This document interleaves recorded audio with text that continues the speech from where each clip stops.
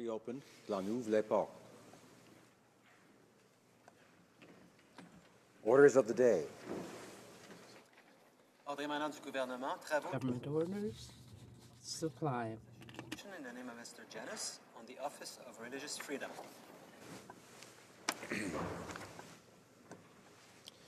Aujourd'hui étant Today being the final supply day in the period ending March 26, 2016, it is my duty to have the House go through the usual procedures to consider and dispose of the supply bills. In view of recent practices, do honourable members agree that the bills be distributed now? D'accord. Agreed. Mr. Janis, seconded by Ms. Rempel, moves that the House, A, recognize the good work being done by Canada's Office of Religious Freedom, in particular its work within the Department of Global Affairs to build the department's capacity to address threats to religious freedom and to directly promote peace, freedom, tolerance, and communal harmony, and as a consequence, B, call on the government to renew the current mandate of the office since the continuation of its vital work is needed now more than ever. The honourable member for Sherwood Park, Fort Saskatchewan. On May 16, 1919, Molly Pinto was born in Karachi, Pakistan, then part of Greater India. Her family were originally from Goa, a Portuguese colony on the west coast of India, which had and continues to have a large Catholic population. She grew up in a Goan Catholic colony in Karachi. She remembers a very happy childhood, one populated by children and then young adults from all different ethnic and religious communities, Goan as well as indigenous Pakistani Christians, Muslims, Hindus, Sikhs, Jews, etc. Various languages were spoken: English, Konkani, the Goan language, Urdu, Hindi, etc. She recalls how people from different communities shared meaningful friendships. They would bring sweets to their Muslim neighbors at Christmas time, and their neighbors would bring them sweets for Eid. Mr. Speaker, Molly Pinto is my wife's grandmother, and the Pakistan that she grew up in looked a lot like Canada looks today. Those on the left and on the right who are willing to casually label religious intolerance as part of the culture or religion in Pakistan do not know their history, because countries like Pakistan had a rich tradition of multicultural, multilingual, multi-faith cooperation long before Canada even existed. And that tradition continued into the living memory of many who are still with us today. Some members of this House, I am sure, remember that history from their own experience and hope and pray for a return to it. Molly remembers how increasing tensions emerged during partition when India and Pakistan achieved their independence and separated from each other. Her perception was that when people who had been pushed out of other places in present-day India came to Pakistan, often after seeing or experiencing violence at home, they brought a level of suspicion and tension that felt alien in what had previously been an idyllic setting. Still, Muhammad Ali Jinnah, the founder of Pakistan, was very clear about the need to continue Pakistan's pluralistic traditions after independence. Like Molly, Jinnah was born in Karachi. His family were Gujarati Shia Muslims, and as a Shia, Jinnah was in many senses part of a religious minority as well, and he also attended Christian schools. Jinnah had a vision for Pakistan that made the protection of minorities central to its success. Pakistan adopted a flag which clearly demonstrated his vision: a green section to represent the Muslim majority and a white stripe for the minority communities. Here is what Muhammad Ali Jinnah said in an address to the Constituent Assembly of Pakistan in 1947. You are free. You are free to go to your temples. You are free to go to your mosques or to any place of worship in this state of Pakistan. You may belong to any religion or caste or creed. That has nothing to do with the business of the state. We are starting in the days where there is no discrimination, no distinction between one community and another, no discrimination between one caste or creed and another. We are starting with this fundamental principle that we are all citizens and equal citizens of one state. Mr. Speaker, on September 9th, 1968, Clement Shahbaz Bhatti was born in Lahore, Pakistan. He would go on to become the country's first federal minister for minority affairs. In 1979, when Shahbaz was 11 years old, the Soviet Union invaded Afghanistan. This event would have a consequential impact on world affairs in Pakistan and in the life of Shahbaz Bhatti. Western aid and aid from other Muslim countries was funneled through Pakistan to support the Mujahideen in their jihad against the Soviet Union. The Mujahideen defeated the Soviets, but Pakistan paid a heavy price for their involvement because of the significant injection of extreme and intolerant ideas that came with the Mujahideen and the subsequent rise of the Taliban. The rise of extremism in Iran as well had a negative effect on Pakistani pluralism. Importantly, none of these developments in the Muslim world were inevitable. They reflected the push and pull of history, perhaps some policy mistakes, perhaps some policy decisions which were necessary in their time but had unintended consequences. Either way, the evident decline of pluralism in Pakistan was not inevitable, and it is not irreversible. Now, Shahbaz Bhatti knew that. As Federal Minister for Minorities in Pakistan, he visited Canada. He came here in February of 2011, the month before his assassination. He met with the former Prime Minister as well as other ministers. He knew then how vulnerable he was. His visit followed on the heels of the assassination of Governor Salman Taseer, a Pakistani Muslim who, like Shahbaz, was an outspoken critic of Pakistan's blasphemy laws used to target religious minorities. And it was Shahbaz's legacy and the advocacy work of his family here in Canada, which led the previous Conservative government to act to create the Office of Religious Freedom.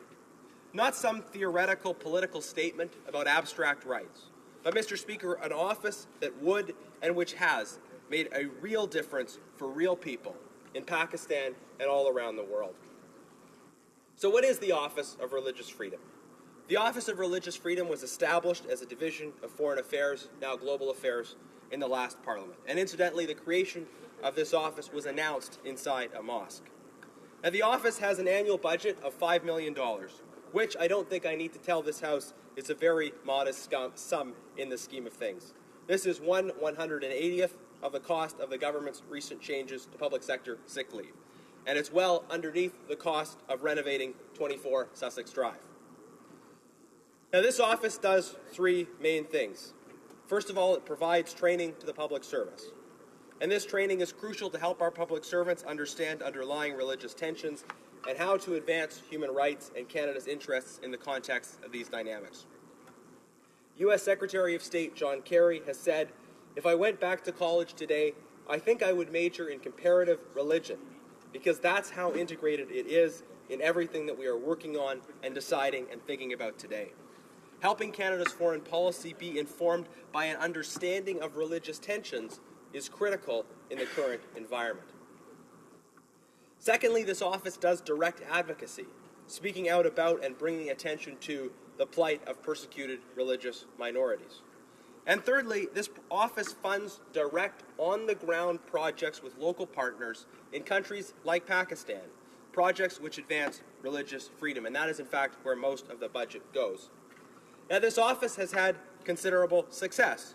You don't have to take my word for it. Here's what the Parliamentary Secretary to the Minister of Foreign Affairs, Consular Affairs, the member for Mississauga Centre, had to say recently about the work of the office in one theatre in Ukraine.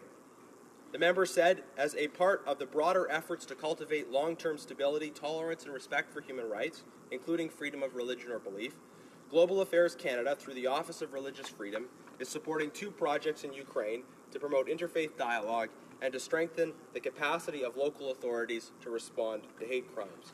As the honourable member is aware, the Office of Religious Freedom has advocated on behalf of religious communities under threat, opposed religious hatred and intolerance, and promoted pluralism and respect for diversity abroad. The quote continues, "As the Minister of Foreign Affairs has already stated repeatedly, we are grateful for Dr. Andrew Bennett's service as the head of the Office of Religious Freedom and for his ingenuity, sensitivity, and competency over the past 3 years." So very high praise clearly for this office from the member for Mississauga Centre. And here's what the Parliamentary Secretary to the Minister of Foreign Affairs, the member for West Vancouver, Sunshine Coast, Sea to Sky Country, had to say recently about the work of the office in Nigeria. She said, "In its efforts to combat Boko Haram's history of intercommunal violence in the region, Canada, through the Office of Religious Freedom, supported a 2-year project to promote interfaith dialogue and conflict mediation in Plateau State, Nigeria. We are well aware of the good work it has done. The project successfully developed a community-based mechanism to help diffuse tensions between different religious and ethnic groups, and has been used by the Nigerian government on various occasions, including in response to attacks and bombings in Jos and in the lead-up to Nigeria's elections in March of 2015. While this phase of the project concluded in January 2015, our government is pleased that Canada has been able to continue to support this model for intercommunal dialogue in neighboring conflict-affected regions in Nigeria.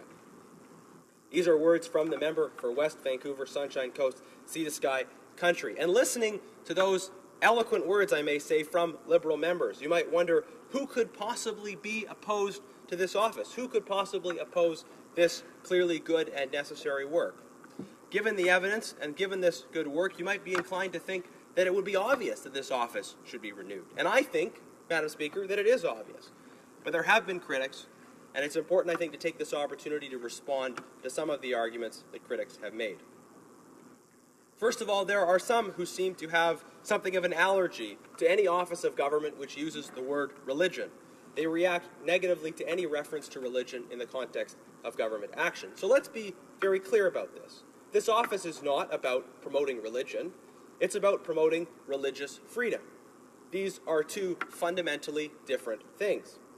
Now, Western democratic governments are, of course, not in the business of promoting religion, but all governments have to be in the business of protecting freedom, including freedom of religion. Notably, those who ask for state non-interference in religion are themselves expressing support for religious freedom. Now, religious freedom, of course, includes atheists. It includes the right not to believe. In fact, atheists have direct representation on the Office of Religious Freedom's External Advisory Committee. The right to believe as a non-believer is frankly one of the most threatened expressions of religious freedom in the world today. Canada's Office of Religious Freedom advocates for atheists in countries like Bangladesh, where they are particularly vulnerable. And freedom of religion is not a strictly religious idea. It is recognized in Article 18 of the UN Charter, which says, "Everyone has the right to freedom of thought, conscience, and religion. This right includes freedom to change one's religion or belief, and freedom, either alone or in community with others, and in public or private, to manifest this religion or belief in teaching, practice, worship, and observance." Now, if not about religion as such, what is freedom of religion all about? Well, I think the UN Charter has it right. Freedom of religion is fundamentally about freedom of thought. The freedom to think about your fundamental purpose, to think about your place in the universe, and then to act that out how you see fit. And this freedom of thought is clearly essential to the human experience. Freedom of religion is about so much more than the phenomenological elements of religion. It is, in fact, something entirely different in kind. Again, this office exists to promote religious freedom, the kind of freedom of thought identified in the UN Charter. It is not about promoting religion.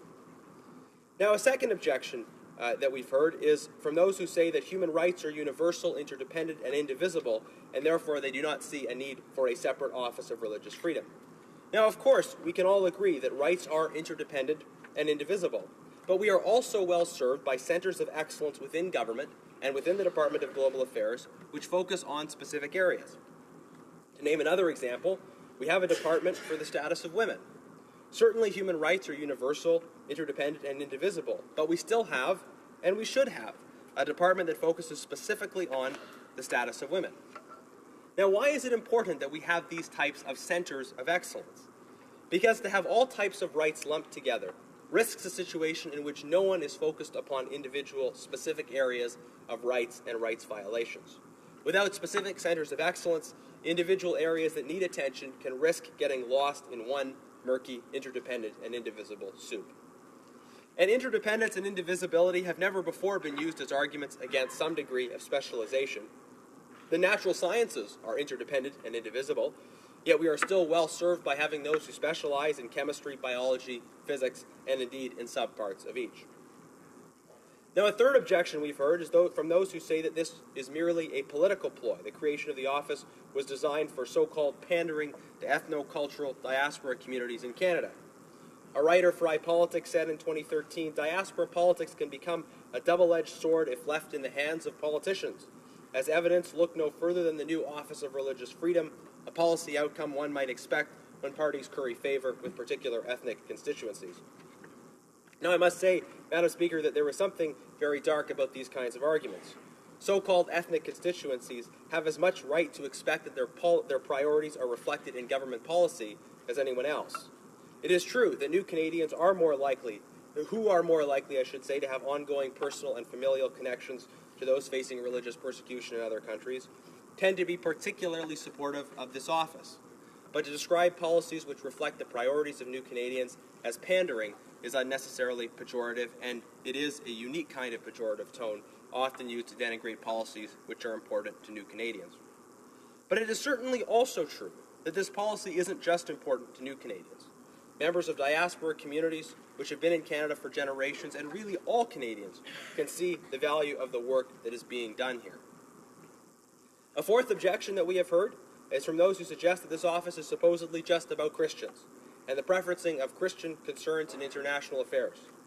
Of course, of note, Mr. Speaker, should be the fact that this objection and the previous objection are in fact mutually exclusive, and yet are often made simultaneously by the same people. This office couldn't possibly be both about focusing on Christians and also aimed at new ethnocultural communities.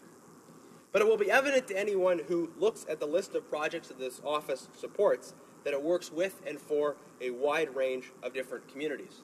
For example, a recent project gave $290,000 to the Aga Khan Foundation for development and distribution of children's books that promote pluralism among school-aged children in Bangladesh.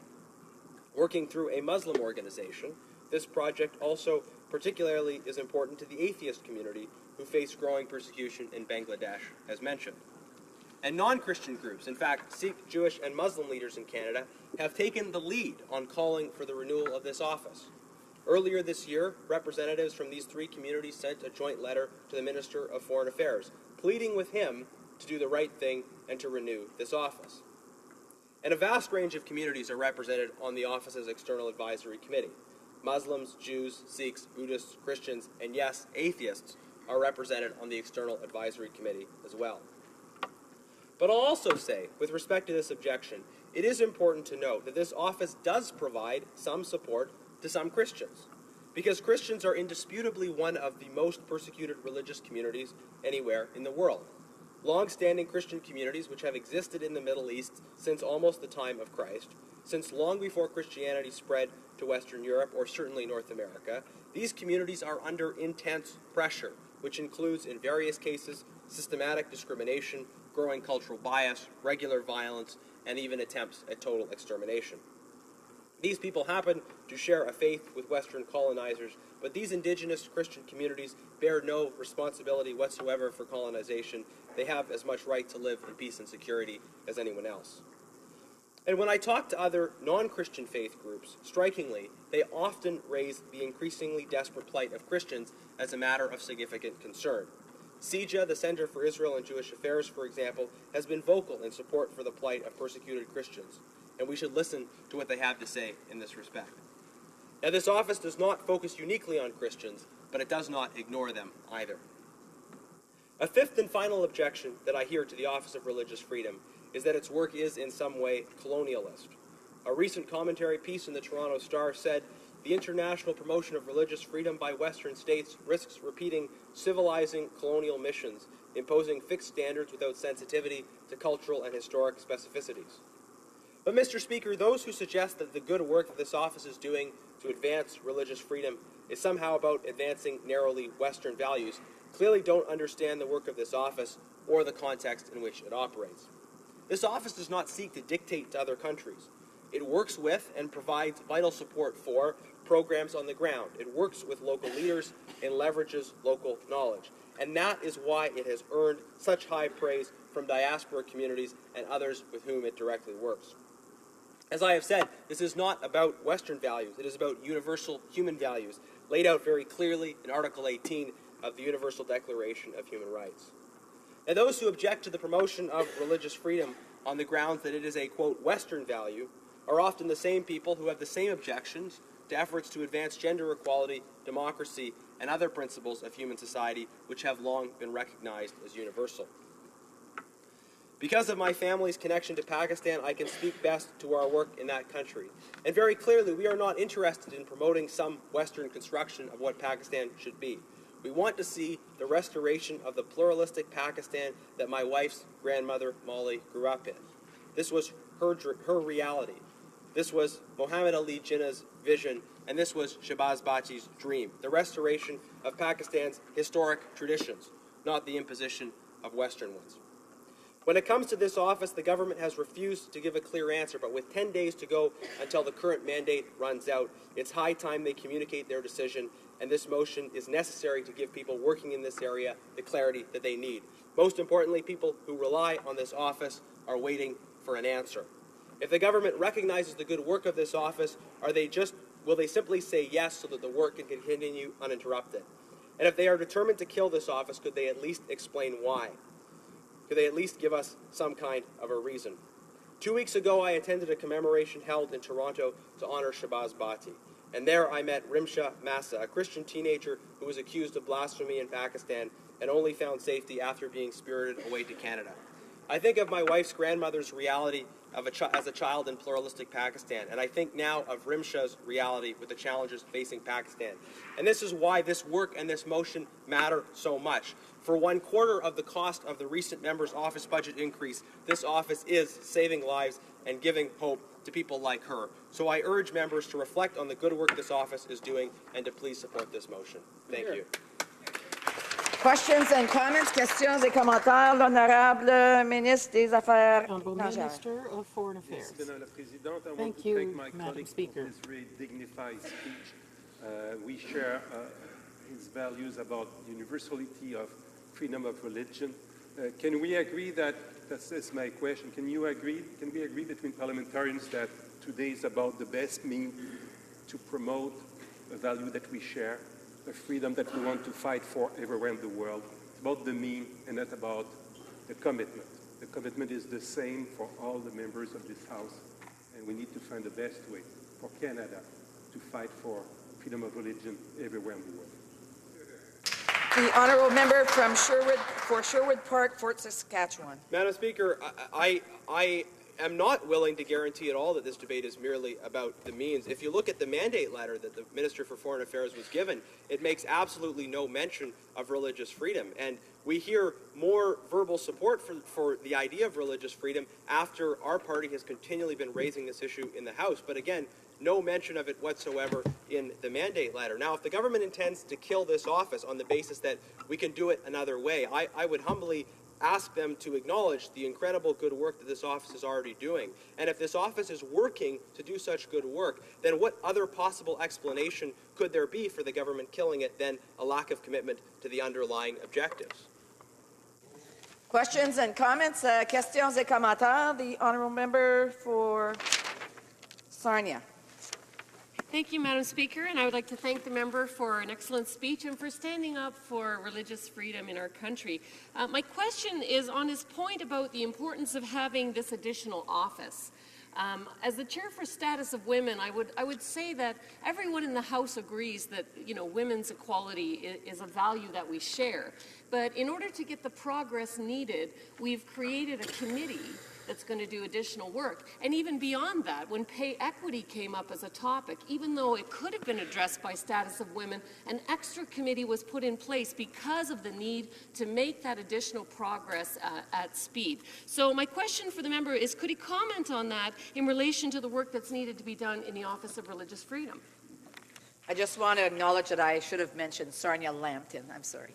The honourable member for Sherwood Park, Fort Saskatchewan. Thank you, Madam Speaker. It's an excellent point by the member, and I want to salute the good work she's doing in the areas she discussed. Of course, we know that discrimination against women is interconnected with other kinds of challenges and prejudice that may exist. It may have a relationship to issues of poverty in certain cases, issues of racial and cultural prejudice as well. But that doesn't mean that we don't focus on discrimination against women as a distinct area, recognizing those interconnections, but that we still need a focus on it as part of the broader picture. And the same point goes for freedom of religion. Of course, there is an interconnection between different kinds of threats to fundamental human rights. Of course, that is certainly the case. But actually having the expertise, having the capacity within the Department of Global Affairs to understand the role that religious persecution plays as well is of great importance. Questions and comments? Questions et commentaires? The honourable member for Winnipeg North. Yes, thank you, Mr. Speaker. I'd like to, or Madam Speaker, I'd like to follow up what the Minister of Foreign Affairs has so eloquently put forward to the member, and that is in regards to Canadian values. We recognize the importance of freedom of religion and freedom of thought. This is something that we believe in wholeheartedly. But surely to goodness the member across the way would recognize that there's many ways in which the Canadian government can actually ensure that those values that Canadians hold so closely to their hearts are in fact being addressed, whether it's within our boundaries of Canada or as a foreign policy. That there's many ways of being able to deal with this issue. Would the member not agree with that? And at the same time, as the Minister of Foreign Affairs pointed out, that I think it's fair to say that all members of this privileged chamber are in fact great advocates for freedom of thought and freedom of religion. Would he not agree with that? The honourable member for Sherwood Park, Fort Saskatchewan. Madam Speaker, I have to say the approach of the government in this respect is quite curious. It seems from the questions that they do not intend to support the renewal of this office. And yet they wish to profess to believe in the underlying objectives. May I say that if we have this office that is already clearly doing a great job advancing and protecting religious freedom, we have statements from the various parliamentary secretaries and other members affirming the good work that this office is doing. If there is a clear recognition that this office is working well to advance certain objectives, then why in the world would they blow it up and try something different? I mean, if they really care about the underlying objectives, doesn't it just make basic sense? If it isn't broken, don't fix it. If it's working well now, why put all those that are involved in this area through this process of, okay, we're going to tear it down and we're going to experiment with some different structure? Just let the office continue doing the good work it's doing. And if the government isn't willing to do that, if they aren't willing to simply allow the office to continue doing its work, if they're not willing to avoid reinventing the wheel when there clearly is no need to do so, then we have to ask, yes, about what their underlying reasoning is. No mention of religious freedom in the mandate letter to the Minister of Foreign Affairs. We don't hear the government talk about religious freedom except when they are asked about it in question period and in motions like this. So it's just not clear to me why the government is not supporting the renewal of an office that, again, is doing work that's working very well. Questions and comments? Questions et commentaires? The honourable member for Portage-Lisgar. Thank you very much, Mr. Speaker. And I mean, we've just begun this debate, and it does seem to be clear already that the government won't be supporting this motion. And in effect, we would take that to give the signal that they won't be supporting continuing the Office of Religious Freedoms. And I wanted to ask my honourable colleague who is supporting this motion, obviously, and backing it, what does he think would be the outcome if this office is ended? Certainly the funds is $5 million. The amount of money isn't a huge amount, especially when the government's thinking of running $30 billion plus deficits. It's not about the money. The government says it, and we have to believe that they do support religious freedoms around the world. What do you think will be the outcome? What is the message to the world when Canada backs out of the fight against ISIS, ends the Office of Religious Freedom? There are a number of other things, Madam Speaker, that the government is doing that, in our estimation, looks like they're backing away instead of stepping up. Is that the message that's going to be sent to the global community when we, as a Canadian, as a nation and as a government, shut down the Office of Religious Freedom, if indeed that's what happens?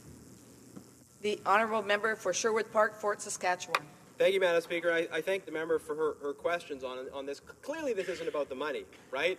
I mean, 1/4 of the cost of the recent member's office budget increase, all right? I mean, 1/180th of the cost of their change to public sector sick leave. Clearly, this isn't about the money. So what is it about? I mean, clearly, as the member suggested, getting rid of this office sends a very negative message. It sends a message that Canada is no longer making this issue a priority, and we should be. This issue is of critical importance to so many people all around the world, people who are victims of discrimination and religious violence, and people who are looking to Canada, who want Canada to play a positive role on this. It's disappointing. I mean, it sends a bad message in terms of the optics of it, but it also makes it very difficult for those who are working on specific projects in this area which need our involvement. What's going to happen to these projects if the government intends on killing the office? What about the good work being done by the Aga Khan Foundation in Bangladesh? What about the good work being done in Nigeria, in Ukraine, and other places? This isn't some theoretical debate. These are real people's lives that are affected by this office. These are real suffering people that need the benefit of this work that over the long term is helping to build pluralism. And the government talks a good game about diversity and pluralism. So why won't they put their money where their mouth is on this motion? It just doesn't make any sense. We have time for a brief question. Questions and comments. The honourable member for West Vancouver, Sunshine Coast, Sea to Sky Country.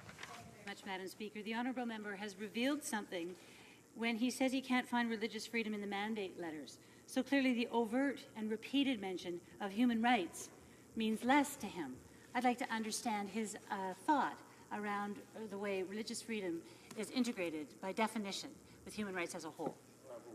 A brief answer from the member for Sherwood Park, Fort Saskatchewan, please. Mr. Speaker, it is good to mention human rights, but it is also important to be specific. I mean, if there was no mention of gender equality and they just said human rights and said, oh, that's included in it, clearly that would be insufficient because people want to see the specific mention of areas of focus. So when the government makes no mention of religious freedom whatsoever, it's just transparently clear that this isn't a priority for the government. Resuming debate, reprise de débat, l'honorable ministre des Affaires étrangères. Merci, Madame la Présidente. Thank you, Madam Speaker. With this motion, the official opposition is calling upon the government to renew the current mandate of Canada's Office of Religious Freedom. We must first ask why, if the former Conservative government cares so much about this office, they did not create it to be sustainable. Their own budget plan called for the office's mandate to come to an end on March 31st. So, since the office's current mandate will end March 31st, the government cannot vote for this motion, and we will vote against. And then, what the government will have to decide is how it will enhance and strengthen Canada's fight for religious freedom everywhere. Because our government is, of course, determined to fight tooth and nail for religious freedom around the world.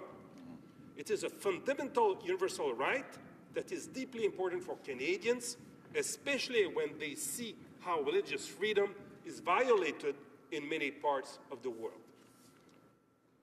En effet, depuis au moins 20 ans, maintenant, les persécutions religieuses sont en... Persecution has been on the rise constantly worldwide. Mosques and synagogues are attacked and profaned. Churches are burned down or closed. Temples are vandalized. People die every day because of their religious beliefs. The targeted populations are unable to defend themselves and often choose exile or flee to survive. Religious persecution is caused by many different things, from fanaticism or political fanaticism. It's often true where there is very little rule of law or where the authorities in place close their eyes or even participate in or orchestrate these persecutions.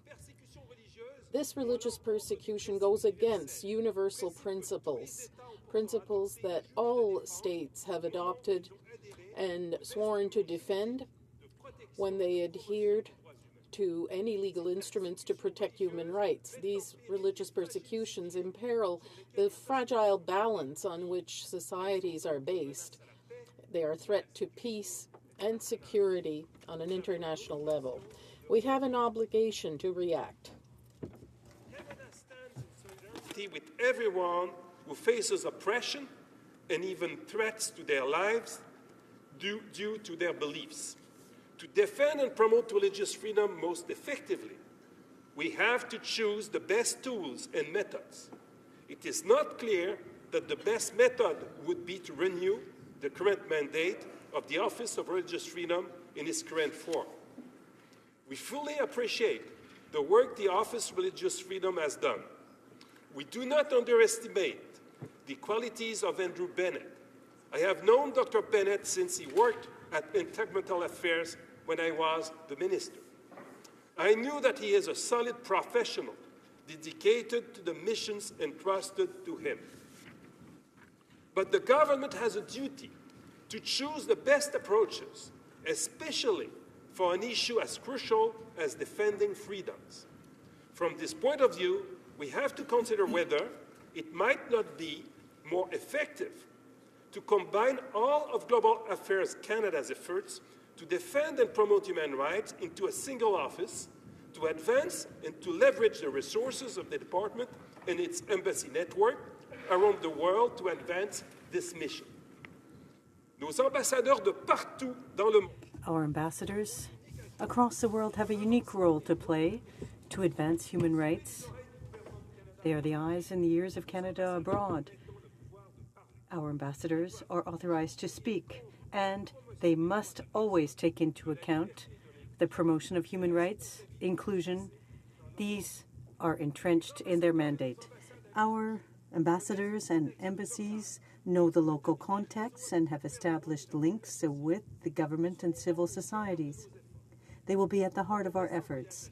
During my recent travels to Geneva, I had the opportunity to meet with our permanent representative at the UN in Geneva, as well as the members of the team. And we can be proud of the accomplishments of our representatives in promoting human rights. During the time I spent in Geneva, I represented Canada's commitment with respect to human rights and announced additional funding to the UN Human Rights Organization over the next 3 years. And my visit there made me realize that through cooperation and commitment, progress can be made. Canada has committed again to supporting the organizations and human rights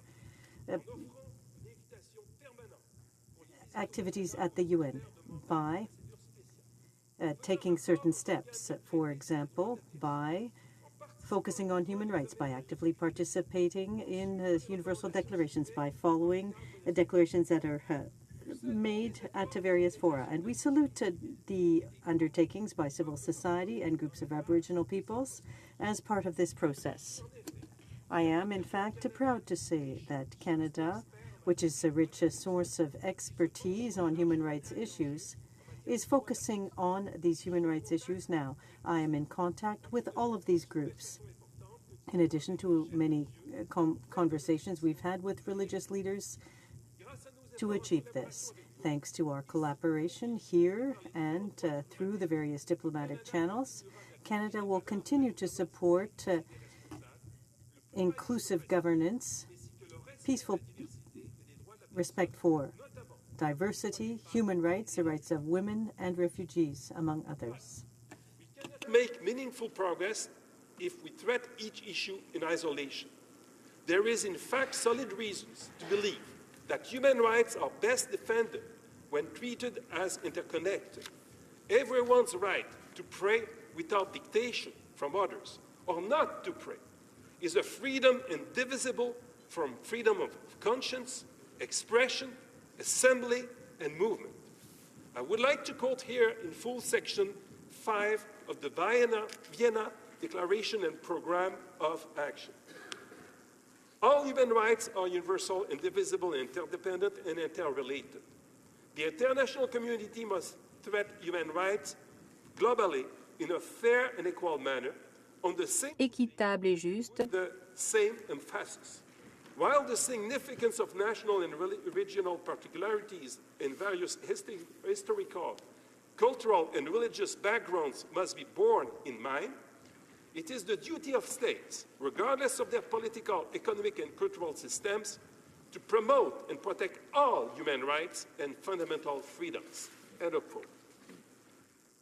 This declaration was adopted by consensus in 1993 by representatives of 171 states and was endorsed by the UN General Assembly of 1994.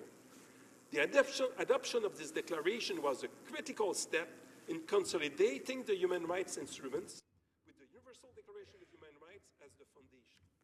Section 5 is often invoked by defenders of human rights when faced with arguments by those who want to privilege certain rights while reducing the protection provided for other rights. The indivisibility of rights has been at the heart of liberal philosophy for centuries. It is also at the heart of our government's political philosophy. The Prime Minister has placed an emphasis on ensuring human rights and freedoms are central not only to our strategic interest, but as representative of a moral worldview that recognizes diversity as strength. As such, the protection and promotion of all human rights, including the freedom of religion, must be treated as part of a comprehensive vision of foreign policy. As one of the fundamental human rights, freedom of religion is important, and so too is freedom of assembly, of speech, of thought, and of expression. Where freedom of religion is not respected, so too are these other freedoms. To address the issues, to mitigate the impact and improve the lives of the people facing the worst abuses, we must treat all human rights as a priority. We must orient ourselves to the cause of everyone who faces limits on their freedoms and denial of their basic human rights. If we are going to defend them, we must continue the work of the office in a comprehensive fashion, embedding the principles that have sought to protect religious freedom with the interdependent freedoms I have mentioned. Security challenges, economic pressures, climate change, gender equality, inclusion across the board are improved if we take human rights and our fundamental freedoms together. The issues we face today are too great to be treated any other way. Canada will support every effort to speak out when human rights are in question or where people are being persecuted for who they are or for their beliefs. When human rights defenders are harassed and threatened for daring to speak out against human rights, when the lesbian, gay, bisexual, transgender, and intersexual community is a target of extreme violence and hate, when sexual and gender-based violence is committed against women and girls at alarming increasing levels, when 15 million young girls a year around the world are forced into marriage, which keeps them from reaching their full potential, interrupts their education, jeopardizes their health, and makes them vulnerable to violence.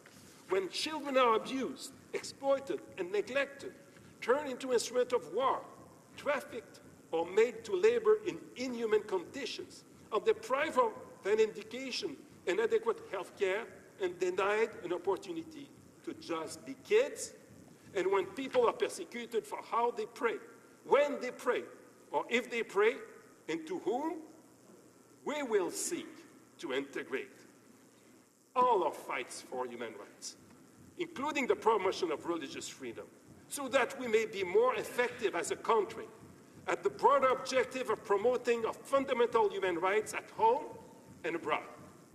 Thank you very much. Questions and comments? Questions et commentaires. The honourable member for Calgary-Nose Hill. Speaker. Madam Speaker, my colleague opposite said that the government will fight for religious freedoms around the world. He talked about ensuring that Canada will make every effort to speak out against human rights violations, sexual and gender-based violence. And he talked about looking at other tools in order for Canada to promote human rights around the world. So, Madam Speaker, genocide, as it's defined as an intent to destroy, whole or in part, a national, racial, or a religious group. And we know that in the Iraqi-Syrian region, ISIL has been committing atrocities that have been deemed to be genocide by a UN panel March 19th of last year, as well as the United States. Both of these groups have said that ISIL is committing genocide against Christians and Yazidis in the area. doing exactly what my colleague said that he would stand up and fight against: sexual slavery, genital mutilation, rape, beheading, persecution of people of religious minorities. So given that our countries, our neighbors around the world are all standing up and calling this genocide, and he's talking about other tools by which Canada can speak out against human rights, I would like to give him this opportunity in the House to call what is happening by ISIL in the Middle East, what it is, genocide. Will the minister stand up and call this genocide today? The Honourable Minister of Foreign Affairs. Madam Speaker, of course, we need to fight with resolution the awful crimes that are done by the so-called Islamic State, to do it with all the strength of our will, and to be sure that they will stop to kill people and to commit these atrocities. The definition of genocide is something that we need to consider. Canada is looking at that. We are a signatory of the ICC, the International Criminal Court. The US are not. There are considerations, legal considerations, to use the word genocide. And also, if we call it genocide what the atrocities that are made by the so-called Islamic State, why not also Al-Qaeda and Boko Haram? These are the considerations we have to make, but I would suggest my colleague to not infer from that she cares more than me. It's just a matter of to use the term genocide in the appropriate way. But our commitment to fight this group is ironclad and will never mollify. Questions et commentaires, questions and comments. L'honorable député. The Honourable Member for Jonquière. Thank you, Madam Speaker. I'd like to thank my colleague for his remarks. We acknowledge the importance of protecting and promoting religious freedom abroad.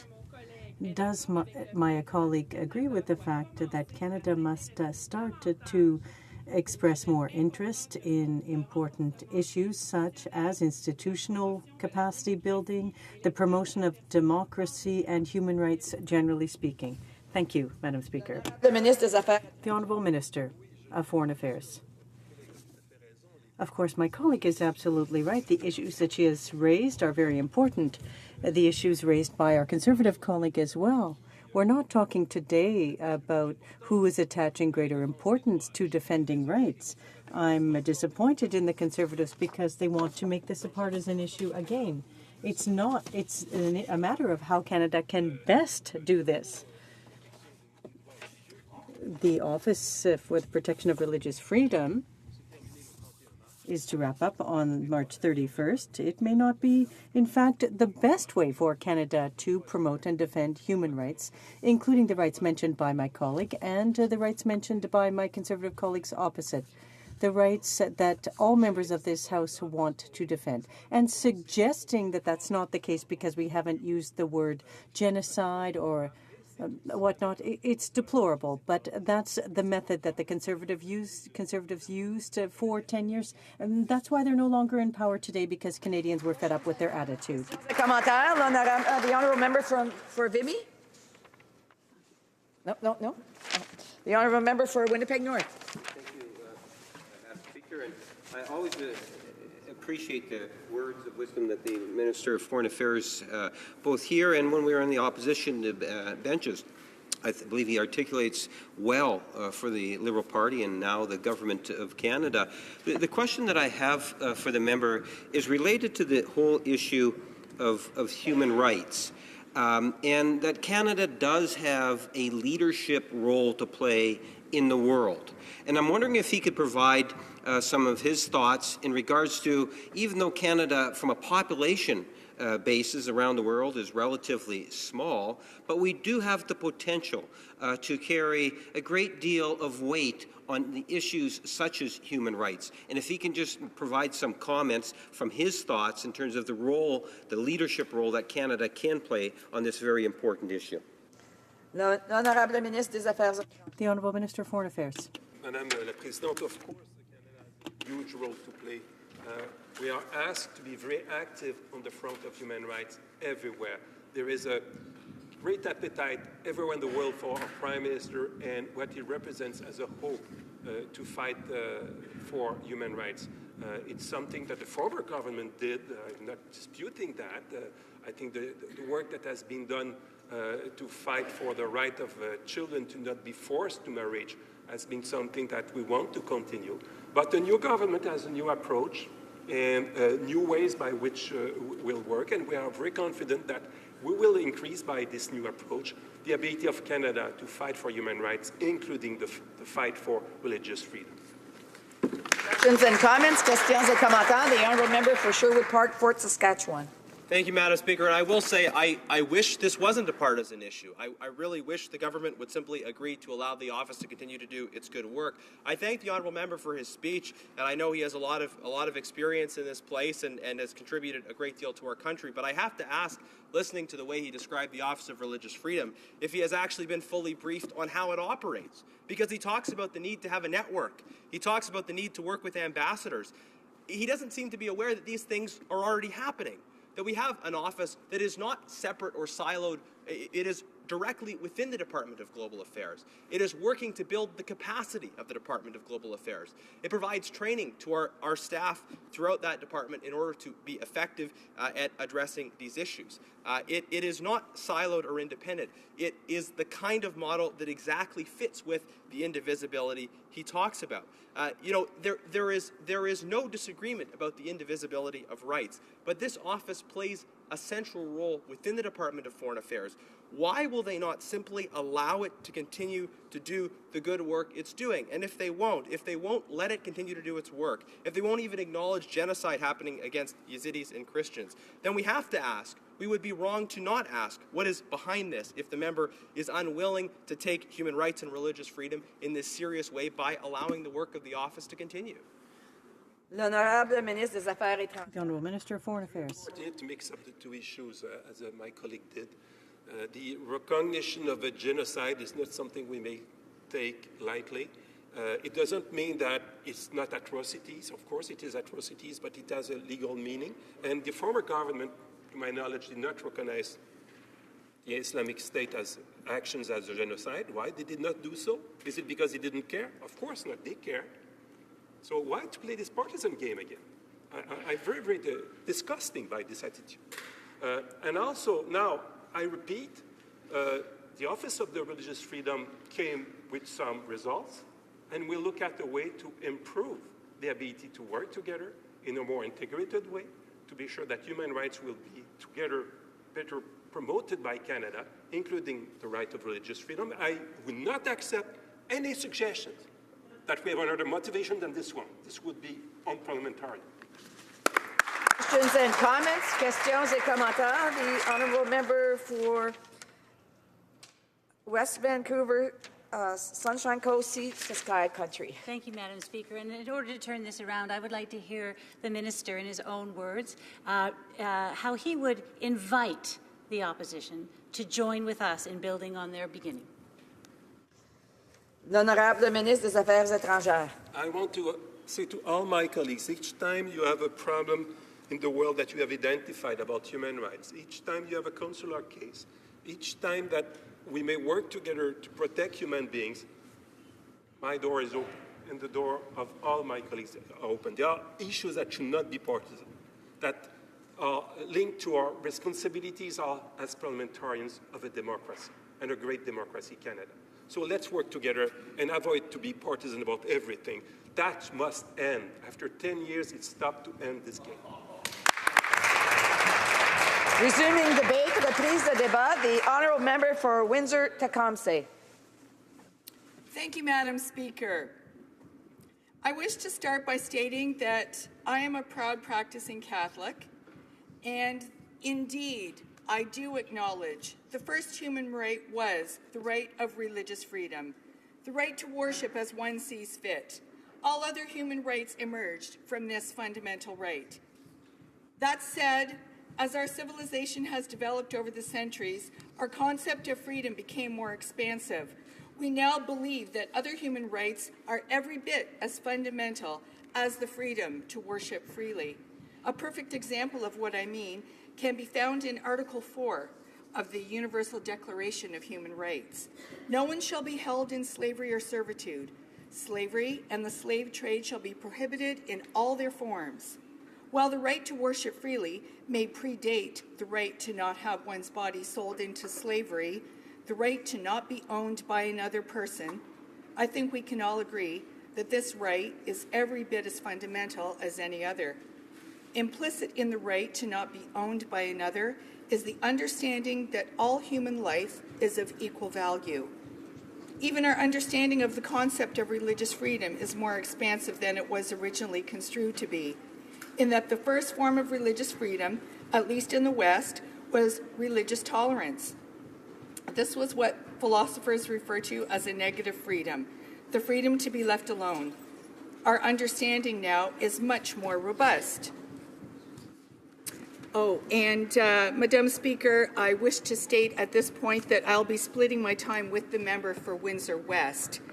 And to get back into my explanation now, back to the Universal Declaration, I'm very proud to say that it was written by a Canadian by the name of John Peters Humphrey. Article 18. Everyone has the right to freedom of thought, conscience, and religion. This right includes freedom to change his religion or belief, and freedom, either alone or in community with others, and in public or private, to manifest his religion or belief in teaching, practice, worship, and observance. I, of course, take this stroll through history in order to make a point, which I believe to be important. That is, that there should be no hierarchy among human rights, that the question of religious freedom has to be understood within the broader context of freedoms and fundamental rights. This is the position of the NDP. We believe that if our government is to promote human rights, it should promote the full spectrum of freedoms and not just the freedom of religion, as significant as this particular freedom no doubt is. Let's look further at these rights and freedoms, all of which are fundamental. Freedom of expression, of privacy, freedom of the press, freedom of assembly, the right to participate in one's government, the right to equal pay for equal work, and the right to form and participate in trade unions. There are many more that I won't go into. The point is, as I said, that we should not arbitrarily limit our focus to just one of these fundamental freedoms. I also believe that when it comes to promoting fundamental human rights, that we should not play politics with them, which unfortunately is precisely what the Conservatives did when they were in government. In March of 2012, former Foreign Affairs Minister John Baird announced that the Conservative government had decided to scrap the highly respected organization Rights and Democracy. The International Centre for Human Rights and Democratic Development, better known simply as Rights and Democracy, had been created to be a nonpartisan independent Canadian institution established by an Act of Parliament in 1988 to encourage and support the universal values of human rights and the promotion of democratic institutions and practices around the world. At the time, then Minister Baird claimed that the move to close Rights and Democracy had to do with the government's efforts to find efficiencies and savings. Fast forward to February 2013, where the Government of Canada officially opens the Office of Religious Freedom and Global Affairs Canada with an annual budget of $5 million. So much for efficiencies and savings, I guess. The Conservatives shut down Rights and Democracy, an organization dedicated to promoting a robust conception of human rights, only to open up less than a year later another organization designed to promote just one right in particular, the right to worship freely. It is important to recall, too, that the Conservative government of the time also shut down 3 offices of the Canadian Human Rights Commission in Halifax, Vancouver, and Toronto, the 3 cities that registered the highest number of human rights complaints.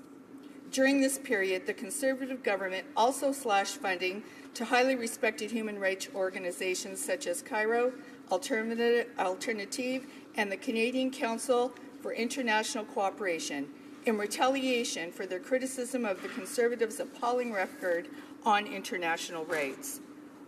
Also during this time, the Conservatives cut funding to many organizations promoting women's rights, the New Brunswick Coalition for Pay Equity, le Conseil d'intervention pour l'accès des femmes au travail, the Ontario Association of Interval and Transition Houses, Canadian Research Institute for the Advancement of Women, Women's Space, and several more. Why, you ask, would a government claiming to be committed to human rights slash funding to all these organizations then turn around and open an office of religious freedom? The reason, of course, is simple: politics. To get a sense of what I mean, we only need to look at the actual record of the Office of Religious Freedom.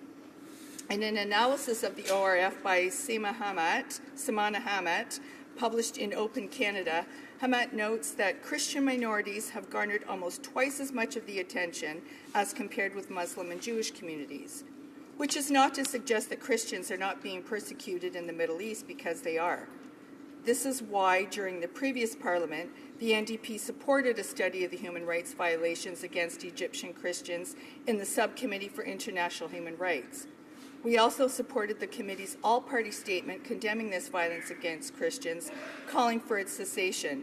According to Hamat, the ORF has also released press statements speaking out for Christians in Ukraine, Syria, Iraq, Sudan, China, and the Central African Republic, though paying special attention to Christian minorities in Pakistan and Coptic Christians in Egypt, a strong population of which have emigrated to Canada.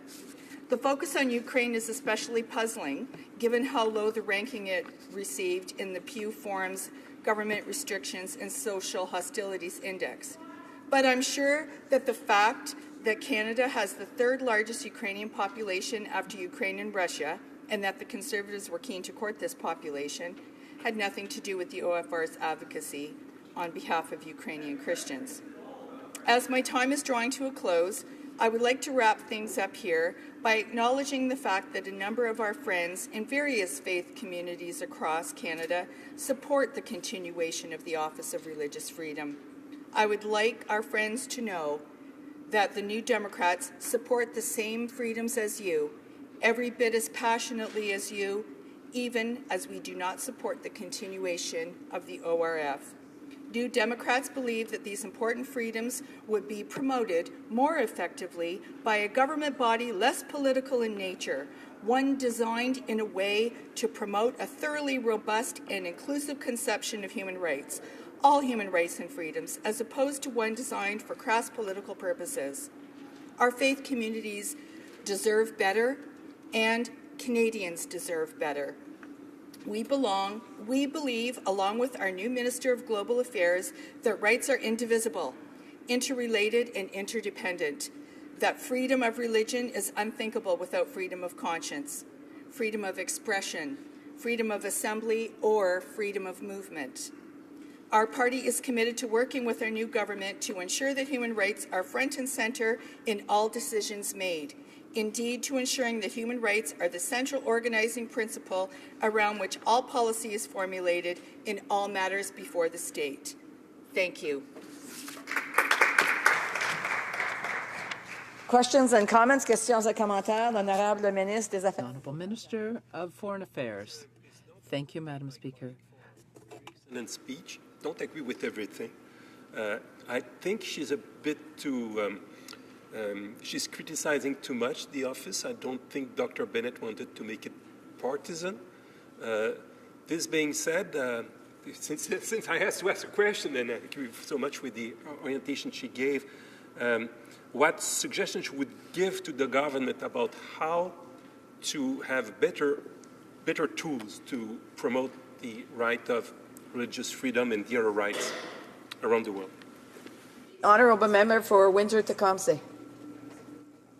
Thank you, Madam Speaker, and I appreciate the comments of the Honourable Minister. I know that in this forum it's very important for us to be, at this time, due to the context of the motion, to be highlighting some of the more exacerbating reasons that we feel there are better ways to move forward with human rights. And for us to move forward effectively with human rights, I adamantly believe that there cannot be a hierarchy and that we can move forward much in the spirit that was done in the past with rights and democracy department initiatives. And when we don't have a hierarchy on human rights, we're actually fortifying each human right because they are interdependent, and we are maximizing our resources when we do take that approach with the most vibrant way that human beings are able to flourish and to express themselves in civic space. Thank you. Comments, questions et commentaires. The honourable member for Sherwood Park, Fort Saskatchewan. Madam Speaker, just a brief comment on rights and democracy. Of course, that's another debate, but structurally, rights and democracy was quite different. Rights and democracy was an external agency of government operating at arm's length. And the Office of Religious Freedom is not an external agency. It is within the Department of Global Affairs. So it's actually much more in line with the indivisibility approach because it's right within the department. Now, I want to ask the member, though, she talks about some analysis of emphasis on different groups. I guess, is she aware that a substantial percentage of the projects of the Office of Religious Freedom are actually not public because they're operating in very sensitive areas where those who are helped, they cannot acknowledge the public, they cannot make public elements of it. So surely the member should acknowledge that when she tries to do some kind of a comparison. And also, is she not aware of the incredible abuse of basic rights and freedoms, including of religious freedom, in Russian-occupied areas in Crimea and eastern Ukraine? I was absolutely incredulous that the member was talking about Ukraine as if there were no religious freedom issues there whatsoever. Is her party not aware of the disastrous situation with respect to freedom of religion in Russian-occupied parts of Ukraine? The honourable member for Windsor-Tecumseh. Thank you, Madam Speaker, and I thank the honourable member for the question. I believe that certain aspects of my speech are being sensationalized right now for the purpose of this debate. But absolutely, I am extremely cognizant of all human rights issues, whether they are related to a faith practice and an organized religion or a spiritual pursuit and other faith practices as well. So that's not an issue for me, and I do understand that what is happening in the Ukraine or in Egypt or even here at home, when the context is about human rights, it is about religious freedom as well. We don't have to pull religious freedom out. As a matter of fact, when I spoke at the very beginning of my speech, one of the very first human rights that was articulated, maybe 15,000 years before BC, when we had tablets from some of our earliest populations, the freedom of belief, of pursuing and giving accolades to different gods was articulated. So we do understand where human rights are. We don't need to separate the Office of Religious Freedoms. And as a matter of fact, if there are issues that are ongoing with regards to the issue of human rights that are secretive, that are not public, there are resources that are where this is better handled, where we have people who specialize in operations that way that can be supportive. I can't speak on those things publicly if I don't know about them, but I know that as a country we're certainly capable of undergoing and continuing any kind of work to protect people in a collaborative manner that is also clandestine if need to be. Resuming debate, reprise de débat, the honourable member for Windsor West. Thank you, Madam Speaker. It's a pleasure to rise here today and to speak with regards to this motion and what Canada has been doing in the world with regards to religious freedom, and also the House of Commons here. And to be clear, the motion does talk about promoting peace, freedom, tolerance, communal harmony, and as a consequence calls on the government to renew the current mandate of the office. Would on the surface sound that you could support this, but when you start to look at the overall elements that are necessary for the advancement of humanity, we know that a generalized approach is much stronger for humanitarian and for other rights, as opposed to more of a concentrated element by itself, which seems to leave out some of the things that we need to look at. And that's why, say, for example, Madam Speaker, we often advocate for human rights in our trade deals with different countries. As New Democrats, we have constantly argued for elements that actually look at labor policies, look at humanitarian right policies. We look at issues related to the equality of a person, whether they be of any different types of sexual orientation or religious notation as well, too. We look at all those factors in total because what happens, Madam Speaker, is that once the human rights element surfaces as an overall policy, it also allows the religious aspect and other types of aspects, whether it be labor, whether children, whether it be a number of different institutions that a country is involved in, to actually have that protection. So we don't single it out as an individual element because it becomes more of a natural progression and protection of humanity versus that of just basing it on religious orientation, which won't encompass the actually entire atmosphere necessary for human rights to be evolved. And that includes even, Madam Speaker, women's equality. And so I mentioned the trade agreements because we have signed a number in this House of Commons that is very critical for the Canadian economy and in different respects, and also critical for those nations that have signed on to Canada. But what we do is we have our trade agreements signed, sealed, and delivered in one aspect, and then just like the moon orbiting the Earth, we have secondary agreements related to human rights, the environment, and other things that are offsetting, but they cannot really be pulled into the sphere of the actual agreement itself. So they become basically a footnote or an appendage that is not even part of the overall system of it. So it just becomes basically a useless vessel to really promote human rights, which includes religious rights, which includes women's rights, which includes indigenous population rights, all those things. And what we do is we give up the leverage necessary to get those rights. So we have signed numerous trade agreements with countries with notorious human rights elements that are very difficult for us to deal with, especially once we know of these things, sign the agreements, and then we expect to use some type of leverage, which really doesn't happen.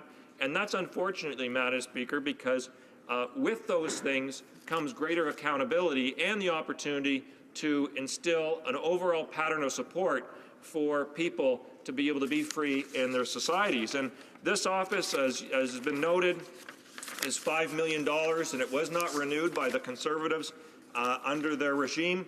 And I don't understand if it was that important, why that's the case. And $5 million is a sum of money for sure, but when you look at the numerous religions across the world and also in Canada, you have many different groups and organizations that will never be attended to because there clearly isn't the money to do so in this capacity.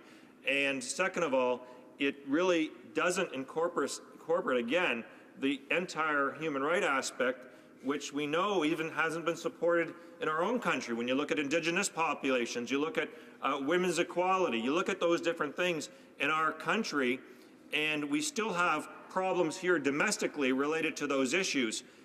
One to the point deserving of a national inquiry that's taken far too long to take place and has taken many debates in this House and chamber, many questions from many different political parties over the generations to try to get that basic element drawn out, which is systematic in our population. So when we're talking about that, and we're also not talking about renewing or reviewing the actual operations as well, too. So there is some concern there, is that if we set up this independent operation and we're actually sending money abroad, then I think Parliament does deserve a review of the full vetted actions, and that's a more wholesome debate than a motion in the House of Commons. And I would note that it's a motion, it's not legislation. So there's different binding. I remember the former Prime Minister saying that motions basically ethically needed to be held up into the House of Commons. He said that as the opposition leader at that time, and the Liberals at that time defended that the fact that the motions were just a motion, technically it's the will of the House. We've seen one of our former members at, excuse me, Madam Speaker, who's going to be celebrating his 80th birthday soon, is Ed Broadbent, who was in this chamber passing motions on child poverty that were never, ever lived up to outside of these chambers. So we have numerous motions over the years that didn't go through anything else other than just a vote in the House of Commons, and the Conservatives used to be in support of motions being the ethics of Parliament need to be implemented, then got to power, and then disregarded all that together. So they know that, and they know that from the get-go because they've just been in power for a number of different years, and you can't scrub away all history, either from one side or the other, and that's just the reality that took place. I was here when we passed motions on a series of different things, very serious issues, other ones where there's generally some support, and it becomes a pick and choose element. One of the more proud things about this Parliament is actually we passed motions on identifying 5 genocides that are now in the Canadian Museum of Human Rights, and we renewed that as well together as a group, and it was actually reinforced. But there's been others, as I mentioned, for our good friend Ed Broadbent, who had a motion on child poverty, which was never implemented. So I question the tactics about the Conservatives about this, because if they really wanted this vessel, they could have improved it. They could have used it as a piece of legislation. It's not. So it's only going to stand on its own in terms of the will of a majority government that basically then can do what it wants with regards to this motion. So as I mentioned, the key issues for the New Democrats in terms of freedom is, more broadly human rights and democratic development. And we've seen Canada involved in these abroad, but they're the principal building blocks to allowing religious freedom to take place. And the broader context is very important because you have institutional building, you have democracy promotion, and you have human rights promotion that come to the forefront. And with the forefront there, it allows for the religious elements to be part of a group of elements that actually can be protected. And that's one of the things that that we have out there. And so, we look at some of the cases out there in terms of persecution of religious freedoms. They don't even just take place abroad in the larger context of the world outside of North America. I would just point to, and interestingly, I do this coming from my riding of Windsor West, the presidential candidate of Donald Trump in his statements about Muslims and preventing them from coming into the United States. Well, I can tell you from experience and every single day that we have Muslims that are Canadian citizens born, some that have come in and immigrated, but they go, Madam Speaker, every single day as doctors, as nurses, as healthcare providers, as accountants, as lawyers, as a number of different occupations every single day to the United States. And they aren't asked if they're a Muslim or not. They are not asked that right now. They are asked if they're a Canadian citizen. And you need to have that basic right as a Canadian citizen when you cross the border, and it should be abided by one of our strongest trading partners, our strongest trading partner, and also one of our more strategic allies around the world. And yet you have somebody running for president that will then bar basically Canadians from saving American lives every single day that are persecuted because of who they worship. Where does that office need to focus on? Maybe our neighbor. Questions and comments, questions et commentaires. The honourable member for Winnipeg North. Thank you, Madam Speaker, and appreciate the many comments from the member. One of the things that I'd like to emphasize is just how important it is that when we talk about our freedoms, the freedom of thought, and just human rights in general. And I pose this question to the Minister of Foreign Affairs, and I'd pose a very same question to this particular member. Is I truly do believe that Canada does have a leadership role to play in the world dealing with human rights. We are often called upon from other countries and other stakeholders or third parties to come on position or to make statements or to demonstrate leadership by participating either directly or indirectly. And I'm wondering if the member can, when he thinks about the whole issue of human rights, what role he believes that Canada should be playing in dealing with a stronger leadership role. The honourable member for Windsor West. Thank you, Madam Speaker, and thank my colleague for the question. I think really we should be reinforcing that and also reworking our relationship with the UN in particular is where we can actually have some practical and positive responses right away. Our humanitarian assistance that has been waning in the world. You know, there was a bill, it was originally called Jean Chrétien's AIDS to Africa bill, AIDS support for AIDS in Africa bill, where we would actually have generic drugs going to developing countries that in Africa in particular, but other areas were allowed to benefit from this, would get to them for a lower cost with agreements with the pharmaceuticals and also the generic industry. That bill was basically, a long story, passed eventually in this House and only applied once because it was built to fail. So we have a failing reputation because, yes, we built legislation that was to help promote something, but it was built to fail. So I think that's what we have to stop doing, is stop pretending we're actually helping when we actually can use the existing vehicles and some legislation with a tweak to help people out there, whether they're whatever religion they're of. And comments, questions et commentaires. The honourable member for Sherwood Park, Fort Saskatchewan. Thank you, Madam Speaker, and I thank the honourable member for his remarks. He made a couple points that I think were true. He said there are ongoing human rights issues. There are other human rights issues that need attention. He mentioned there being the need for attention to certain domestic human rights issues. He also said that $5 million can't help everyone. Now, these things are fundamentally true, but let's acknowledge as well that there are specific programs in the Office of Religious Freedom that are doing a lot of good, that are helping people who need the help, that are addressing underlying tensions, that are bringing community leaders together, and where the government has acknowledged the success, indeed the effectiveness of those programs. I talked about a program in Ukraine and a program in Nigeria during my speech. Again, acknowledged successes. So will the honourable member, while acknowledging that there is other work to be done in other areas, also agree that these vital programs of the Office of Religious Freedom need to be allowed to continue? The honourable member for Windsor West. Thank you, Madam Speaker. I thank my colleague for the question and his speech as well, too.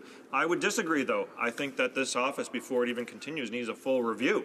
And whether or not we're doing enough with other elements, not by its alienation, but with the support of parliamentary practice. And I argued that part of my speech was related to our trade obligations that we've signed, sealed, and delivered that don't include the enforcement of human rights and environmental rights that are so germane to allowing for religious freedom to exist and to flourish.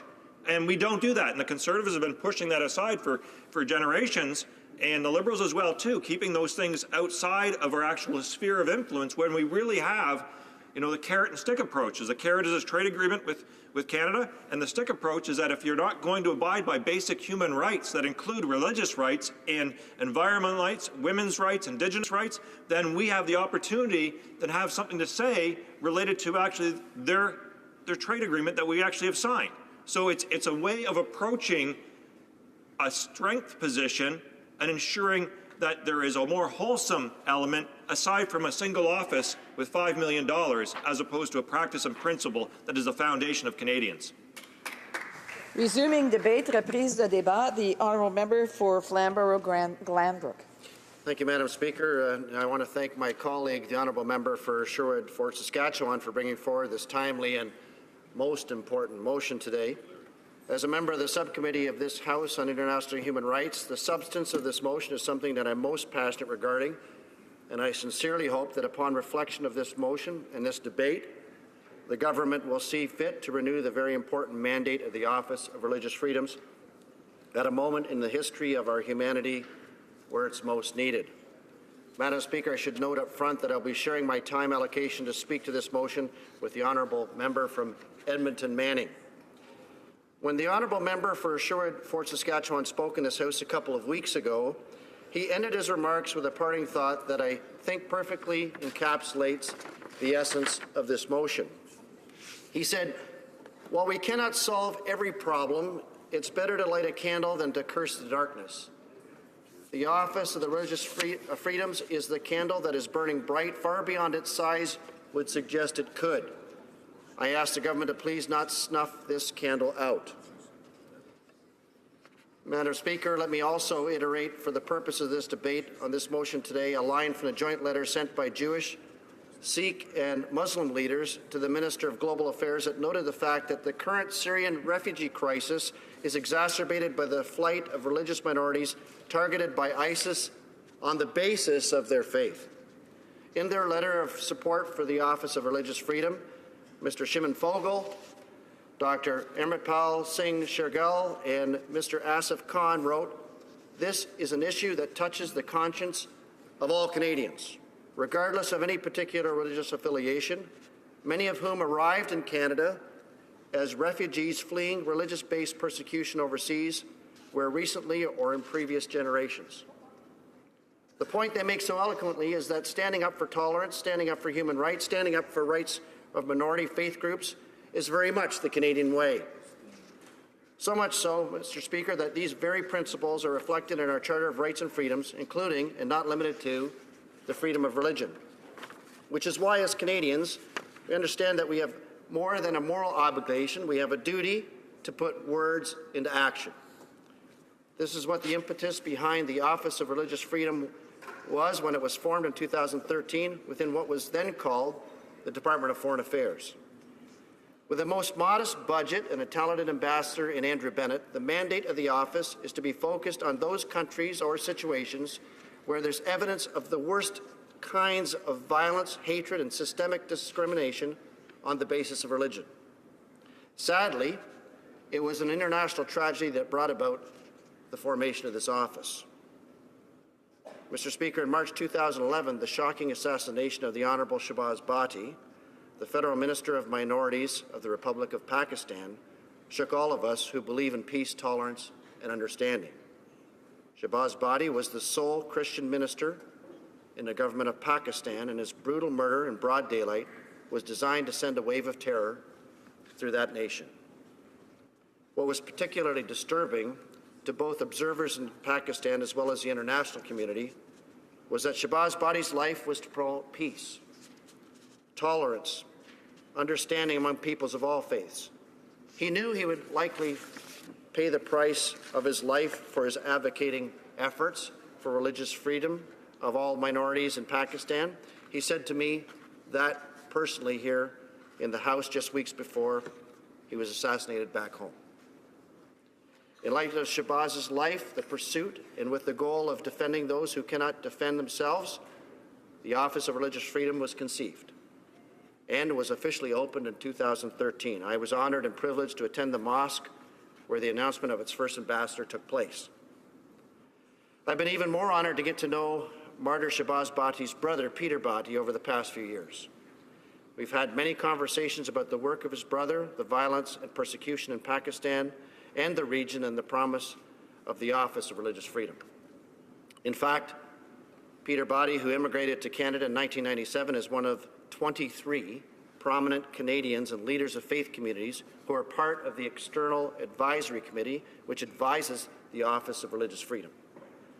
Mr. Speaker, for those in this chamber who've heard the passion in Peter Bhatti's voice and seen the impact of his work, there's no doubt of the effectiveness of the Office of Religious Freedom. Yet Peter Bhatti's not alone. The advisory committee includes the Imam of the Lebanese Islamic Center in Montreal, my friend Rabbi Reuven Balka, right here from Ottawa, who is a former co-president of the Canadian Jewish Congress, and Dr. Mario Silva, to name a few. Mr. Speaker, many members of this House will know Dr. Mario Silva, as he served as the Liberal Member of Parliament for Davenport from 2004 to 2011, and I'm proud that he was a colleague on the Canadian Parliamentary Coalition to Combat Anti-Semitism. In fact, he's continued his work as an international legal scholar to speak out on those issues, and I'm honored to call him a friend. Madam Speaker, I think this demonstrates the caliber of people involved with the Office of Religious Freedoms. They are leading Canadian lights on international human rights, and they're making a difference on a daily basis.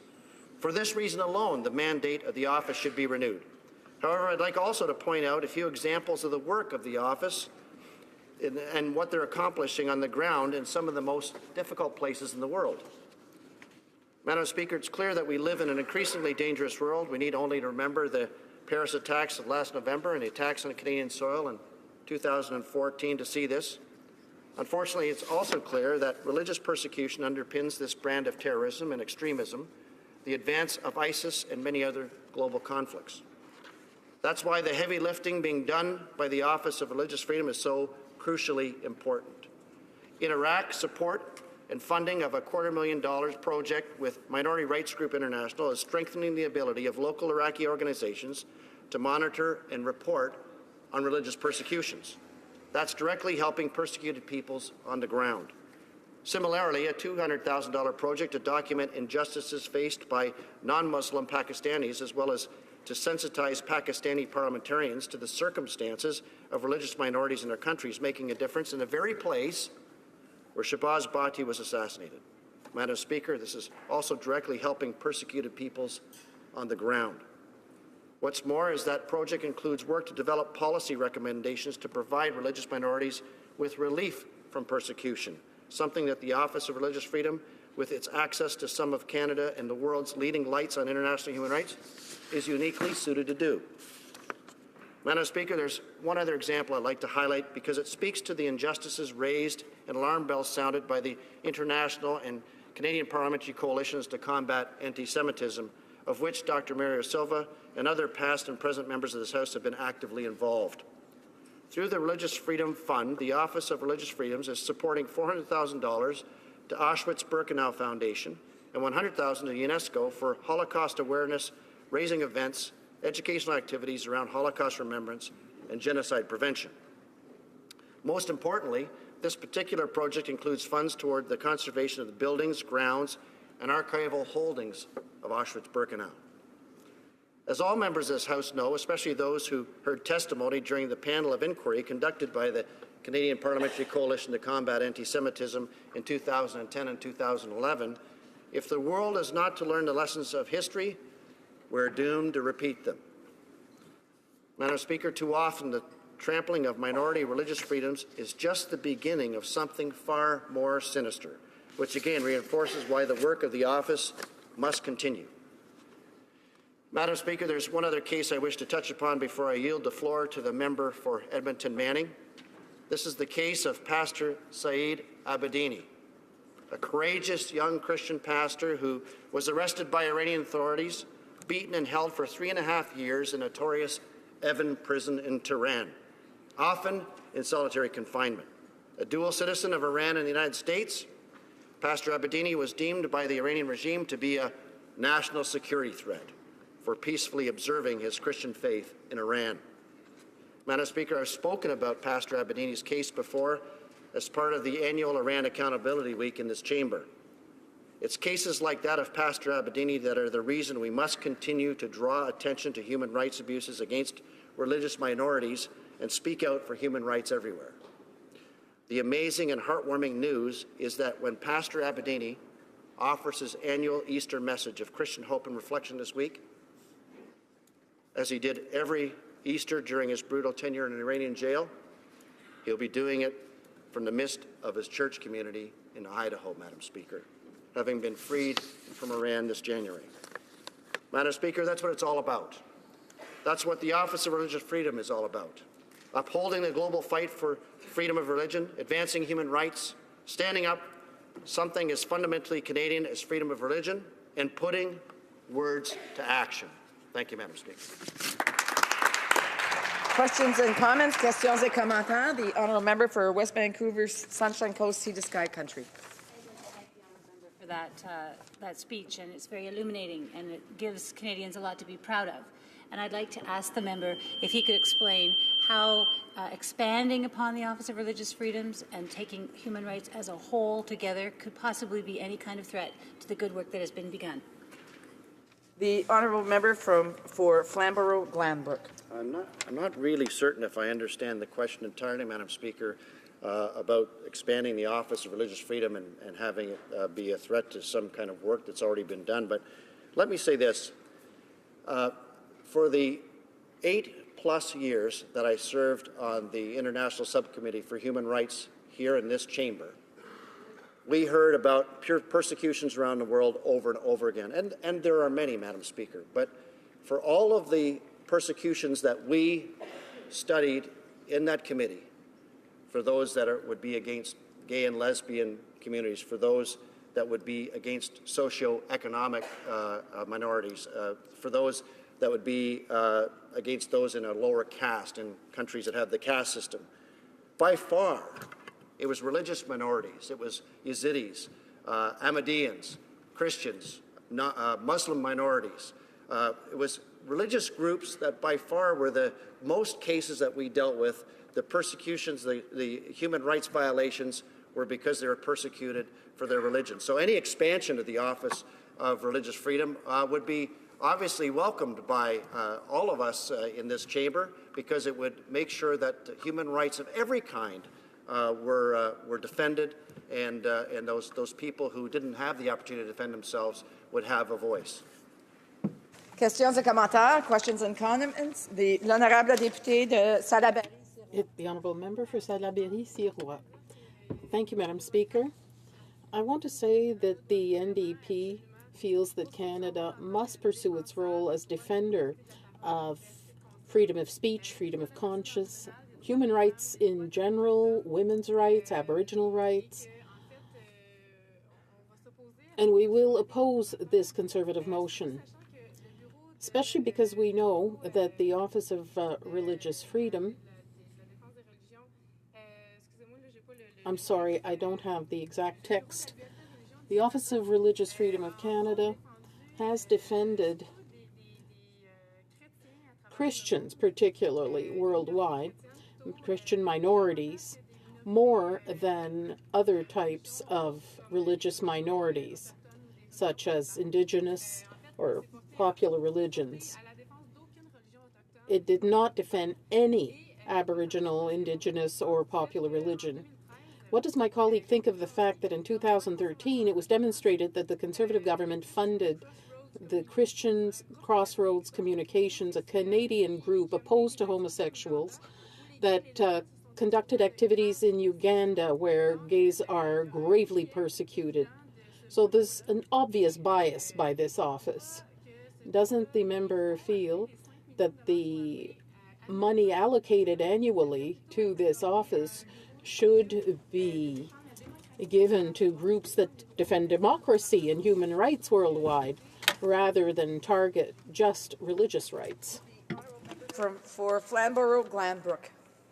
Well, thank you very much, Madam Speaker, and with all due respect, I 100% disagree with my colleague, the Office of Religious Freedom. I mentioned projects in regards to the Jewish faith. I mentioned projects in regards to a multiplicity of minorities that exist, religious minorities that exist in Pakistan. So the whole notion that the office was selective in defending any kind of a stream of religion is absolutely categorically false. And I would say to my colleague that if she's concerned about other rights, freedom of conscience, freedom of speech, freedom of assembly, all these fall from religious freedom. If you have religious freedom, you have all these other rights. And so I'm not suggesting that any other efforts aren't necessary. I mentioned in my own speech the years that I've spent on the Subcommittee for International Human Rights. I think that that subcommittee has done great work in conjunction with working with the Committee of Foreign Affairs and releasing reports and holding countries to account, being a voice for those people who are persecuted. But I certainly think that the Office of Religious Freedom is a great tool that this present government can use to continue to give those people who don't have a voice internationally. It would make all Canadians proud if they'd continue. Resuming debate, reprise de débat, the honourable member for Edmonton Manning. Here. Madam Speaker, before I begin, I would like to take the time to thank Canada's Ambassador for Religious Freedom, Dr. Andrew Bennett, for his 3 years of devoted service, not just to Canada, but to those around the world. He has worked tirelessly to promote Canadian values and to speak out against injustice. He has raised the issue of religious freedom across the country, helping Canadians to better understand an issue that thankfully does not touch us directly, but which is all too real for millions around the world. Madam Speaker, I came to Canada from an area of the world where religion is much more at the forefront than it is in our society here, an area where wars have been fought for centuries in the name of religion. So perhaps I have a different perspective on the issue of religious freedom and its importance than many honourable members. I came to Canada from a region where every religious group experienced persecution throughout the history. It has been taken a different shape or form, but at the end of the day, it's an attempt to take people's freedom and further their life and their existence. In Canada, when we talk about religious freedom, we are talking about an abstract. And in this House, we are in agreement that such freedom is a good thing. Where we disagree is whether it should be at the forefront of Canadian foreign policy. Yet, in many areas of the world, the idea of religious freedom is literally a matter of life and death. Places where changing from one faith to another carries with a death sentence. We all need to be aware that we are discussing today is not an academic exercise. It is not about the different political visions. It is about a Canadian response to situations in which people are dying, situations in which Canada may be able to help. Freedom of religion is considered to be a basic human right, found in Article 18 of the Universal Declaration of Human Rights, which states, everyone has the right to freedom of thought, conscience, and religion. The rights includes freedom to change his or her religion or belief, and freedom either alone or in community with others, and in public or private, to manifest his or her religion or belief in teaching, practice, worship, and observance. The UDHR is the fundamental global human rights document. However, Madam Speaker, despite the general acceptance of freedom in religion and of religion as a universal right by member countries of the United Nations, restrictions on religious freedoms has been increasing. Canadians see themselves as people with a strong tradition of standing up for rights of others. With the creation of the Office of Religious Freedom in February 2013, the Government of Canada showed that it considers freedom of religion to be not only a basic human right, but a cornerstone of Canadian foreign policy. We Canadians are indeed fortunate to live in a country in which democratic freedoms, including freedom of religion, are taken for granted. We do not face the realities of other countries where religious minorities are regularly persecuted. Many of the Syrian refugees who have come to Canada in the past few months have suffered religious persecution. Canadians are perhaps less insular than we were once, more aware of what is going on beyond our borders.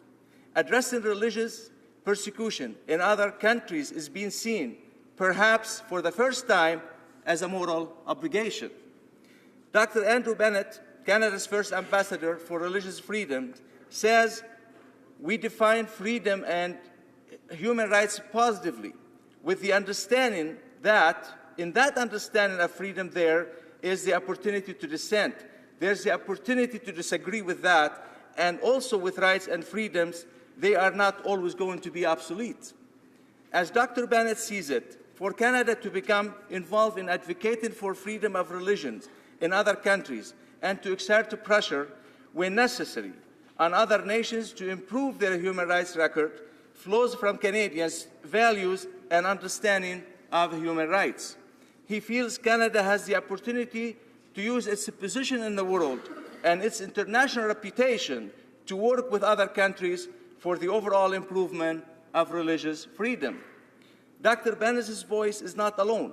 Speaking in this House about religious freedom, the member of Lambton Kent Middlesex said, Canada has an important role to play globally, a role from which we will not shy away. Canada is a country of tolerance, acceptance, peace, and security, and we are also a pluralistic society. Our diversity gives us a unique perspective on the world. Canada has long been building the conditions in which people live with the dignity others wish for, built around our fundamental values of freedom, democracy, human rights, and the rule of law. This is not a partisan issue. The member of Scarborough-Guildwood, in discussing an earlier motion in this House, said that, quote, we should continue to recognize the importance of faith as a core component of many people's life, not only in our society, but in the broader foreign policy context. That motion, Madam Speaker, was adopted unanimously by this House. It read, in part, that, in the opinion of the House, the government should continue to recognize as a part of Canadian foreign policy that everyone has the right to freedom of religion and conscience, including the freedom to change religion or belief and the freedom to manifest religion or belief in teaching, worship, practice, and observance. That all acts of violence against religious groups should be condemned. The Article 18 of the Universal Declaration of Human Rights and the International Covenant of the International Covenant on Civil and Political Rights be supported. That the special value of official statements made by the Minister of Foreign Affairs denouncing violations of religious freedom around the world be promoted. That Canada's commitment to the creation of an Office of Religious Freedom should be used to help protect religious minorities and promote the pluralism that it is essential to the development of free and democratic societies. Madam Speaker, all parties supported the Office of Religious Freedom then. Why do they not do so now? Apparently, this government intends to do away with the office, perhaps as early as tomorrow's budget. We stand up for rights at home, Madam Speaker. Why would we not do the same in countries or situations where there's evidence of systematic violations of the right of freedom of religion, violations that could include violence, hatred, and systematic discrimination? There are those who say that religious rights should not be separated from our understanding of our other rights, that there is no need for a separate office to promote religious freedom.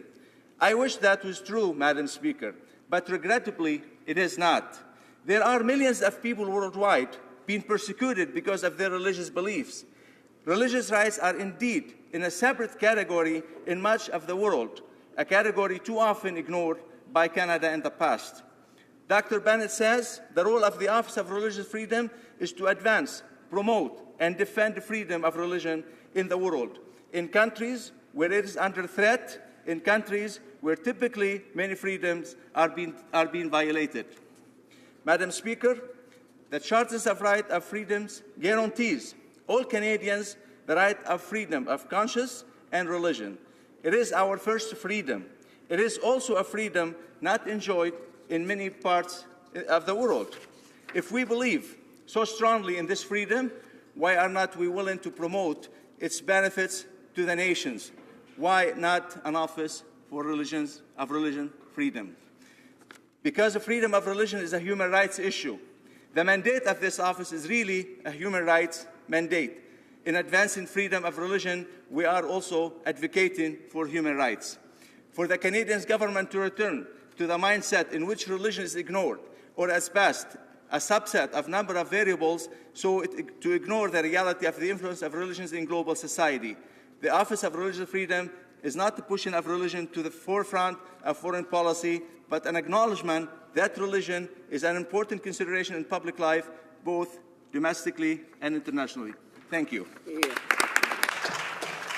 Questions and comments? Questions et commentaires? The Honourable Member for Winnipeg North. Yes, thank you, Mr. Speaker. And in a number of the members' comments, the first thing that comes across my mind is the fact that we recognize in Canada and the values that Canadians have are very much in favor of having very strong federal government on the issue of human rights. Freedom of religion is all about freedom of thoughts. And there are many other freedoms that Canadians hold very close to their heart. And I'm wondering if the member would not recognize that in reflecting Canadian values, even members of Parliament inside this chamber acknowledge the importance of religious freedom or freedom of thought. And would he not agree that what is most effective in dealing with human rights, including freedom of religion, is to have a focused approach where we see a strong national government that advocates for human rights, which includes the freedom of religion? Does he not see that the human rights issue is, in essence, the area in which the Canadian government needs to play a larger role where it can in trying to be able to demonstrate leadership throughout the world. The honourable member for Edmonton Manning. I thank the member opposite for his question. Actually, you said it right at the end of your questions, where we're aiming of a bigger role for Canada. A bigger role for Canada is definitely can be more played and better played if you have an Office of Religious Freedom. Because in the specific, religious freedom is very fundamental because most of the conflicts in the world, and in the specific, as I said earlier, I'm from an area where the conflict have taken all different places and shapes among all the groups and against all the groups out there. So there's no one religion to be classified there that hasn't been taken a beat on throughout the history on that. So for Canada to play a role and to play a fundamental role, the Office of Religious Freedom has to continue to be more powerful. Maybe we should expand on it rather than shutting it down, as this government is going to do tomorrow. Questions and comments, questions et commentaires. L'honorable The honourable member for Sherbrooke. Thank you, Madam Speaker. In talking about organizations that have been closed down, I'd also like to mention Rights and Democracy. The set was closed by the Conservatives. They did work on all rights across the world. So I'd ask my colleague why his government, when it was in power, decided to shut down Rights and Democracy on the pretext that it would generate savings,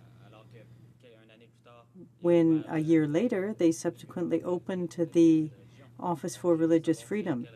I'd like to know how they can explain the closure of the Rights and Democracy organizations by the previous Conservative government. Thank you, colleague, for the question.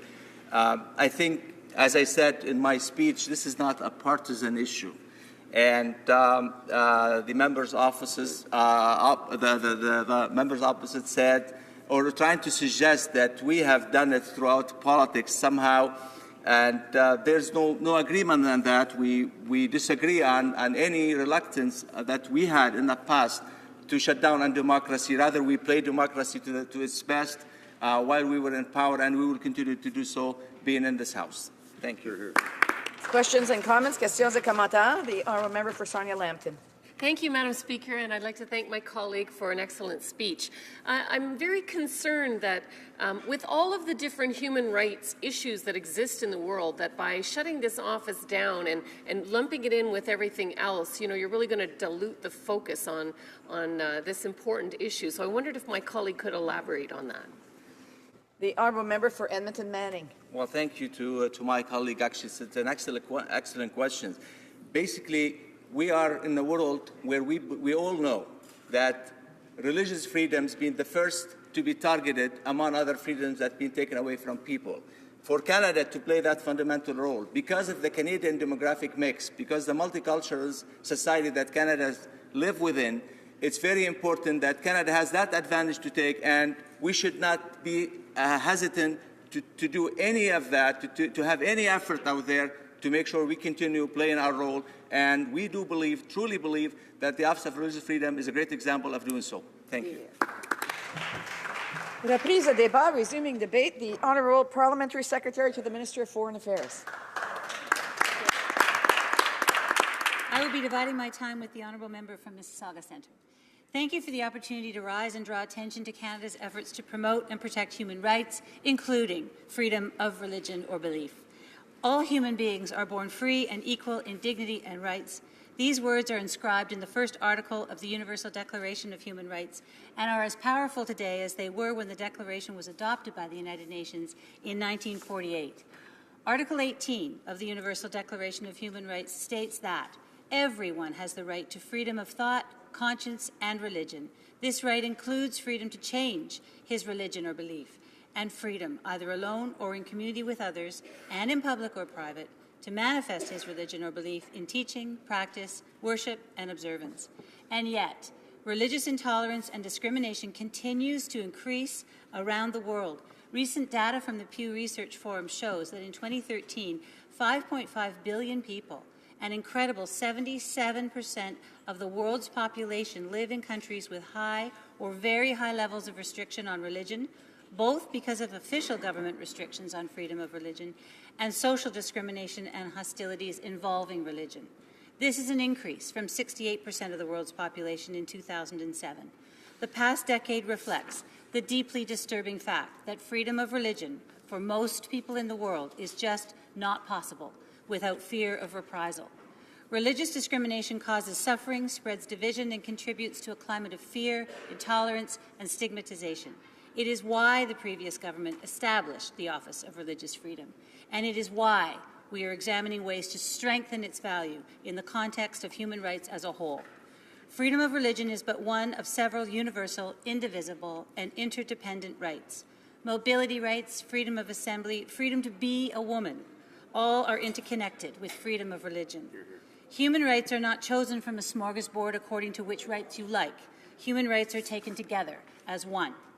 Madam Speaker, the promotion and protection of human rights, including freedom of religion or belief, is an integral part of Canada's constructive engagement in the world, and of course, were enshrined in our own Constitution in 1982. As the Minister of Foreign Affairs asks, how can you enjoy freedom of religion if you don't have freedom of conscience and freedom of speech? It is absolutely important to press for freedom of religion, but it is unnecessarily narrow and sidesteps the essence of what human rights advocacy must entail. Canada's Office of Religious Freedom was established on February 19, 2013, to protect and advocate on behalf of religious communities under threat, to oppose religious hatred and intolerance, and to promote the Canadian values of pluralism and respect for diversity abroad. Led by Dr. Andrew Bennett, Canada's first ambassador for religious freedom, Canada's efforts have been pursued through policy, programming, advocacy, and outreach. Policy work conducted by the office has focused on ensuring that freedom of religion or belief is promoted and integrated in Canadian diplomatic efforts. To enhance international cooperation, encourage greater multilateral action, and strengthen coordination between countries in promoting religious freedom, Canada recently established an international contact group on freedom of religion or belief. Through interreligious dialogue, research, training, and capacity building, and legal and legislative support, Canada has supported programming initiatives around the world to promote and defend freedom of religion or belief. These projects have provided crucial support to individuals and communities facing persecution due to their faith or belief, built the capacity of civil society and human rights defenders to address religious persecution, and strengthened governance institutions and local organizations striving to build pluralist and inclusive societies. The mover of the motion has suggested that other members of the House are somehow unaware of the work of the office. If I haven't already disabused him of that, I would like to show examples of the good work that has taken place. In Bangladesh, as part of broader efforts to advance pluralism, Canada supports a project with the Aga Khan Foundation that has developed educational materials to aid in the long-term promotion of pluralist values and prevent conflict and exclusion arising from intolerance. In Nigeria, as part of efforts to address intercommunal violence in the region, Canada supported a 2-year project to promote interfaith dialogue and conflict mediation in Plateau State. The project successfully developed a community-based mechanism to help diffuse tensions between different religious and ethnic groups, including in Christians and Muslims, and has been used by the Nigerian government on various occasions, including in response to attacks by Boko Haram in the lead-up to Nigeria's elections in March 2015. In Pakistan, Canada is supporting a project to promote respect for diversity at the institutional level through the establishment of broad coalitions that span across party, ethnicity, and religion to advance policy and legal reforms which protect religious minorities against discrimination and abuse. This past year, the project was successful in advancing 11 new and amended pieces of legislation in Pakistan. In Ukraine, Canada is supporting 2 projects to promote interfaith dialogue and to strengthen the capacity of local authorities to respond to hate crimes in order to cultivate long-term stability, tolerance, and respect for human rights. And finally, as part of efforts to confront ISIL's extremist ideology and violence, Canada supports projects in Iraq, Lebanon, and Syria to help strengthen social cohesion among religious communities in the region and build their capacity to monitor human rights violations. And this is a core aspect of our foreign policy in that regard. In Burma, Dr. Bennett conducted a joint visit to Burma and with his U.S. counterpart, Ambassador at Large for International Religious Freedom, David Saperstein, at a key juncture in the country's democratic transition. Together, they engaged with a variety of Burmese government officials and civil society members in order to advocate on behalf of persecuted religious communities in Burma. So we understand and we value this beginning, and we are grateful to Dr. Bennett's service as the head of the Office of Religious Freedom. We believe the Office of Religious Freedom should be situated in the context of all human rights, because it is impossible to think that they can be upheld without relying upon the way in which all human rights reinforce one another. We are committed to build on and strengthen the work undertaken by the Office of Religious Freedom. Canada's experience as a multicultural and multi-faith society is a model for peaceful pluralism and respect for diversity. Intolerance is a global issue that is on the rise. Canada's experience is that diversity is a tremendous source of our strength. Diversity is precisely what human rights are there to protect and defend. In countries where democracy has developed strong roots, peaceful pluralism and respect for diversity is continuously reinforced in society and its institutions through the fundamental freedoms that all citizens have a responsibility to ensure and the right to enjoy. As a multicultural and multi-faith country, Canada is well placed to champion inclusive and accountable governance, peaceful pluralism, respect for diversity, and human rights internationally. Canada is deeply committed to help build a world in which pluralism and differences are accepted, encouraged, and celebrated. There is so much to improve upon in the field of human rights at home and abroad. The promotion and protection of human rights is central to our government's foreign policy, and we will work continuously to promote positive change and to reach out to the members in this House to join with us in this most important work. Thank you very much, Madam Speaker. Questions and comments, questions et commentaires. The honourable member for Edmonton Manning. Well, thank you, Mr. Speaker, and congratulations to my colleague out there. And thanks for basically the outlines on Dr. Bennett's role in all areas. That was a very significant list of achievements that you have done, so thank you for doing so. If the government is intended to do more to promote religious freedom, if the government have a plan to do so, that means there is no financial implication of the office that to speak about or to talk about. Therefore, the financial part of it is not in the account. So why then to shut down the office? If you want to do more, why wouldn't you keep the office going, keep Dr. Bennett with his tremendous achievements and role that he played, so why would not keep this going and keep it for as long as it takes, because it's a fundamental and important role to play. The Honourable Parliamentary Secretary to the Minister of Foreign Affairs. Thank you very much for the question. Religious rights, religious freedoms are only strengthened by looking at human rights as a totality. And I gave examples, and I know that this question is understood. I know it's understood by the opposition. And my question would be, or my answer, I suppose, would be, why wouldn't we embrace all of the human rights together in order to especially understand, prevent, and protect people's right to religious freedom? I just want to remind members that if they want to ask a question, to please stand up in the House and ask a question, as opposed to yelling at people while they're making their speech. I think we owe those who are responding or who are making their speeches that respect. Questions and comments, questions et commentaires. The honourable member for Sherbrooke. Thank you, Madam Speaker. I would like to thank my colleague for her speech. I would like to know what she thinks of the possibility and the experience that we've seen of political interference and ideology being used in Canada's activities around the world. So what does she think about political interference when it comes to religious freedom, human rights? All rights need to be protected by Canada throughout the world.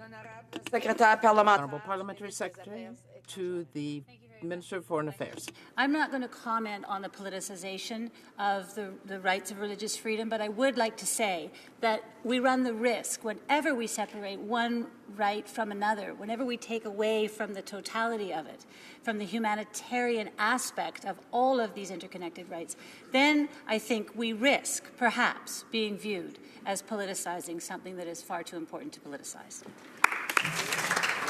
Questions and comments, questions et commentaires. The honourable member for Laurentides-Labelle, c'est-tu bien ça? Oui, c'est bien ça. Yes. Madam Speaker, the Office of Religious Freedom in Canada is one aspect of how we can help protect religious freedom around the world, but I think we need to have more than that. We need to have the right to have beliefs or no beliefs, to have our freedom of thought. It is never acceptable, in my view, to have anyone tell someone else what they can believe or not believe. So Canada is based on a belief in freedom around the world, including in Canada. But I would like to know from my colleague, what are the other pieces of the puzzle that we can promote as a country? Honourable Parliamentary Secretary to the Minister of Foreign Affairs. Very much to my honourable colleague for the question. Certainly in the mandate letters, human rights runs throughout. It is a responsibility of many of the ministries. It is something which our minister is very passionate, very eloquent in speaking about, and we look forward to infusing this government's leadership in the world with human rights and with our common humanity. Thank you.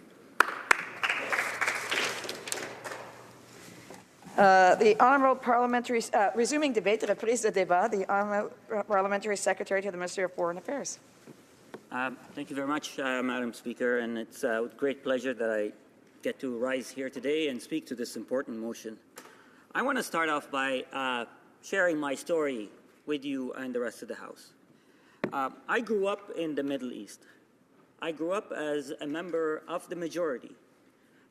Most of the people that I was raised with, my neighbors, my friends, my parents' friends, were all from the same sect, from all the same faith background, same cultural background. And I grew up in an environment where things were black and white, where things were simple, where you knew what the right thing was and what the wrong thing was. And undoubtedly, there were a lot of minorities, but they kept to themselves. And the things that I usually heard about minorities as I was growing up were, unfortunately, mostly negative stereotyping. It was belittling their traditions. It was questioning their loyalty. It was wondering if they were committed to the lifestyle and the vision that most of us had. And you know, this was done by well-meaning individuals who didn't really mean any malice. They just were they lacked understanding of what other groups, other individuals believed in, what they aspired to be, and those things were never questioned. These stereotyping, these accusations were never questioned. And I remember as a kid, I never questioned it myself, and it was something that's quite common. But it was no surprise that many members of the minorities kept them to themselves because they would face these type of questions, and they resorted to the fact that they should keep their identity, their background to themselves, just try to blend in with the majority of the majority, and avoid any type of questions or stereotypes. Until I immigrated to Canada at a young age. And quickly, I became a member of a minority. And it was I came across also questions from well-meaning individuals that wanted to understand my background, wanted to understand my faith, wanted to understand some things they read about in the media. And I was struck how, when I was a kid growing up, these type of questions or generalization never made me pause or ponder about the ramification of these stereotyping until I became a recipient of it. And that was an important journey for me, Madam Speaker, to really help me understand the importance of respect, dignity to each human being, regardless of what their faith is, what their background is, what their sexual orientation is, and what their gender is.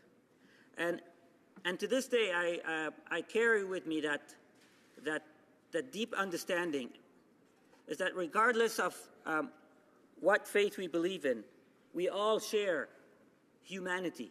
We all share our common desire to do well for ourselves and our families.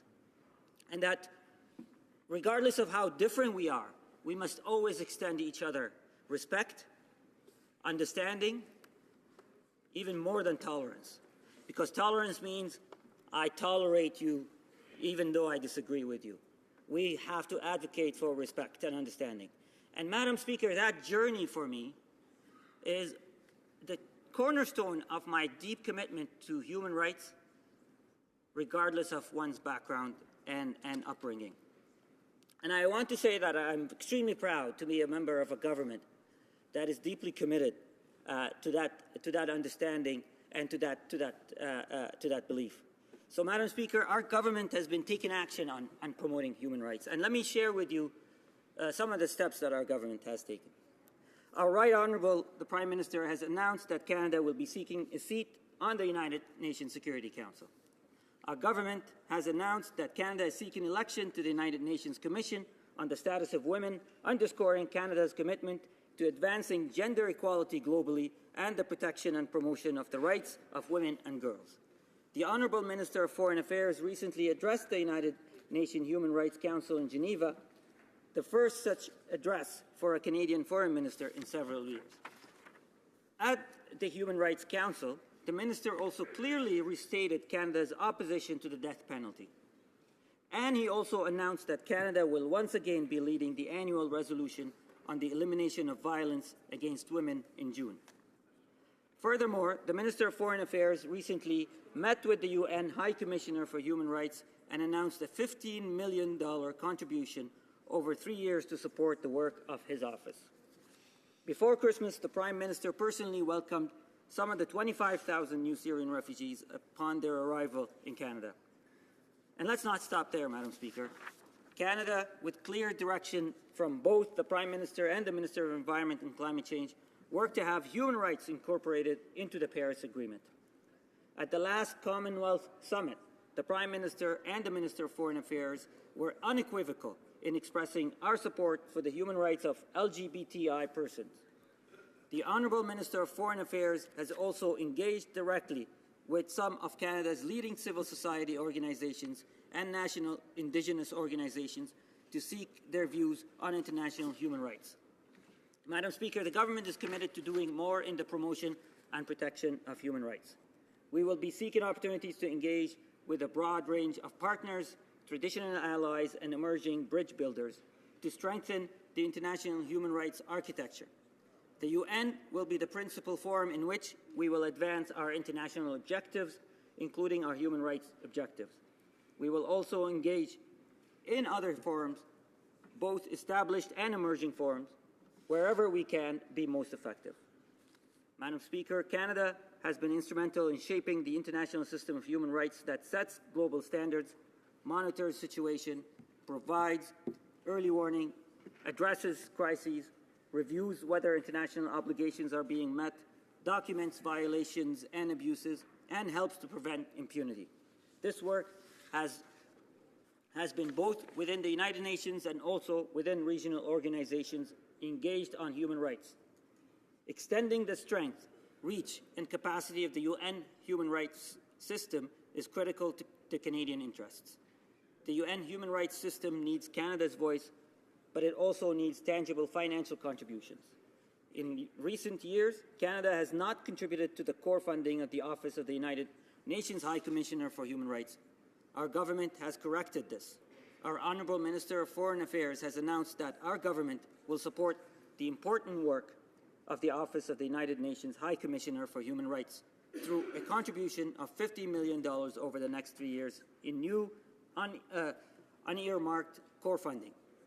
A stable base of unearmarked core funding is critical to the office's capacity to fulfill the mandate that we as member states gave it.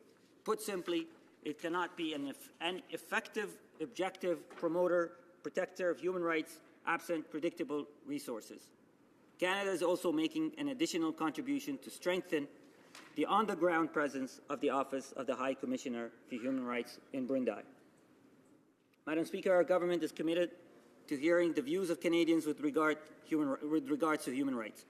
The Minister of Foreign Affairs has engaged directly with some of Canada's leading civil society organizations, as well as the national Indigenous organizations, to seek their view on international human rights.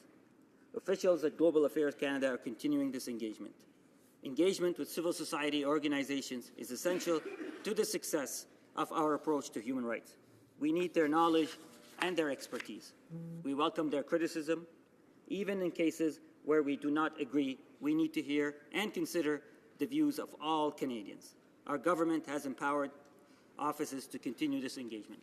So, Madam Speaker, as you can see, our commitment to the promotion of human rights is deep and solid. And while we acknowledge and celebrate the work of the Office of Religious Freedom over the last few years, we intend on expanding it, we intend on enhancing it, we intend on continuing to promote human rights here and abroad. Thank you, Madam Speaker. Questions and comments, questions et commentaires. The honourable member for Sarnia-Lambton.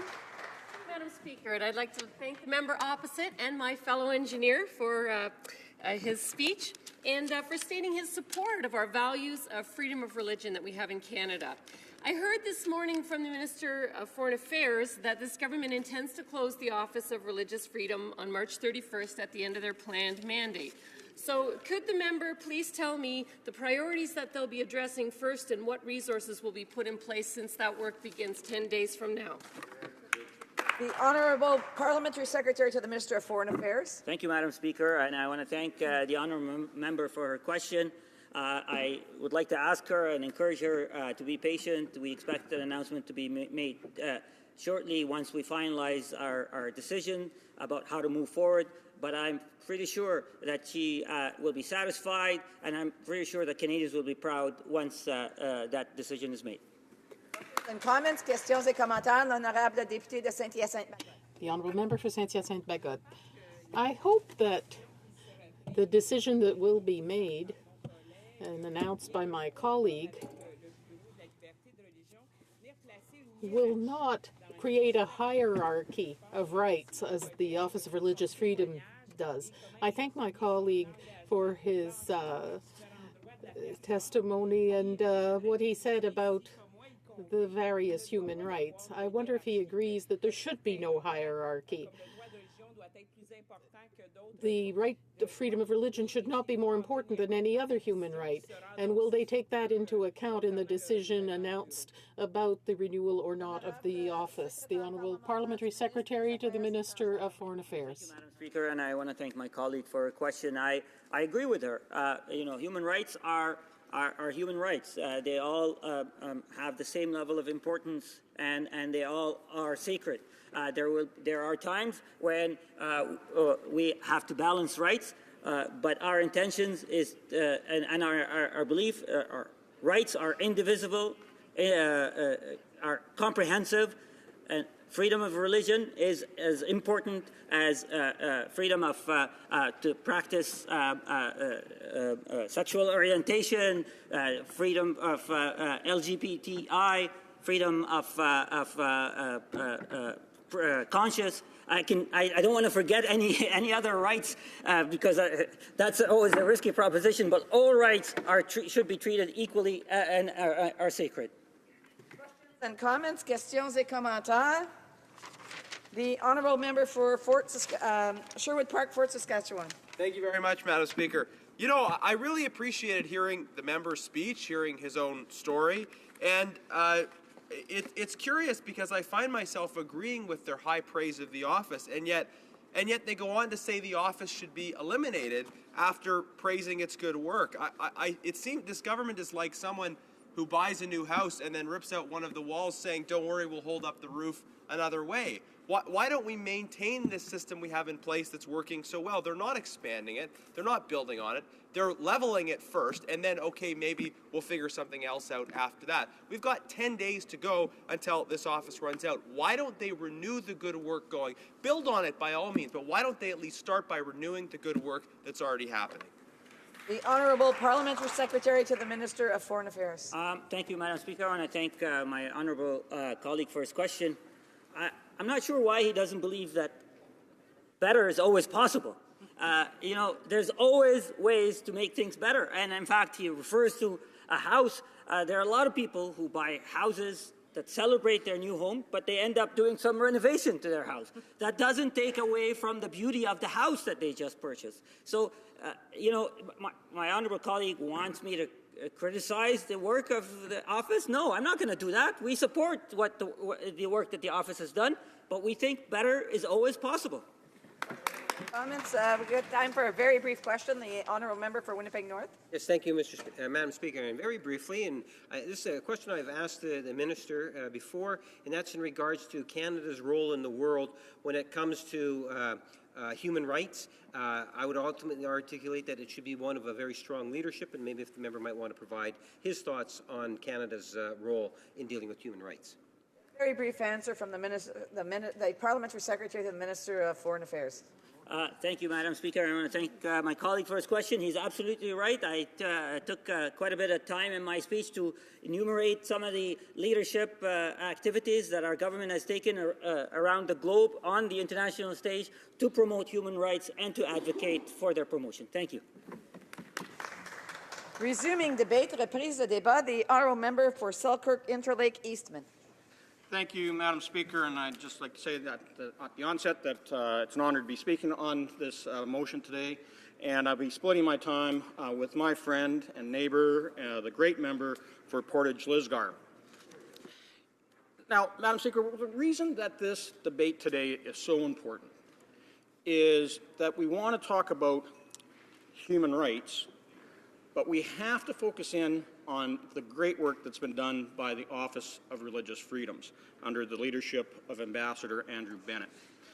And we need to remember that when we look at most of the atrocities that have been committed around the world, when we look at most of the human rights violations that too many people have had the misfortune of experiencing, it's always started with an attack on religious freedom. If you look at the countries today that have the worst human rights violations, none of them have freedom of religion or recognize the people's right to choose which religion they want to practice. And it comes down to what we're watching going on in the world today, Madam Speaker. I was encouraged to see Secretary Kerry, Secretary of State of the United States, say this past week that what ISIS is doing in Iraq and Syria, and indeed around the world, is genocide. And their targets are religious minority groups. It's the Assyrian Orthodox. It's the Yazidis. It's the Christians in Caledonian. It's those groups that they are focusing on. It's Shia Muslims, and it's progressive Muslims that they are targeting. Anyone that will not accept their demented idea of religion, their own ideology, those are the ones that they are not just persecuting, they're exterminating. And we have to take a strong stand to stop these types of atrocities, to stop this genocide in particular in Iraq and Syria.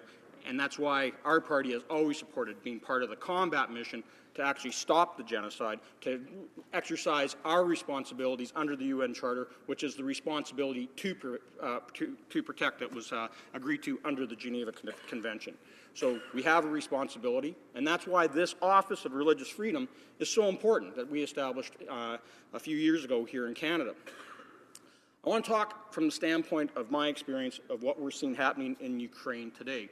And despite some of the earlier comments made by the member from Windsor-Tecumseh, I want to make sure people understand that there has been a huge perpetration of an attack on religious freedoms in Russian-occupied Ukraine, whether it's in Crimea, whether it's in Donbass, or whether it's by their proxies, like former Ukrainian President Viktor Yanukovych. In Crimea, since the occupation began, when the little green men showed up on the streets in 2014, there was an immediate attack on the Muslim minority there, the indigenous Crimean Tatars. And almost systematically, the government of Ukraine, under the leadership of Vladimir Putin, as well as his proxies, the so-called Crimean Self-Defense Forces in Crimea, made sure that they first went and shut down their synagogues, or their mosques. Then they turned around and attacked based upon their religion, attacked their media. So freedom of speech, freedom of the press was automatically shut down after they attacked their ability to worship. So they shut down the Crimean Tatars' newspapers, radio stations, and television stations. And then they attacked their right to assembly and shut down their own legislative body that they've enjoyed under the authority of the Ukrainian government in the autonomous region of Crimea since Crimea and Ukraine became independent in 1991, their Mezhli, which is their legislative body, where they elect their own leaders, where they make policy decisions and advise the government of Ukraine as well as the government within Crimea of what type of things they need for their people, the Crimean Tatars. And those attacks on their religion were all orchestrated by the Kremlin out of Moscow. Those attacks on their human rights of freedom of assembly, freedom of the press, and freedom of speech were all attacked by the Kremlin. And we have to take strong stands against these types of human right violators. And that's why Andrew Bennett, when he, as the ambassador of the Office of Religious Freedoms, traveled on numerous occasions to Ukraine to highlight the abuses that were occurring in Crimea by the Russian Federation. And I think we have to applaud the Office of Religious Freedom for taking that type of leadership role. Because on the other side of it is you have the Russian media, Russia Today television that's broadcasted here in Canada, is actually saying that the Mezhli, the Tatars Legislative Assembly, is a terrorist organization. They are saying that they aren't allowing them to assemble in their mosques or in their Mezhli because they are planning, unrest within Crimea.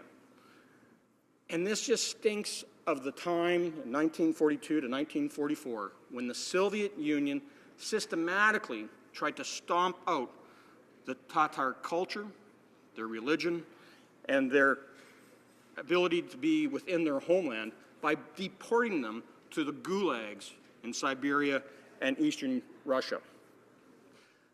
They were allowed the right to return in the late 1980s as the walls of the Soviet Union, of the Iron Curtain, started to crumble down.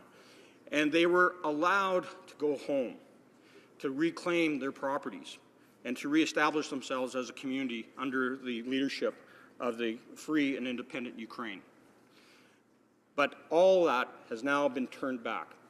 Crimean leaders have been arrested. Many of them have disappeared, and that has been very disturbing. Amnesty International, has made a number of different statements, along with Freedom House, on everything that's going on in Crimea to the Tatar community. And they are saying that since the annexation by the Russian Federation, the fundamental rights to freedom of assembly, association, and expression have been repeatedly violated in Crimea. They say the Crimean Tatars, recognized as the indigenous people of the peninsula prior to the deportation of the entire population to remote parts of then the Soviet Union in 1944, began the painstaking process of reestablishing themselves in Crimea in the late 1980s. It is the Crimean Tatar community which is bearing the blunt of the above violations in Crimea. And some of those leaders that have been persecuted, some that have been are living now in Ukraine because they're fearful of returning back to Crimea, like Mustafa Zhemelev, who has been here, have met with us in Canada, and I've met with him in Kiev on a number of occasions. He is a true leader for the Tatars, a true leader within the political circles of Ukraine, and he's banned from Crimea. His successor of the Mezhley, Rifat Cherburov, is missing because he actually went and appeared at a protest against the Russian occupation, the illegal annexation, and took strong stands against what Putin was doing in Crimea. And of course, he's been detained and hasn't been seen for some time, along with other Russian leaders. Other Crimean leaders, I should say, Madam Speaker. So it comes down to that Russia continues to violate religious freedoms in Ukraine. Also in Crimea, they've gone after the Greek Orthodox Church. They've gone after members of the Ukrainian Orthodox Church, mainly because they believe that the Kiev Patriarch is not in concert with the Russian Orthodox Church, because they often talk about the freedom and nationalism of Ukrainians. And again, the Canadian Office of Religious Freedoms, under the leadership of Ambassador Bennett, have spoken out strongly against those violations, where Greek Orthodox priests were beat up on the streets, where over 200,000 Greek Catholics within the Crimean area have fled the country because they fear for their safety. And it should also be mentioned that in Donetsk, in eastern Ukraine, where the fighting has taken place, that one of the first things that the Russian proxies did there is that they went to the synagogue and asked all Jews to register. It smacked of Nazism. It smacked of the fascism that was experienced in Germany back in leading up to World War II. And it's repeating itself, Madam Speaker, in Russia, in Ukraine today, and it's being perpetrated by the Russian government. So we need to continue to take a strong stand in support of religious freedoms. Otherwise, we will not have human rights respected in those regions. Questions and comments? Questions et commentaires? L'honorable député de Salaberry. The honourable member for Salaberry-sur-Roi. Thank you, Madam Speaker. I'd like to put a question to my colleague. We would prefer to see the money that was allocated to the Office of Religious Freedom of Canada allocated to an office that defends human rights everywhere. Freedom of speech, freedom of conscience, for example.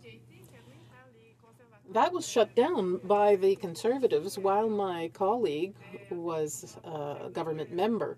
The Conservatives closed down Rights and Democracy, which had been very controversial in my riding. Many people were very angry, very disappointed, because an office that defended democracy and human rights was being shut down.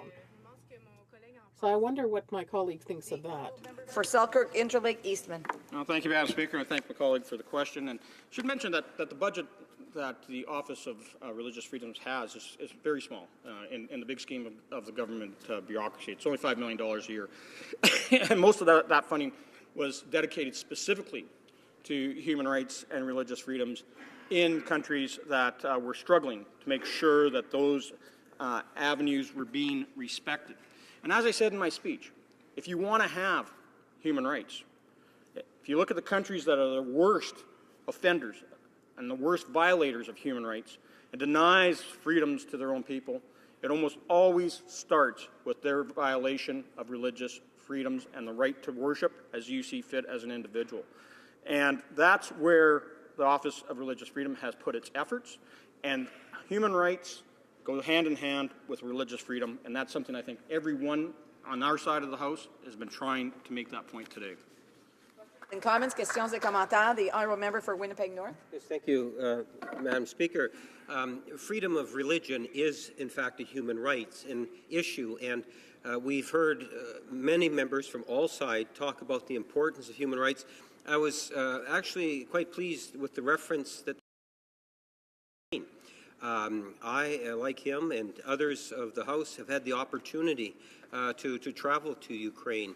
and to get a first-hand experience in terms of some of the limitations on those freedoms that were being put on the citizens of Ukraine, and we wish them the very best. But the issue that I find that I think that we really need to focus more attention, more of a concentrated effort, is on the issue of human rights in general. When we talk about freedom of religion, what we're really talking about is freedom of thought, which is a part of human rights. So if we make reference to what he referred to in terms of what was taking place in Ukraine, I think that most people would look at it and say that, look, the issue of human rights and the role that Canada can play today shouldn't be limited to one aspect of human rights, but rather the broader picture. And the question I have for him is, does the member not believe that there might be a better way at being able to deal with freedom of religion, freedom of thought, all under that issue of the human rights, and maybe investing where we can so that we can demonstrate that leadership, whether it's in Ukraine or any other region of the world? The honourable member for Selkirk, Interlake, Eastman. Well, thank you, Madam Speaker, and I thank my friend from Winnipeg North for his comment. And as he mentioned, he and I have been over to Ukraine a number of times. I've been there over a dozen times in the last 2.5 years. And the issue of religious freedom is paramount to how human rights are implemented within a country. And he and I both witnessed that in Ukraine. If you look at the Canadian Charter of Rights and Freedoms, it doesn't say freedom of thought. It does say freedom of religion. And so it is freedom of religion that we have to focus on here. If you're going to protect freedom of speech, freedom of expression, freedom of assembly, you've got to protect freedom of religion first and foremost. And that's because those that violate our human rights around the world first attack the ability to express their religious freedoms through worship, through assembly, and through freedom of speech. And that's what we've witnessed in Ukraine with the Russian occupation of Donbass and Crimea, and we have to continue to speak out against Putin's aggression, Putin's illegal occupation, illegal annexation of that region, and to stop the human rights violations, which starts with his cracking down on those that do not share his Russian Orthodox views. Resuming debate, reprise de débat, the honourable member for Portage-Lisgar. Thank you very much, Madam Speaker. I'm very happy and honoured to be able to rise today on behalf of my constituents from Portage-Lisgar and speak in favour of the Opposition Day motion. The motion that does a couple of things, but primarily two things would be accomplished if this motion were passed. One, it would recognise the good work being done by Canada's Office of Religious Freedoms, and I think that that is something we probably all could agree on in this House. That seems to be a consensus that the Office of Religious Freedom has done good work, and Dr. Bennett and the folks that he has worked with have done good work. It's the second part that seems to be the contentious part of the motion, and that is where we are calling on the government to renew the current mandate of the office. The reason for that is because the continuation of its vital work is needed now more than ever. So I want to speak on both of those topics, Madam Speaker, and talk a little bit about my experience since being a Member of Parliament and prior to being a Member of Parliament in terms of what I learned about how blessed we are to live in Canada and to have religious freedoms, and to many times take those religious freedoms for granted. And then, as a Member of Parliament, to have learned from other colleagues in other countries about the lack of religious freedom, and not just emotional or social persecution, but physical persecution right to the point of death that other individuals in other countries have had to suffer. So, Mr. Speaker, I think it's important, first of all, to note that the issue of religious freedoms around the world is a growing concern. Religious freedoms around the world are not expanding. If anything, religious freedoms around the world are contracting. That means that people who are living in Muslim countries are not freer to practice their Christian faith. That means that people who are living in communist countries are not freer to practice their Sikh faith or their Muslim faith or their Jewish faith. That means, Mr. Speaker, in fact, and these are not my statistics, but this is according to Global Affairs Canada, that nearly 77% of the world's population lives in countries with high government restrictions on freedom of religion and or social hostilities which are allowed by the government, committed by individuals and groups involving religion. 77% of all the world's population is living with restrictions on their religious freedoms. In terms of the Christian population in the world, according to the Voice of the Martyrs, 85% of the world's population is subject to persecution if they are Christians or seek conversion to Christianity. So not only are they not allowed to practice their religion, if they are of another religion and want to convert to Christianity or to a different religion, they are restricted from doing that. Mr. Speaker, this is a problem, again, that is growing not just for Christians. It's an issue for all the major religions of the world, including Muslims, Christians, Buddhists, Hindus, Jews, and, has already been mentioned, those who profess no faith. There are people in our world who have no faith. They are atheists. But in the particular country that they live in, they are not allowed to publicly profess that, or they will face death, prosecution, penalty for having that particular non-belief. It is a problem, and it is a problem that should be recognized and should be called out as an issue.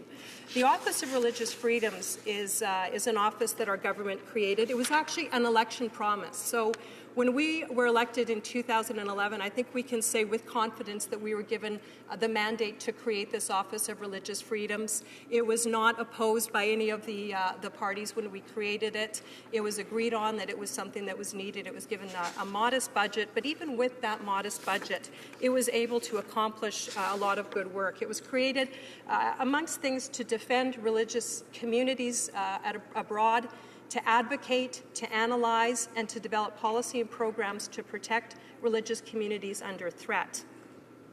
And it's been doing that work. Even with a small budget of $5 million, it's been able to do work in Bangladesh to educate school-aged children. And so many times that is where religious intolerance starts. At a very, very young age, wrong teachings are given to children. So in Bangladesh, it's been able to educate children. It's increased awareness around the world about the Holocaust, something that we're seeing anti-Semitism grow. So to see awareness of the Holocaust and capacity building seminars on the Holocaust and remembrance being taught is so important. Engagement's been done by the office in Iraq, in Lebanon, in Syria. This is engagement with youth, with religious leaders, with relevant authorities and community members in Iraq, Lebanon, and Syria to increase interreligious dialogue for the promotion of religious freedoms and tolerance. And Madam Speaker, I could go on and talk about all of the good things that the Office of Religious Freedoms has done, but as I said, I think that we are in agreement. And so it seems that the case that the opposition has to try to make to the government is that we do need to single out the issue of religious rights when it comes to making a strong defense. And I would readily admit that as conservatives, we do tend to call out issues pretty specifically and then try to address them. When we were in government, we did that on our maternal and newborn health initiative. We recognized that around the world, women in other countries had no value. There were women that were given no resources, women who were dying when they were given birth to children. And children had no value in some countries around the world. And so we directed our international aid dollars to specifically help women who were suffering from when they were in childbirth and young children. Yes, we were very specific. Yes, we called it out. We didn't just say, well, let's just protect all humanity and throw money at helping all humanity. We were very specific, and we said, let's as Canadians and as a Canadian government, help women. We also did it when we called out strongly our support of Israel and spoke of our support for Israel.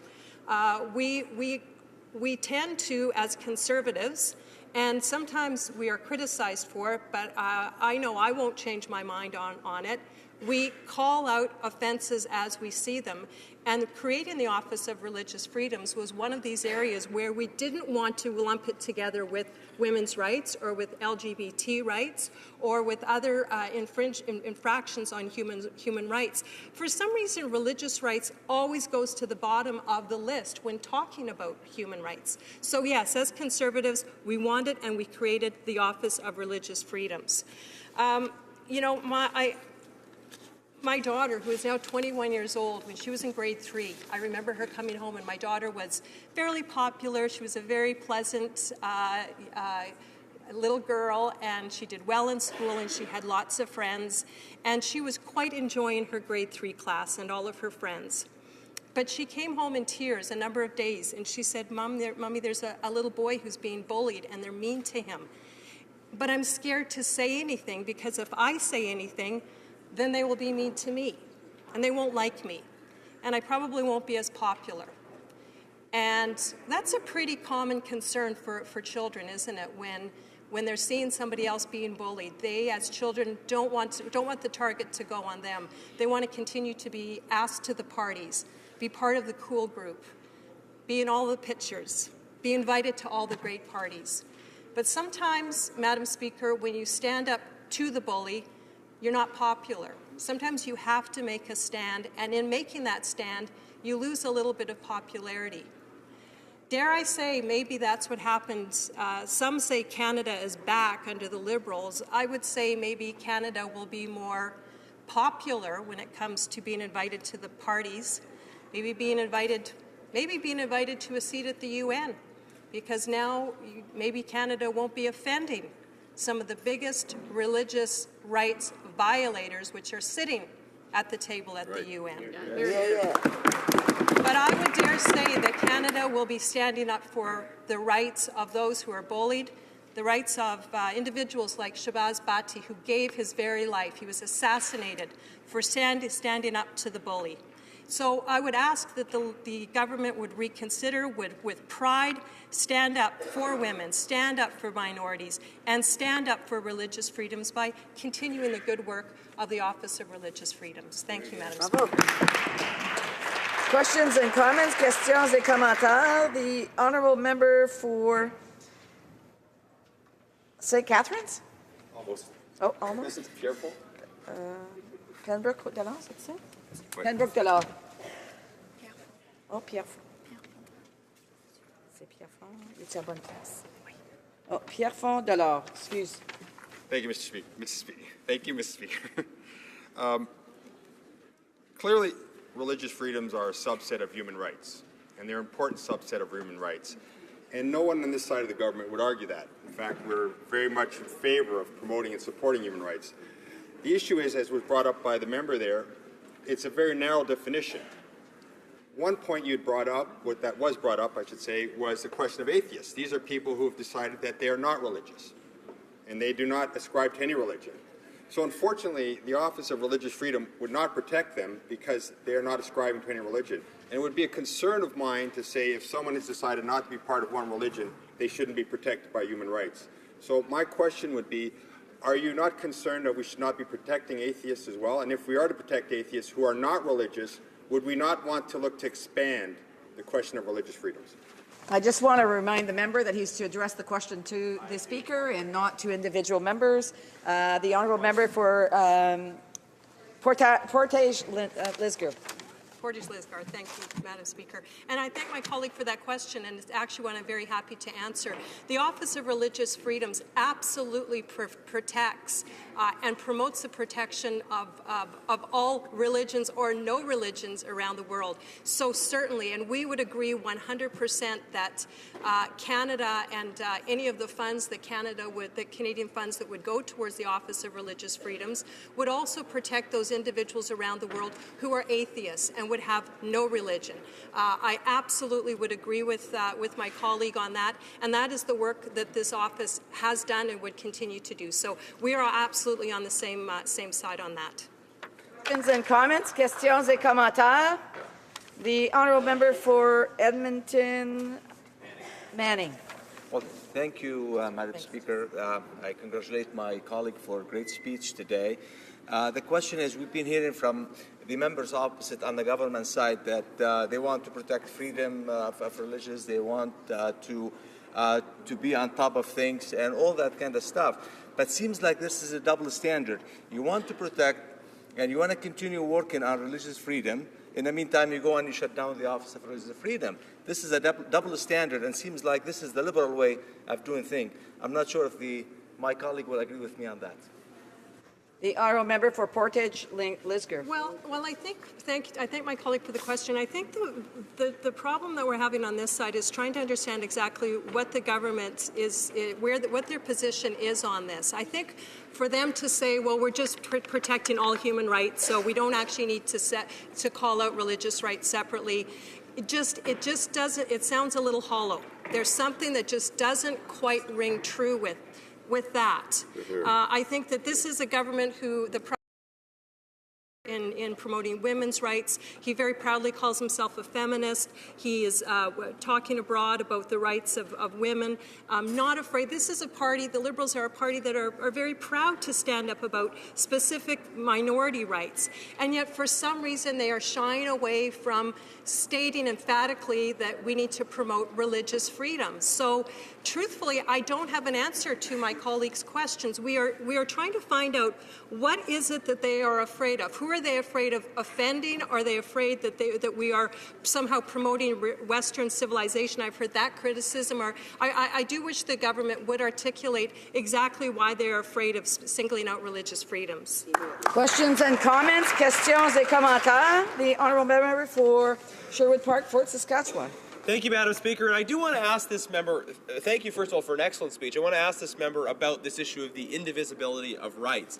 Because I think all of us agree that rights are in some sense indivisible. But of course we have things like the Status of Women Department, like the Minister for the Status of Women, which singles out a specific area of rights. Of course we recognize the interconnections of all rights, but doesn't it make sense to have centers of excellence that are focusing on specific areas of rights, recognizing the interconnectedness, but also bringing a specific focus and helping to ensure that that aspect of rights is also part of the wider picture?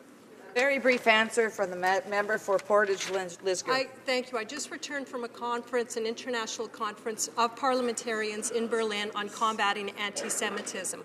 Anti-Semitism is on the rise. People of Jewish faith are afraid to even wear their kippah to show their faith because of persecution and violence.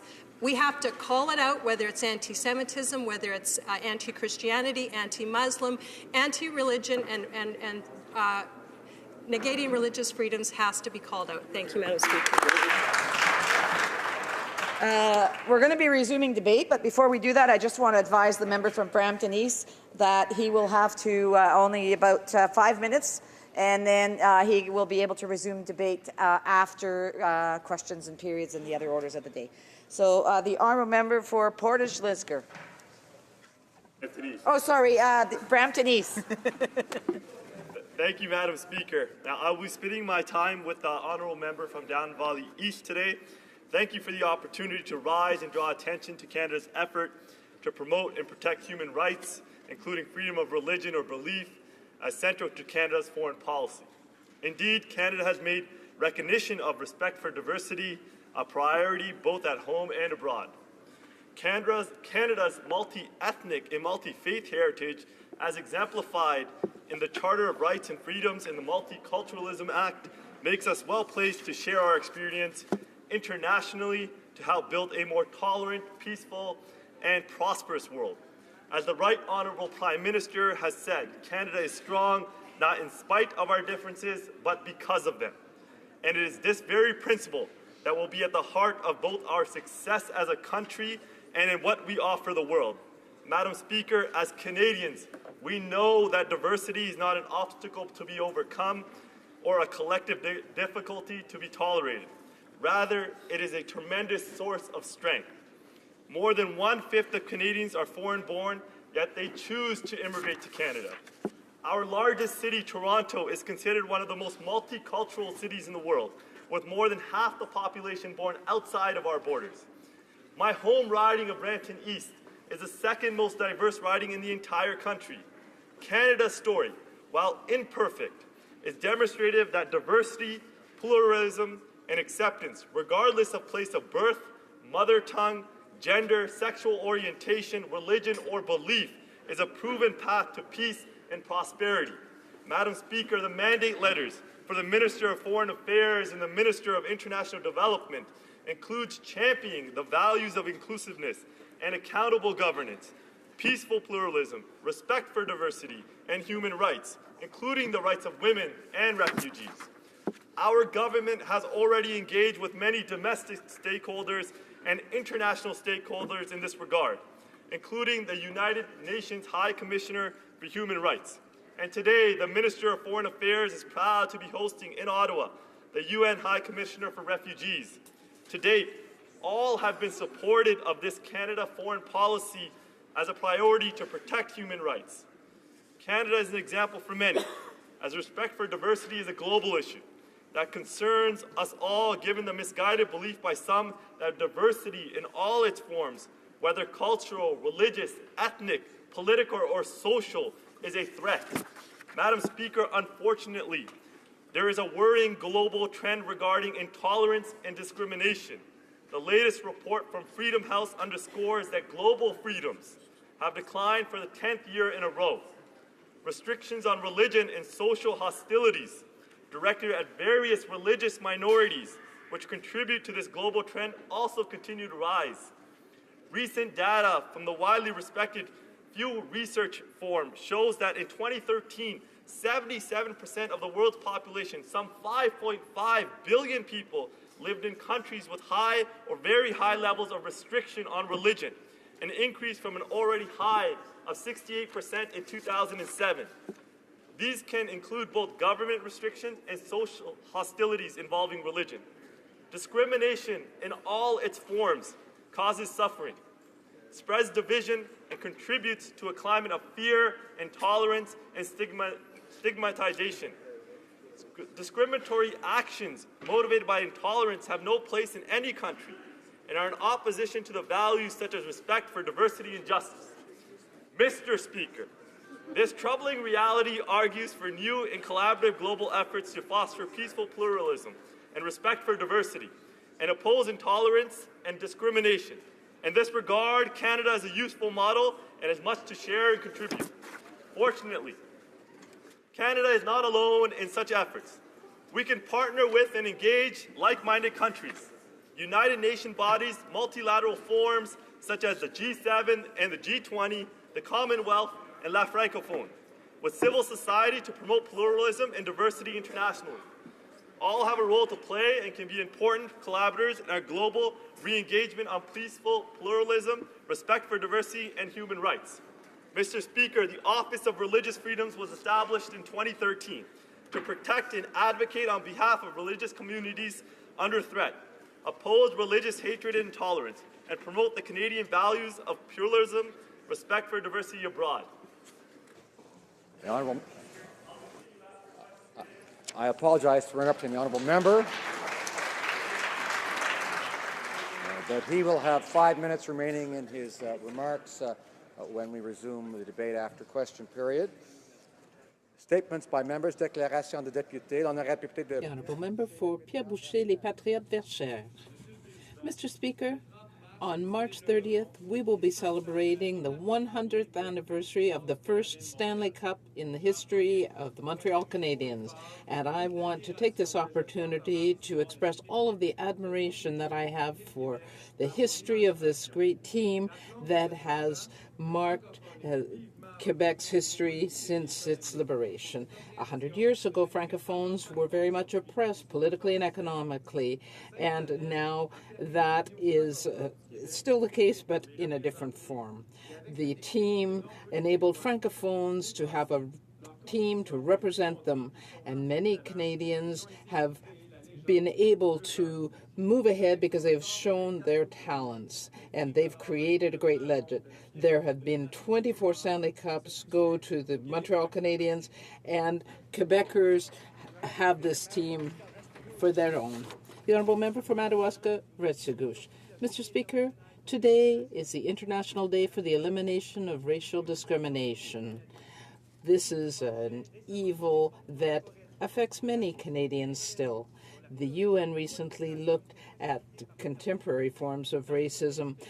I want to highlight the initiative taken recently by law professor Michel Doucet and all those that signed his letter that was sent to the CBC that denounced the comments that were hateful and anti-Francophone and aimed at New Brunswick Acadians that were sent anonymously to the public broadcaster's website.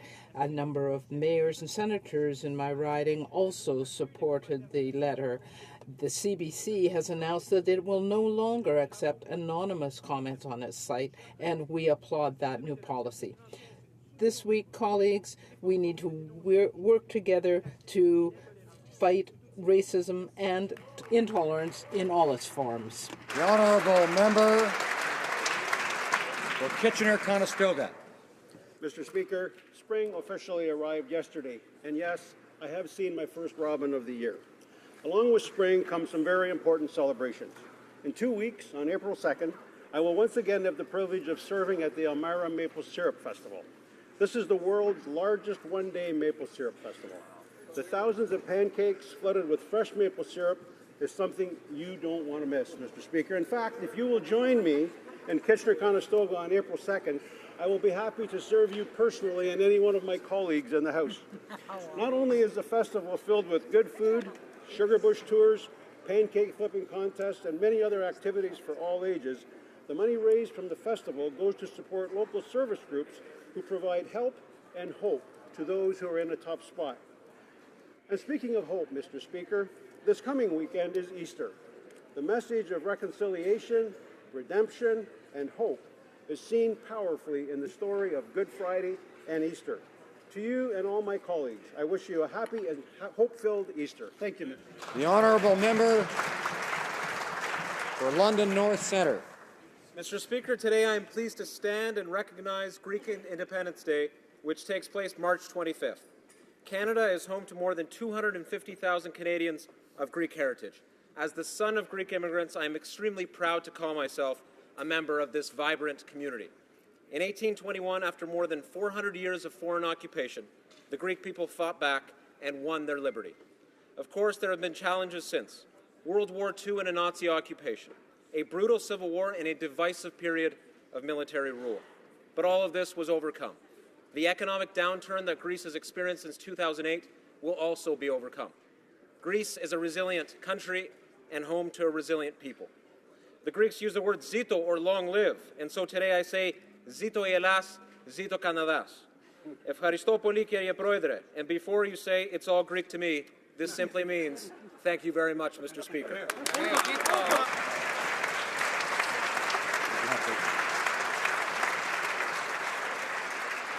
The honourable member for Algoma Manitoulin Kapuskasing. Mr. Speaker, despite all the progress that Canada has made, we still have a lot of work to do to fight racism in all its forms.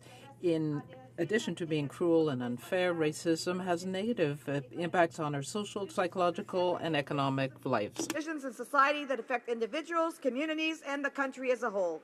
Racism creates barriers, limits participation, reduces productivity, and makes us all the poorer. In Canada, systemic racism towards Indigenous peoples is a sad part of our heritage that cannot be seen as anything other than shameful. As we mark the 140th anniversary of the Indian Act, the current climate of optimism must be tempered with an equal dose of reality. Only a true nation-to-nation dialogue will be the foundation of any solutions that address historic wrongdoings. In this House, we have a special role to play.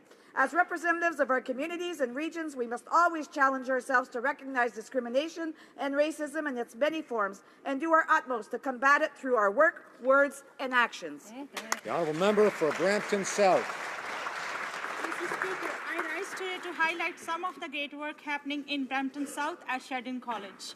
I had the opportunity to tour the Davis campus, Center of Advanced Manufacturing and Design Technologies, the Center of Healthy Communities, and the ERIC clinic a few weeks ago. My favorite part was learning more about how 3D printing technology can be applied to the healthcare field. I want to thank the staff at Sheridan College, especially Dr. Regani, Mr. Banmurgi, and Dr. Jabetsky for arranging the tour. The innovative work that is taking place at Sheridan College will make Canadian healthier and smarter. I'm very proud of our government's innovation agenda led by the Minister of Innovation, Science and Economic Development and the Minister of Science. Together, we are making real change happen. Thank you, Mr. Speaker. The honourable member for Elgin, Middlesex, London. Mr.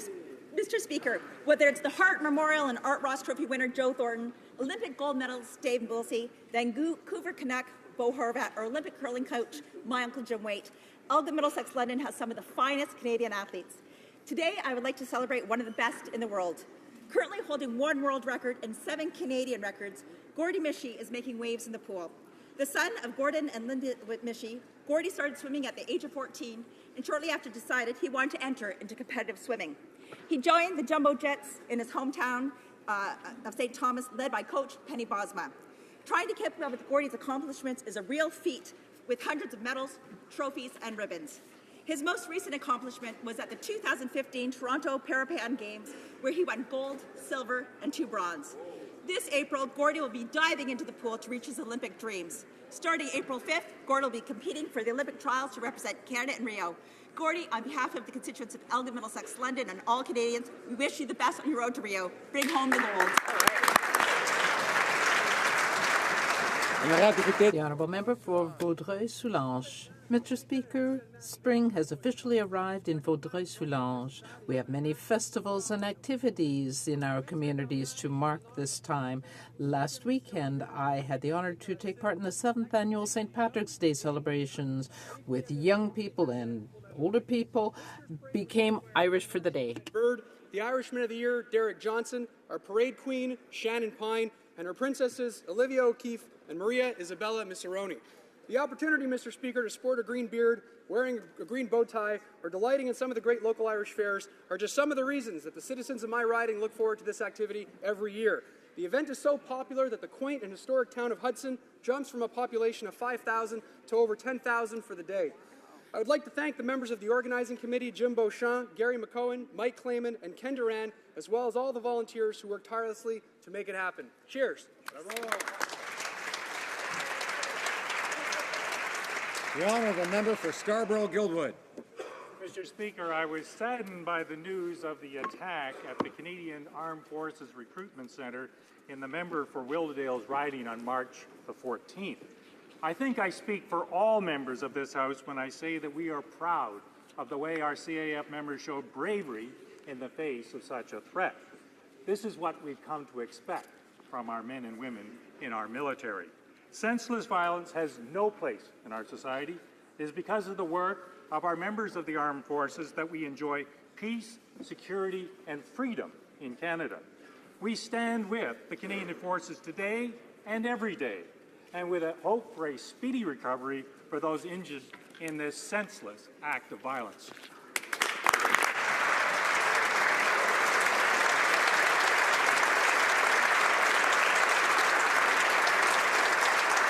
The honourable member for St. Albert, Edmonton. Mr. Speaker, it has been more than 7 months since the 4 children of Alison Azar, formerly of St. Albert, were kidnapped by their father and taken to Kurdistan. They are in an area of escalating violence. With a spring offensive taking place as we speak, there is urgency for action, and I call on the government to use diplomatic and all means necessary. I also, Mr. Speaker, encourage all honourable members to join Alison after question period at a candlelight vigil in front of the Centennial Flame. Mr. Speaker, let us stand united in solidarity for the safe return of these 4 Canadian children.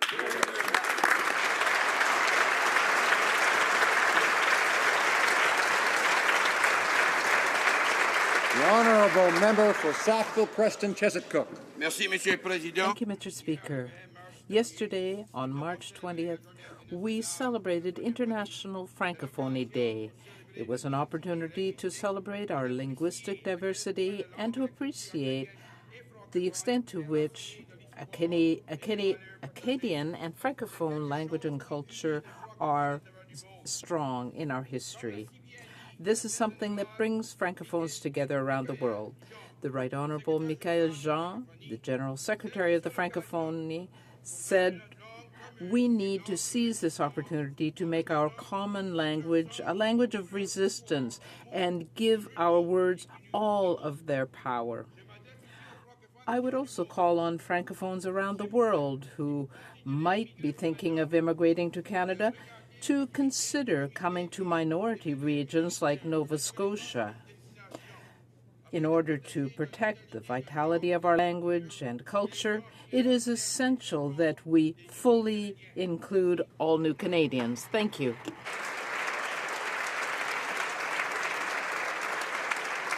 The honourable member for Scarborough-Rouge Park. Mr. Speaker, I rise today to mark the International Day for the Elimination of Racial Discrimination.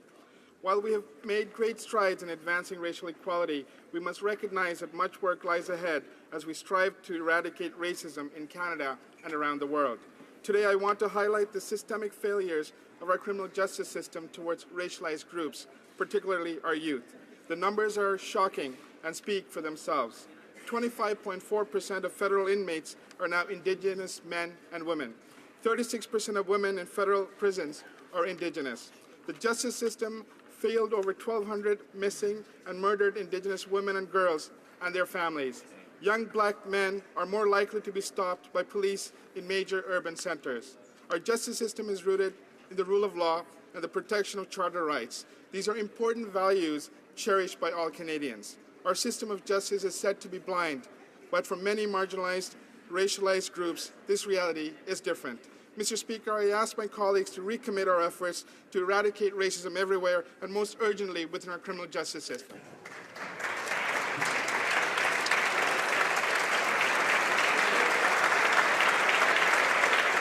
The honourable member for Beauport, Côte-de-Beaupré, Île d'Orléans, Charlevoix.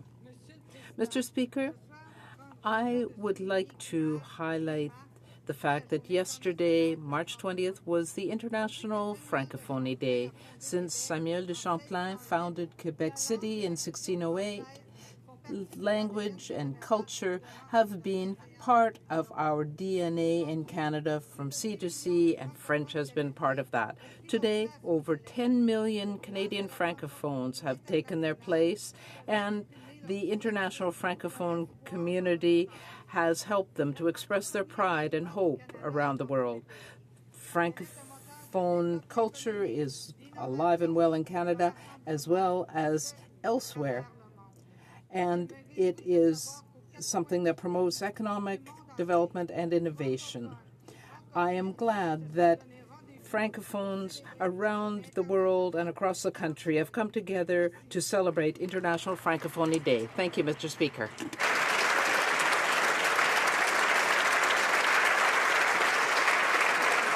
The honourable member for Willowdale.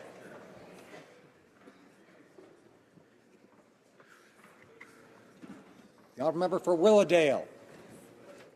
No. Mr. Speaker, it was originally my intention to stand in the House today to recognize Nowruz, the first day of the vernal equinox, which is celebrated by more than 300 million people around the world. I plan to congratulate, in particular, Iranian Canadians on the start of a new year filled with new possibilities for a community that contributes so thoroughly to Canada. Instead, however, I rise today to acknowledge the unsettling events that unfolded in my riding last week when an assailant approached the Armed Forces Recruiting Detachment in Willowdale and injured 2 members of our armed forces. I am happy to report that both Canadian Armed Forces members have fully recovered.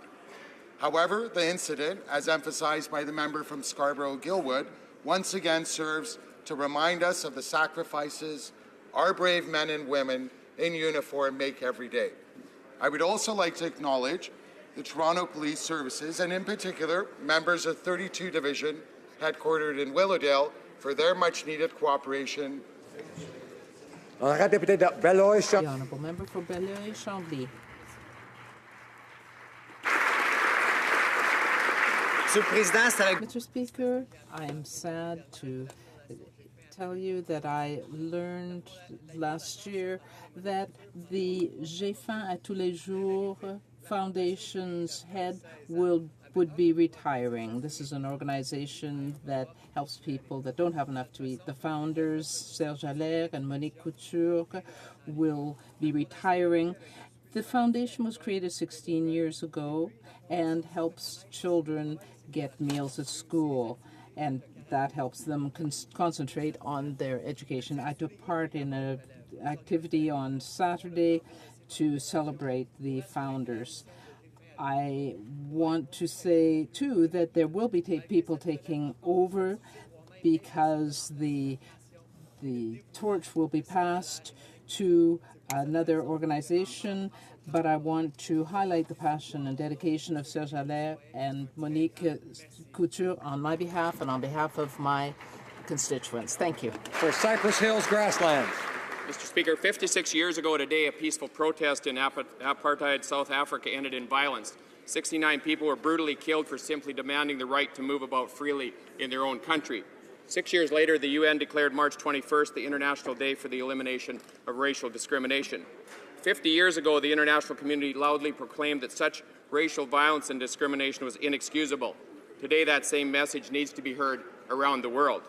While many people now live free of discrimination based on the color of their skin or their background, we should remember that many challenges remain.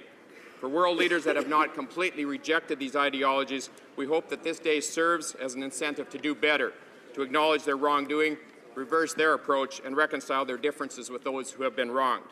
On this Day of Unity, we urge the Government of Canada to continue promoting Canada's compassion and tolerance globally so that all people have the opportunity to live freely.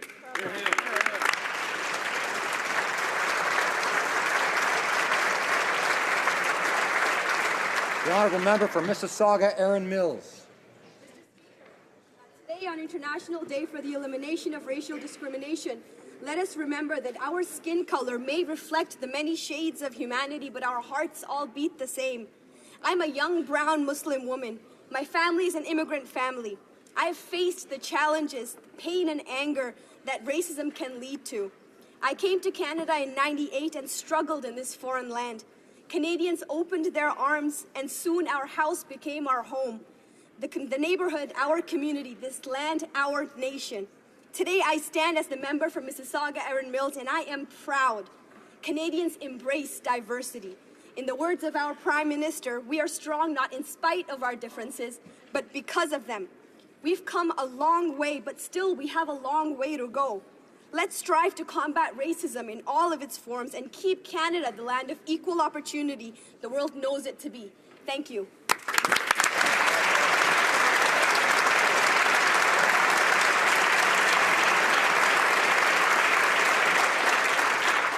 Questions orales, oral questions. The Honourable Leader of the Opposition.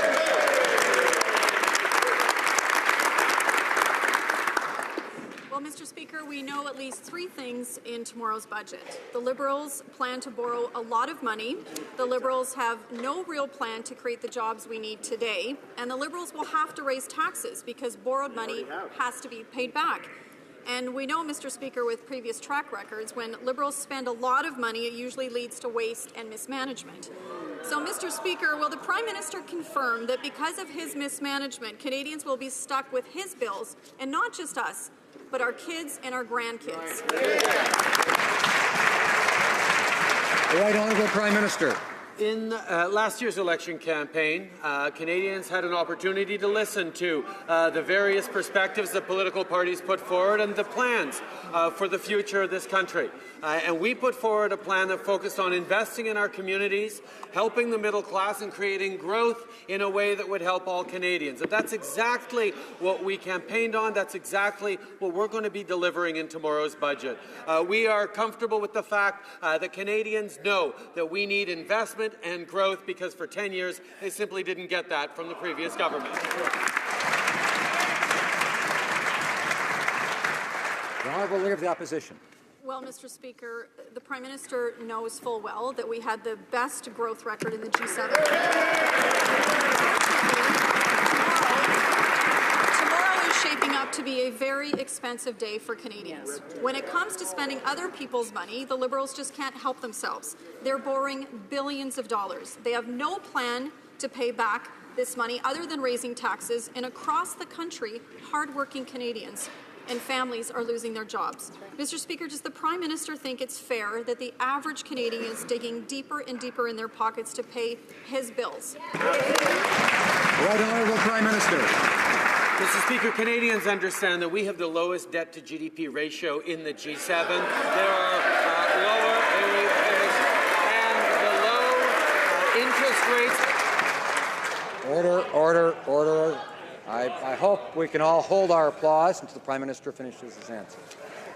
Record low levels of interest rates right now mean that this is an opportunity to invest in our future. Confident, optimistic economies are willing to invest in their future, in their children's future. For 10 years, the previous government did nothing but shave away and cut instead of investing in the kind of tomorrow that Canadians need. This is the budget that Canadians have been asking for through the last election campaign.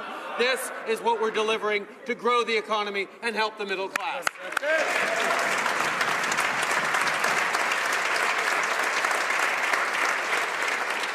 The Honourable Leader of the Opposition. Well, Mr. Speaker, the truth is business investment has dropped off the cliff since they've been elected. That's right. Monsieur le Président. Mr. Speaker, the Liberals have broken every economic promise they made. They have no credibility left. During the election campaign, they promised that they'd only run a modest $10 billion deficit. Will the Prime Minister confirm and acknowledge that because of his mismanagement, Canadians will be stuck with his bills that are out of control? The Right Honourable Prime Minister. Mr. Speaker, during the election campaign, we put forward a plan to invest in our communities to help the middle class and create economic growth. That's exactly what the business community and economists internationally and domestically have said that the Canadian government should do. So we are aligned not only with Canadians, but also with experts who say that this is the right time to invest in our future, not the time to cut in services offered to Canadians. That's what's going to create economic growth, and that's what we're going to deliver tomorrow. Honourable Member for Lac-Saint-Jean. Mr. Speaker, last week, the Parliamentary Budget Officer announced that our Conservative government had balanced the budget. Allow me to quote Mr. Fréchette. Mr. Fréchette said, "We continue to predict a surplus of $1.2 billion for 2015-2016. That's our official position. The budget was balanced." We found out this morning that 69% of Canadians are worried about their financial safety. What does the Prime Minister say to the billions of Canadians who are worried about this Liberal spending spree? The Right Honourable Prime Minister. One thing we saw during the election campaign last fall is that indeed Canadians were worried about their economic future. And despite the positioning and the promises and the so-called economic action plan of the former government, Canadians were truly worried about their future, and that's why they chose a government that would invest in their communities, that would help the middle class, that would create the growth that has not been there for Canadians in the past 10 years because of the lack of leadership of the former Conservative government. Member for Lac-Saint-Jean. Mr. Speaker, when the Canadian public sees its taxes significantly increase, they'll understand what this government did. The forestry industry, among others, is going through a difficult period. We know there's important subjects such as the renewal of the agreement on softwood lumber, the loss of jobs. That's $20 billion for the Canadian economy. That was completely forgotten in the throne speech. We wonder what will be in the budget about the forestry industry. Can the Prime Minister tell all regions of the country that live from the forest what measures will be in his budget? The Right Honourable Prime Minister. I'm very eager to table a budget that will address the concerns of Canadians throughout the country, including in the regions, in the forestry industry. We know the time has come to invest in innovation in our regions, in our natural resources, in order to create the growth and jobs that we haven't seen in the past 10 years under the former government. This is the time for us to turn the page on 10 missed years and invest in our future once again. That's what we're going to do for the forestry industry, for the regions, for all of Canada. Honourable Member for Outremont. Mr. Speaker, we found out today that Bombardier intends to outsource another 200 good Canadian jobs abroad. That is in addition to the 2,400 families that lost Bombardier jobs last month. Our aeronautics industry needs help, but not to the detriment of workers and their families. Does the Prime Minister intend to protect good jobs here in any agreement to be signed with Bombardier? The Right Honourable Prime Minister. Yes, Mr. Speaker. I thank my colleague for his question because it's a very important one. What we want, essentially, is to protect good jobs for Canadians in the aeronautics industry as well as in other industries. That's why we're taking the time necessary to assess Bombardier's proposals to make sure that if there are investments to be made, it will be in the short-term, medium-term, and long-term interests of the workers in the aeronautics industry throughout Canada. The Honourable Member for Outremont. The loss of jobs are being lost at Avro Canada as well. Workers need support. Fewer than 4 out of 10 who need employment insurance have access to it when they need it. The Liberals voted against our motion that sought to force them to meet their own promises about employment insurance. The budget is coming down tomorrow. Will the Prime Minister finally respect his own commitments about employment insurance, yes or no? The Right Honourable Prime Minister. Mr. Speaker, as I said, we put forward in our platform concrete commitments to improve access to employment insurance throughout the country, including in regions that are going through a lot of difficulties because of the low price of oil. I can assure my honourable colleague that we will respect our election promises in the budget to be tabled tomorrow. I'm eager to see that. Children across the country are living in crisis because the federal government doesn't provide them with the same resources other Canadian kids get. We have children in Saskatchewan suffering from horrible sores because they don't have access to clean, safe drinking water. We have children who desperately want to learn but are forced to attend school in third world conditions. Will the Liberal budget provide full equivalent funding to end the gap on health, water and education for First Nations children? The Right Honourable Prime Minister. Again, Mr. Speaker, I thank the honourable member for his question. It's an important one indeed, as we have put forward since the beginning of our coming into mandate as a government, renewing the relationship, building strong infrastructure and support in communities across the country, particularly in those most vulnerable communities for Indigenous children. These are things that we're making a priority, and tomorrow's budget will feature historic investments in First Nations and Indigenous Canadians right across the country to begin to make it right that we have not done for so many decades in this place, in this building.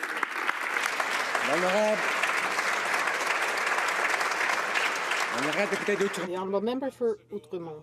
Hazard's children were kidnapped. We're talking about 4 Canadian children taken to Kurdistan in the middle of a war zone. Today, I met with Alison here in Ottawa, and she's asking once again for the Canadian government to intervene and help bring her children home. The need for action is urgent, Mr. Speaker. Why hasn't the Prime Minister bothered to call President Barzani to bring these kids home? The Right Honourable Prime Minister. Mr. Speaker, we are fully seized with the importance and urgency of this case. Canadian consular officials are working extremely closely with the appropriate government authorities in Canada and abroad, including law enforcement, to return the children safely to Canada. Consular officials are in regular contact with Ms. Zazar as we pursue the safe return of her children. Rest assured that the safety of those children is a high priority for this government. The Honourable Member for Milton. Mr. Speaker, Mr. Speaker, Canadians are very concerned about massive deficits because, of course, they lead to increased taxes. And in fact, polls today show that Canadians' concerns are economic in nature. First, jobs, and second, taxes. And that's what members on this side of the House have heard in the run-up to the budget that the government will be presenting tomorrow. So I'd like to know from the Finance Minister, when will he actually admit that in their campaign they misled Canadians and they said that the deficits were going to be moderate, but indeed they're not, and that these massive deficits of the Liberal government are nothing more than broken promises? Honorable Secretary Parlementaire des Finances. Parliamentary Secretary. Canadians made a clear choice last October. They decided to have a fundamentally different approach to managing our economy. Mr. Speaker, our priority is growth, and that's exactly what we're going to deliver tomorrow in our budget. We're going to focus on the middle class. We're going to help Canadian families. We're going to create growth. That's what Canadians expect of us, Mr. Speaker, and that's exactly what we're going to deliver exactly tomorrow. Thank you, Mr. Speaker. The honourable member for Milton. I fear, Mr. Speaker, that their approach is fundamentally different. That's to spend until there really is a recession. Absolutely. Mr. Speaker, the Boys and Girls Club of Canada hosted the Finance Minister for a photo op on Friday. Now, while I laud the location choice, it's a great organization, I am very concerned about the message that he may have left for these young kids. Now, the Prime Minister's best friend, Kathleen Wynne, has already saddled these kids with $22,000 for each of them in terms of a provincial debt. Can the minister tell us whether or not he explained to these kids as well that his out-of-control borrowing is actually going to top up what Kathleen Wynne's government has already saddled these children with for long-term debt repayment? Honourable Parliamentary Secretary. Mr. Speaker, I'm very proud to say that the Minister of Finance and I went from coast to coast to coast to listen to Canadians.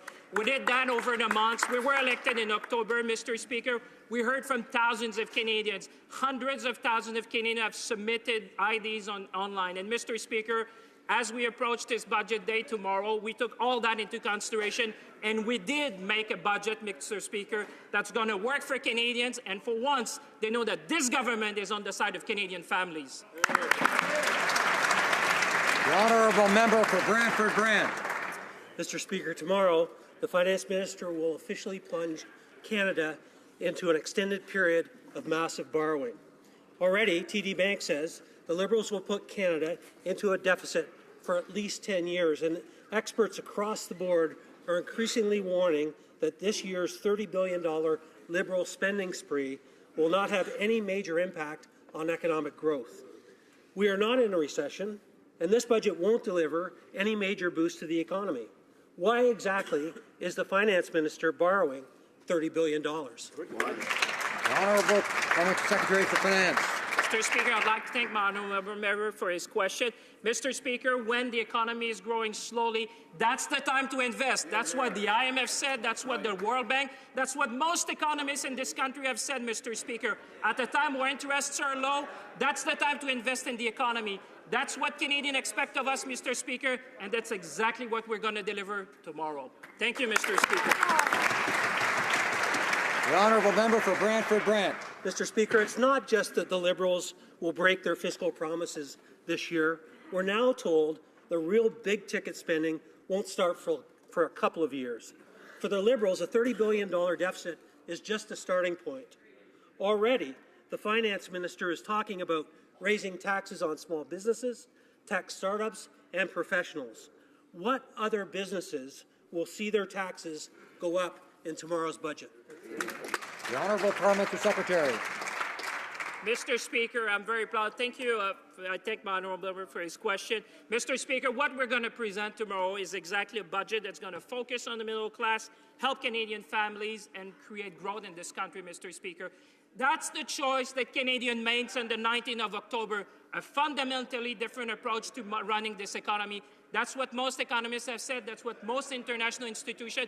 Mr. Speaker, this budget is a budget for Canadian family, for the middle class, and that's what we're going to deliver tomorrow. The honourable member for Huron-Bruce. Canadians are concerned. $1 billion of taxpayer money will still result in Bombardier shipping production to Mexico and China. There's a better solution that doesn't cost taxpayers a dime.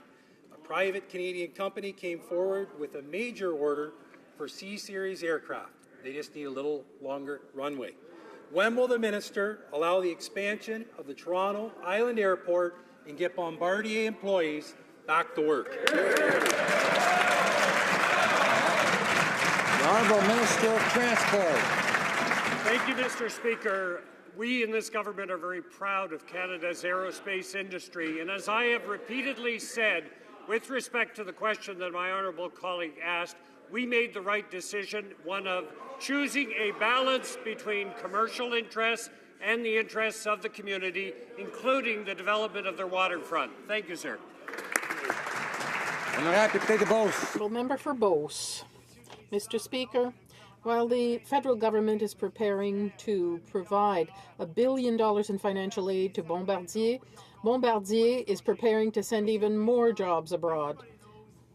Subsidies are inefficient and a waste of taxpayers' money. When will the government understand that it is not fair to force small entrepreneurs to pay taxes to fund subsidies to a corporation like Bombardier? The Honourable Minister of Economic Development.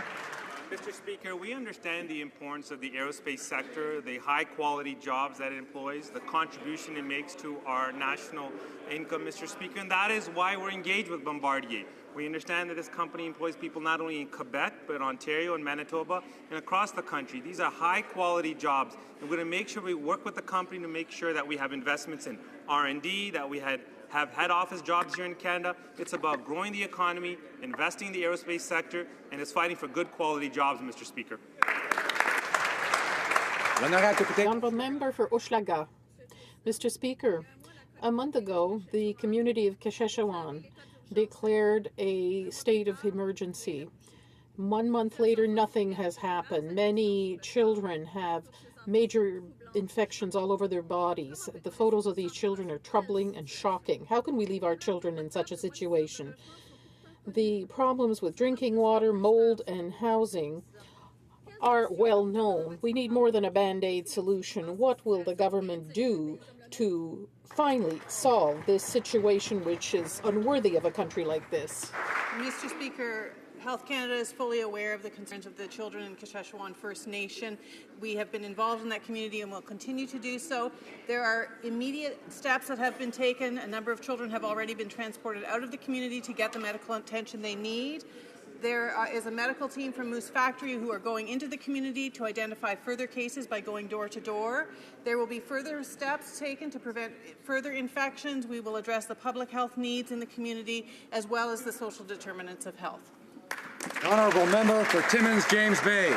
Thank you, Mr. Speaker. It has been over a month since the communities of Treaty 9 declared a medical state of emergency, and this weekend Canadians saw that shocking face in the children of Saskatchewan. I want to thank the Indigenous Affairs Minister and the Health Minister for working with us on an emergency plan for the most severe cases, but they know the crisis is systemic. The mold, the lack of clean water, the need for a proper medical system. I'm asking the minister, will she commit to a timeline and a plan so we can end this state of emergency and reassure these children that they can grow up in their communities healthy and hopeful and safe? Fair question. The Honourable Minister of Health. Mr. Speaker, I thank the honourable member for his question. As he is aware, Saskatchewan First Nation is among a number of communities in our country who are facing very serious gaps in their health outcomes. We are absolutely determined to address these gaps. I'm working with my colleagues in Health Canada to address not only the immediate health needs of a community like Saskatchewan and many other Indigenous communities across the country who are facing serious concerns. We are looking at how we can prevent these conditions. I am working with my colleague, the Minister of Indigenous Affairs and Northern Affairs, to address the underlying causes, and we will make sure that the health gaps have been addressed. The honourable member for Portage Lisgar.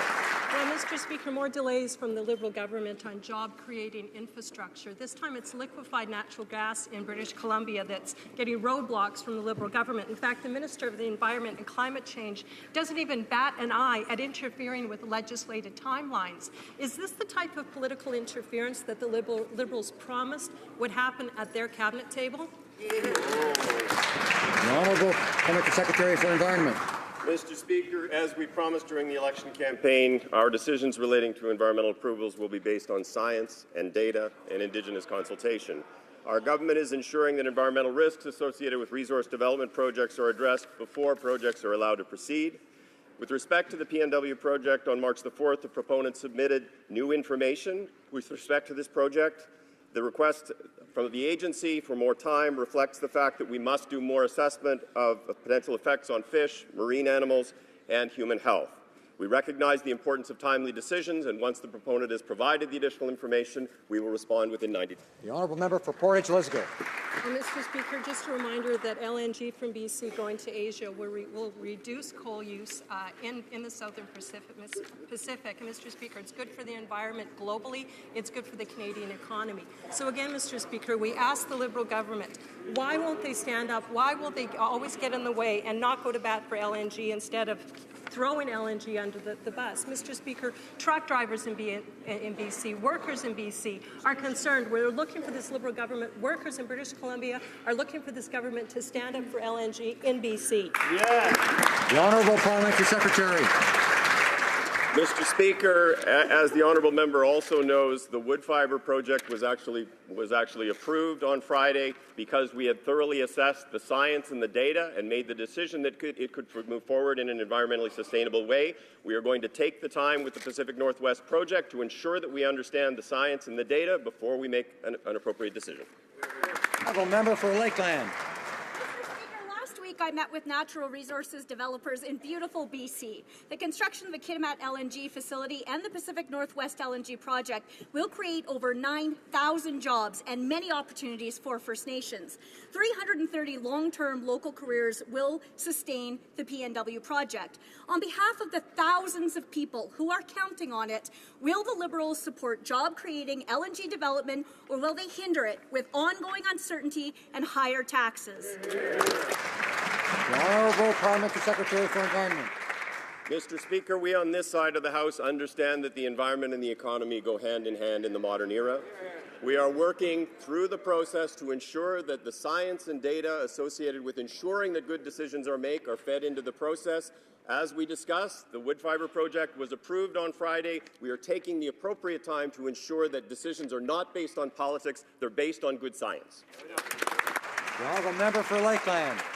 Mr. Speaker, people understandably doubt the Liberal position on Canadian energy. The Prime Minister hired anti-energy protesters like a senior advisor who said 2/3 of our fossil fuels should remain in the ground.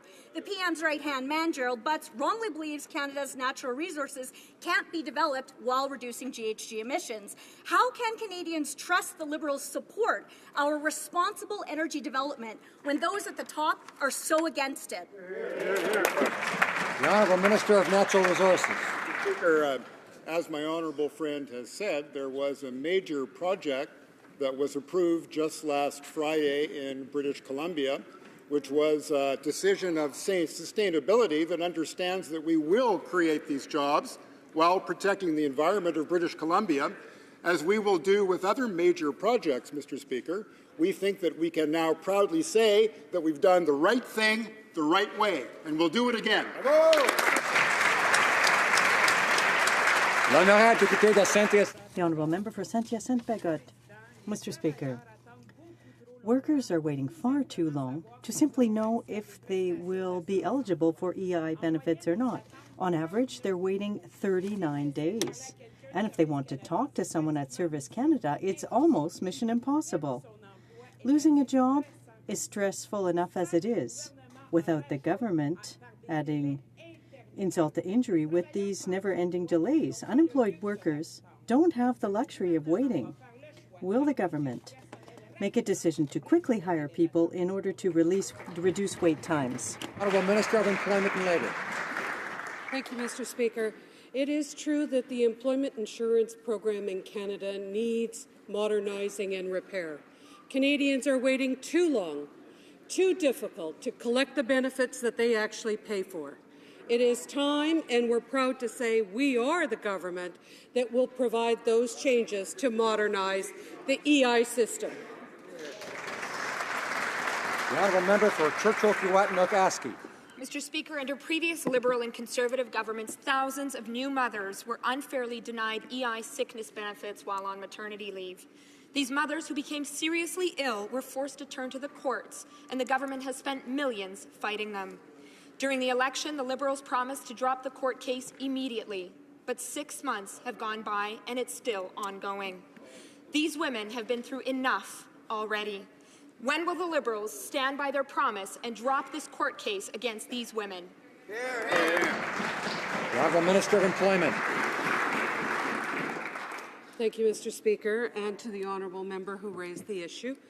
We understand that the time for these kind of lawsuits are difficult, costly, and stressful for the women that are involved in those cases.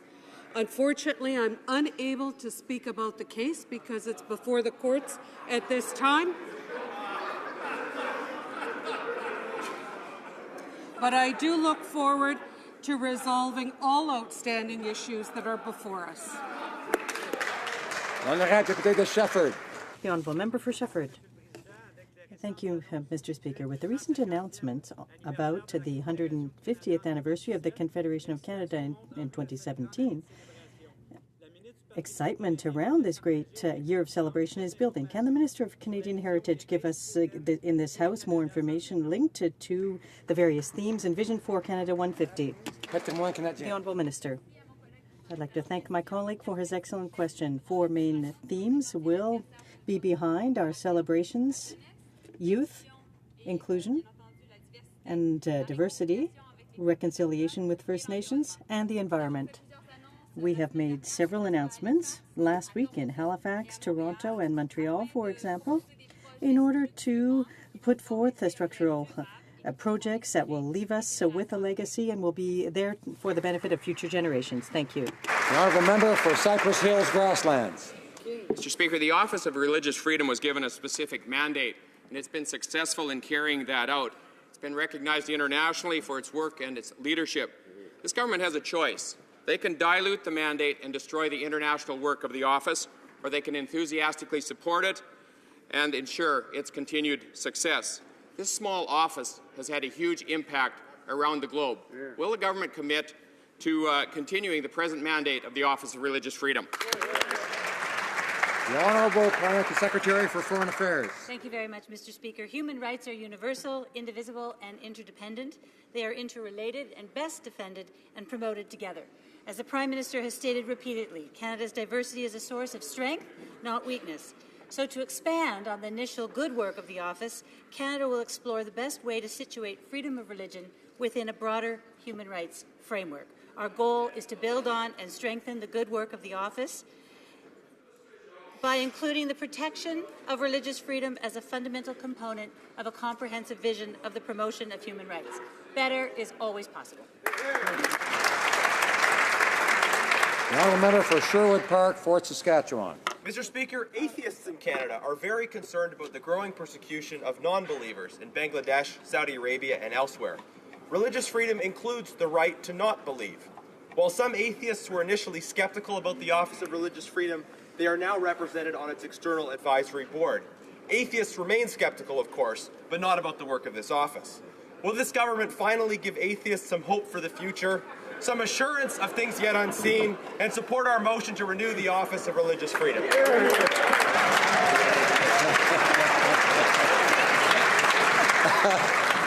Honourable Parliamentary Secretary. Thank you. A sense of humour is a wonderful thing. There's hope. As a multicultural and multi-faith country, Canada is well placed to champion all human rights internationally. In fact, our own charter guarantees everyone the fundamental freedom of religion and of expression, association and assembly, which is precisely what the member opposite was getting to, and I thank him for his question. I hope for order. The Honourable Member for Thornhill. Mr. Speaker, the United States, the European Union and the Vatican have characterized the barbaric actions of ISIS as genocide. But the Liberals refuse to use the term to describe the slaughter of Yazidis, of Christians, of Shia Muslims in territories ISIS controls. Now, is that because, Mr. Speaker, the government's watered-down so-called non-combat mission in Syria and Iraq can do nothing to stop genocide under terms of the UN Convention? The Honourable Parliamentary Secretary. Thank you. Canada strongly condemns the crimes perpetuated by the so-called Islamic State, including those committed against religious and ethnic minorities. But genocide is not a term to be used lightly and Canada is a member of the International Criminal Court, which means the use of that term is different than it is for the United States, who is not. We are committed to preventing and halting genocide and crimes against humanity. We are committed to holding perpetrators of such serious international crimes to account. And our new, strong, 3-year anti-ISIL strategy seeks to address the ongoing crisis in Iraq and the destabilizing impacts on Lebanon, Jordan, and Syria. I'm hoping we'll keep showing respect for each other and listen carefully and not interrupt. The Honourable Member for Charlebourg, Haute-Saint-Charles. Mr. Speaker, now I understand the explanation provided by my colleague opposite, but the European Parliament, the Pope, and now the Prime Minister's great friend, President Obama, have characterized ISIS terrorist activities against religious groups in Iraq and Syria as a genocide. Now the Minister of Foreign Affairs' response has been quite timid. Does the Prime Minister think that, like President Obama does, that this is indeed a genocide? Carry. I'd like to repeat that Canada is a member of the International Criminal Court. The term genocide there means much more than the term genocide in terms of halting genocide, and the opposition should know that. This is absolutely serious. This is not the United States of Canada, and our strategy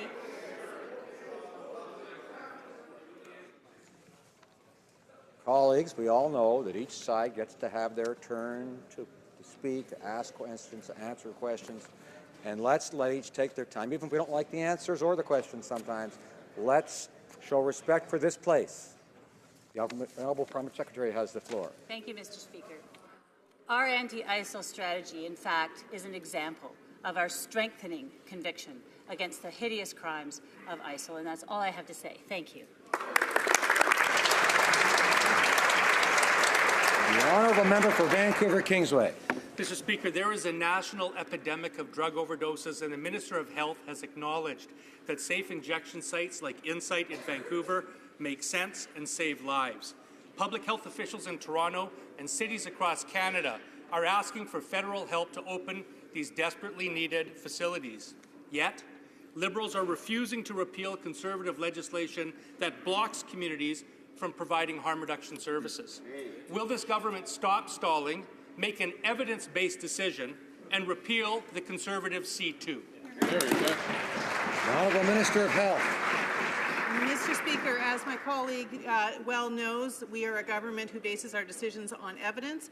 In terms of the matter of problematic substance use, we will address this on the basis of public health concerns as well as a focus on harm reduction.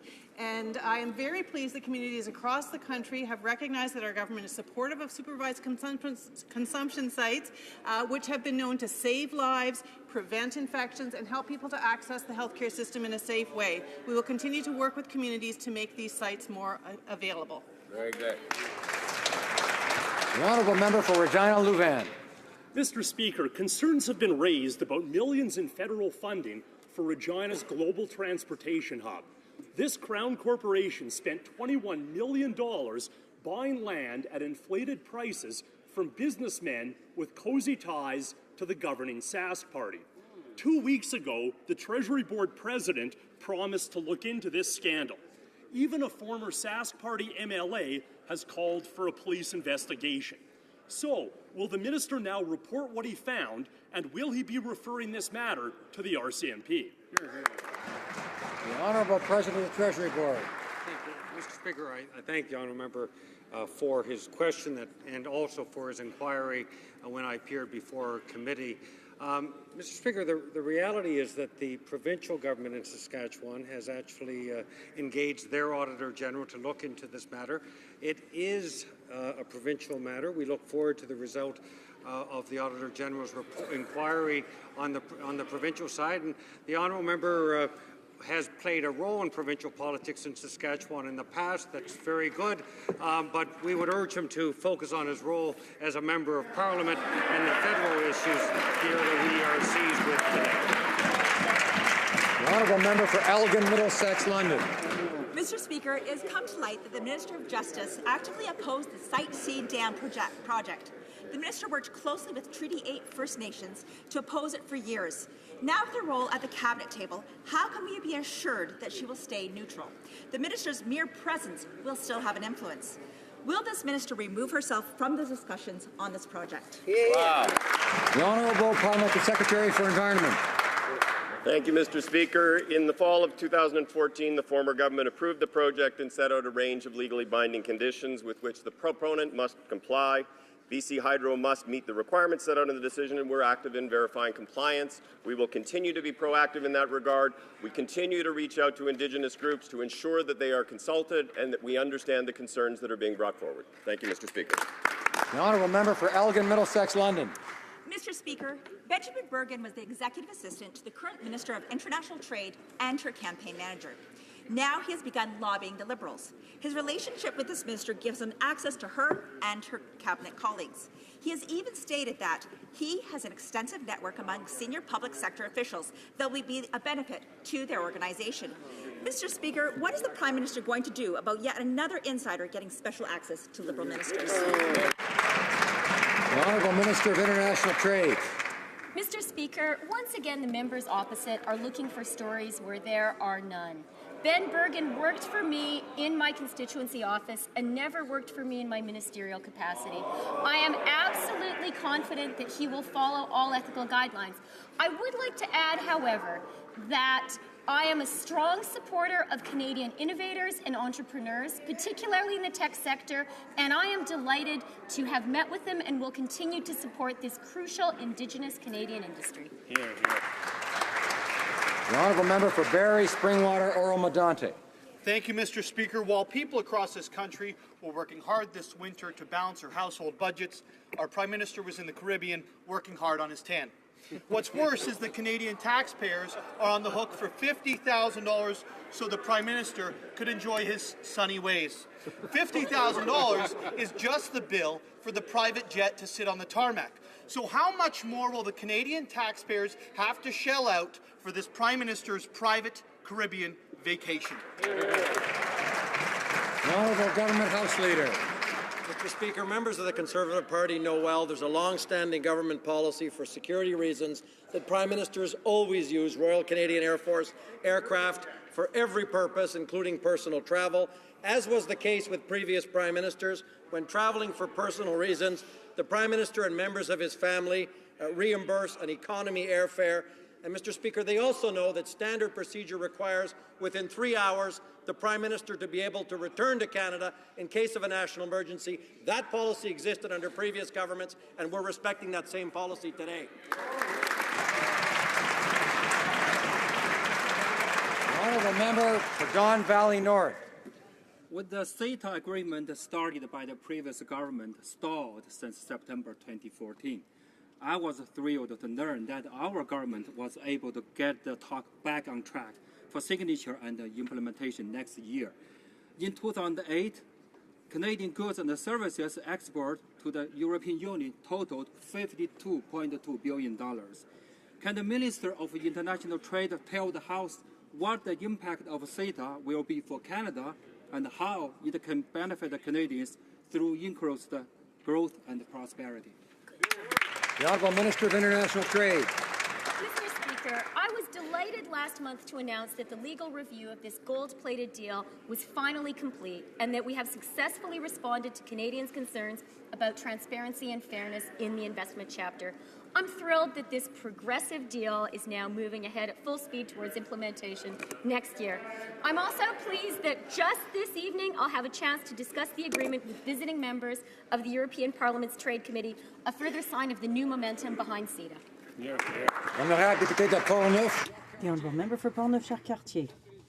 Mr. Speaker, a former defeated Liberal candidate, Jocelyn Coulon, is now in the office of the Minister of Foreign Affairs.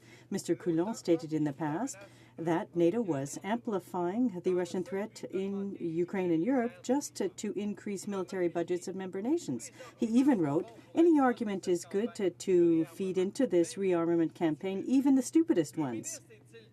Does the Minister agree that the threat posed by Russia, among others to Ukraine, is just a pretext to increase NATO's military budgets? Mr. Secretary for Foreign Affairs. Thank you for the question. Canada stands steadfast with Ukraine.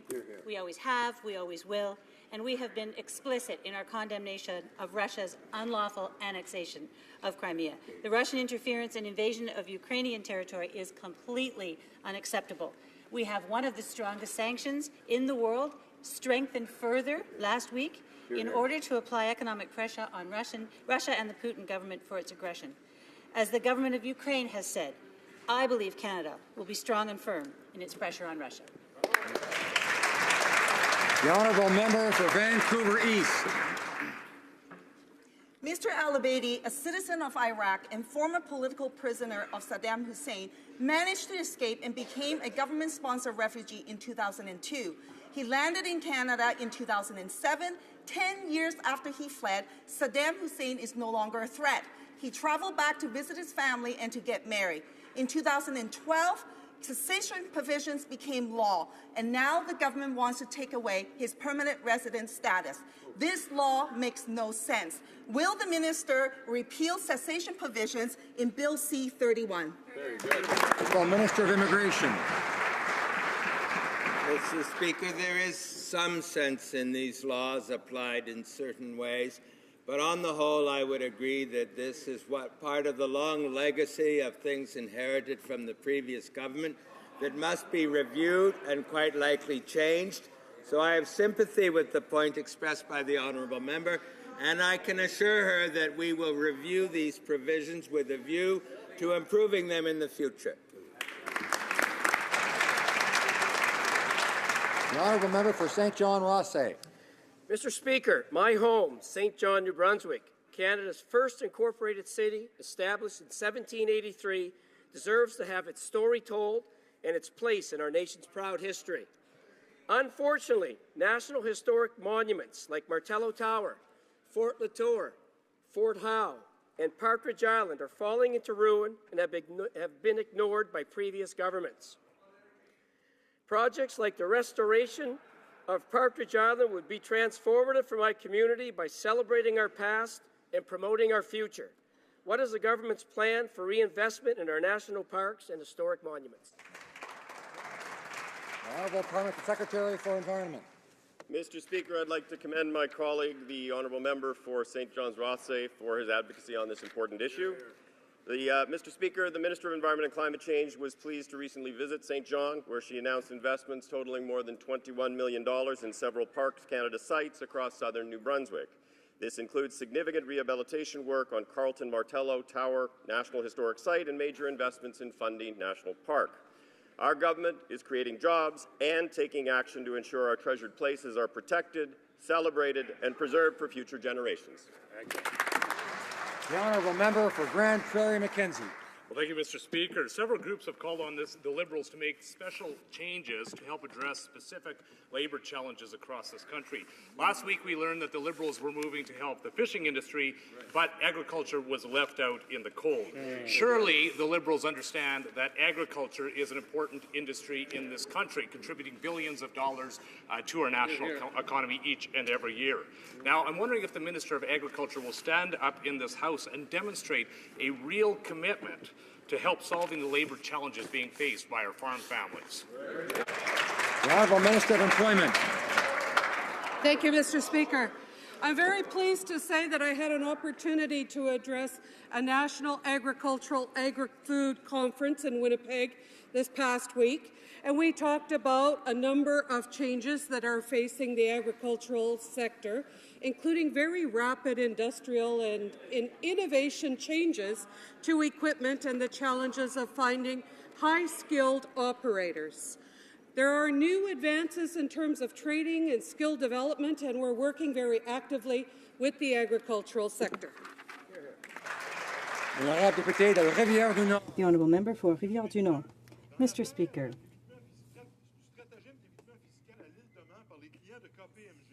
in KPMG, in response to a question from my colleague on Thursday, March 10th, the Minister of Revenue stated, and I quote, the Canada Revenue Agency has not granted amnesty. My question is simple. Since there is no amnesty that's been granted, what are the penalties? How hard are the penalties being called for by the agency, and when will criminal charges be laid? The Honourable Minister of National Revenue.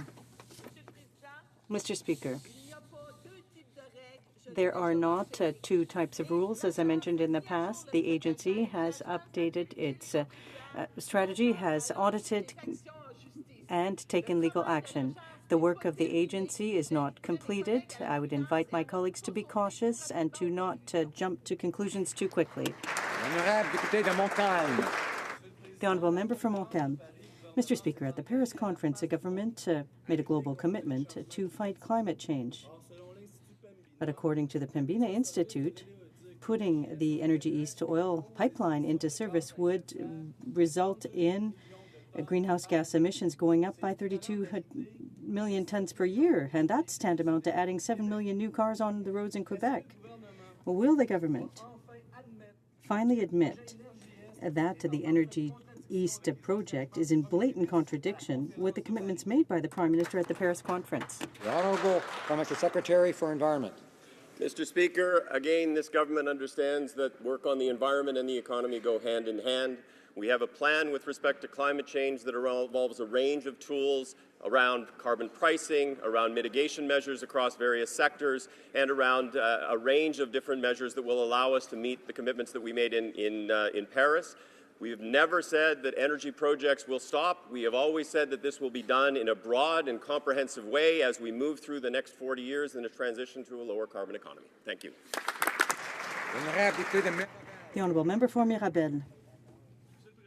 Mr. Speaker, the Canadian homeless strategy is simply not working. The Prime Minister publicly went forward with the approach for homelessness to take action in Quebec by promising to increase the Quebec share by 50 million. Will the Prime Minister respect what he stated in Quebec, and will they help the people who are really in need? The Honourable Minister. Well, thank you, Mr. Speaker, and I'd like to thank my colleague for that important question. This is a subject that is of great importance to us. As we pointed out, it's an issue that deals with people's vulnerability, the people who are most vulnerable in our society. The honourable member opposite will be surprised in the weeks to come when he sees the new relations that we have with the provinces on this very important issue. This will conclude question period for today. Appel au règlement, l'honorable député de Raxan. Mr. Speaker, to follow up on what was said by the Parliamentary Budget Officer last week, it is very important after all, and therefore I would like to table these documents to show that we have put our fiscal house in order. Est-ce que l'honorable député Does the honourable member have unanimous consent of the House? Je n'entends pas. No, I don't hear unanimous consent. Tabling of documents.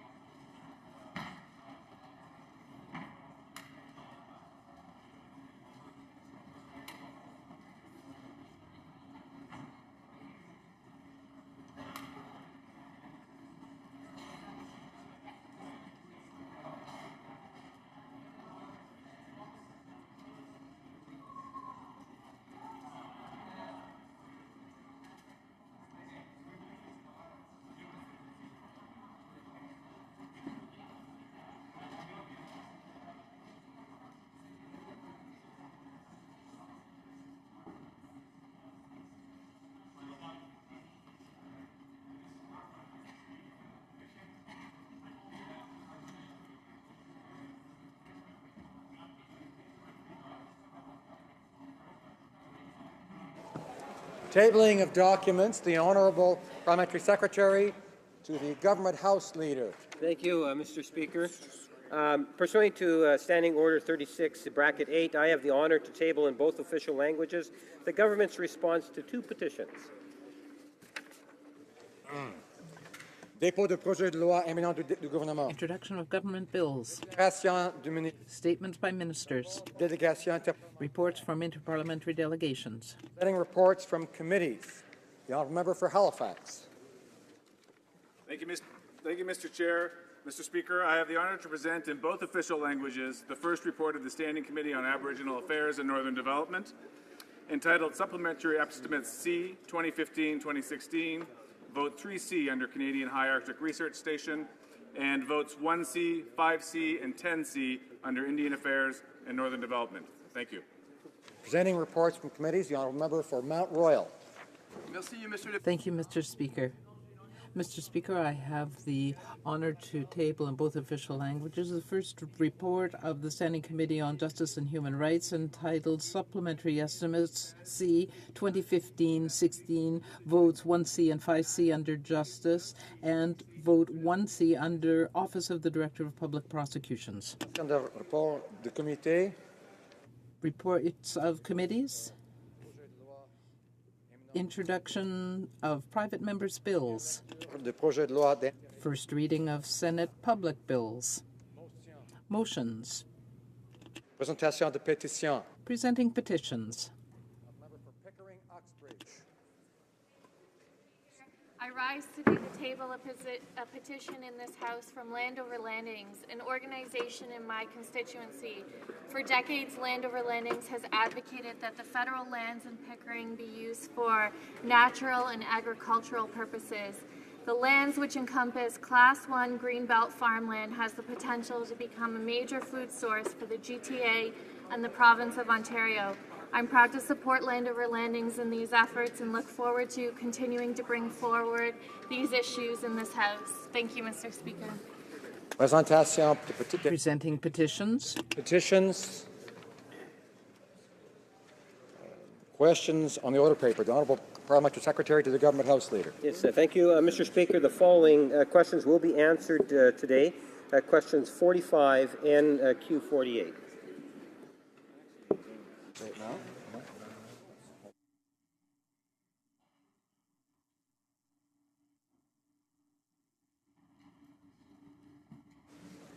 Is it agreed? Agreed.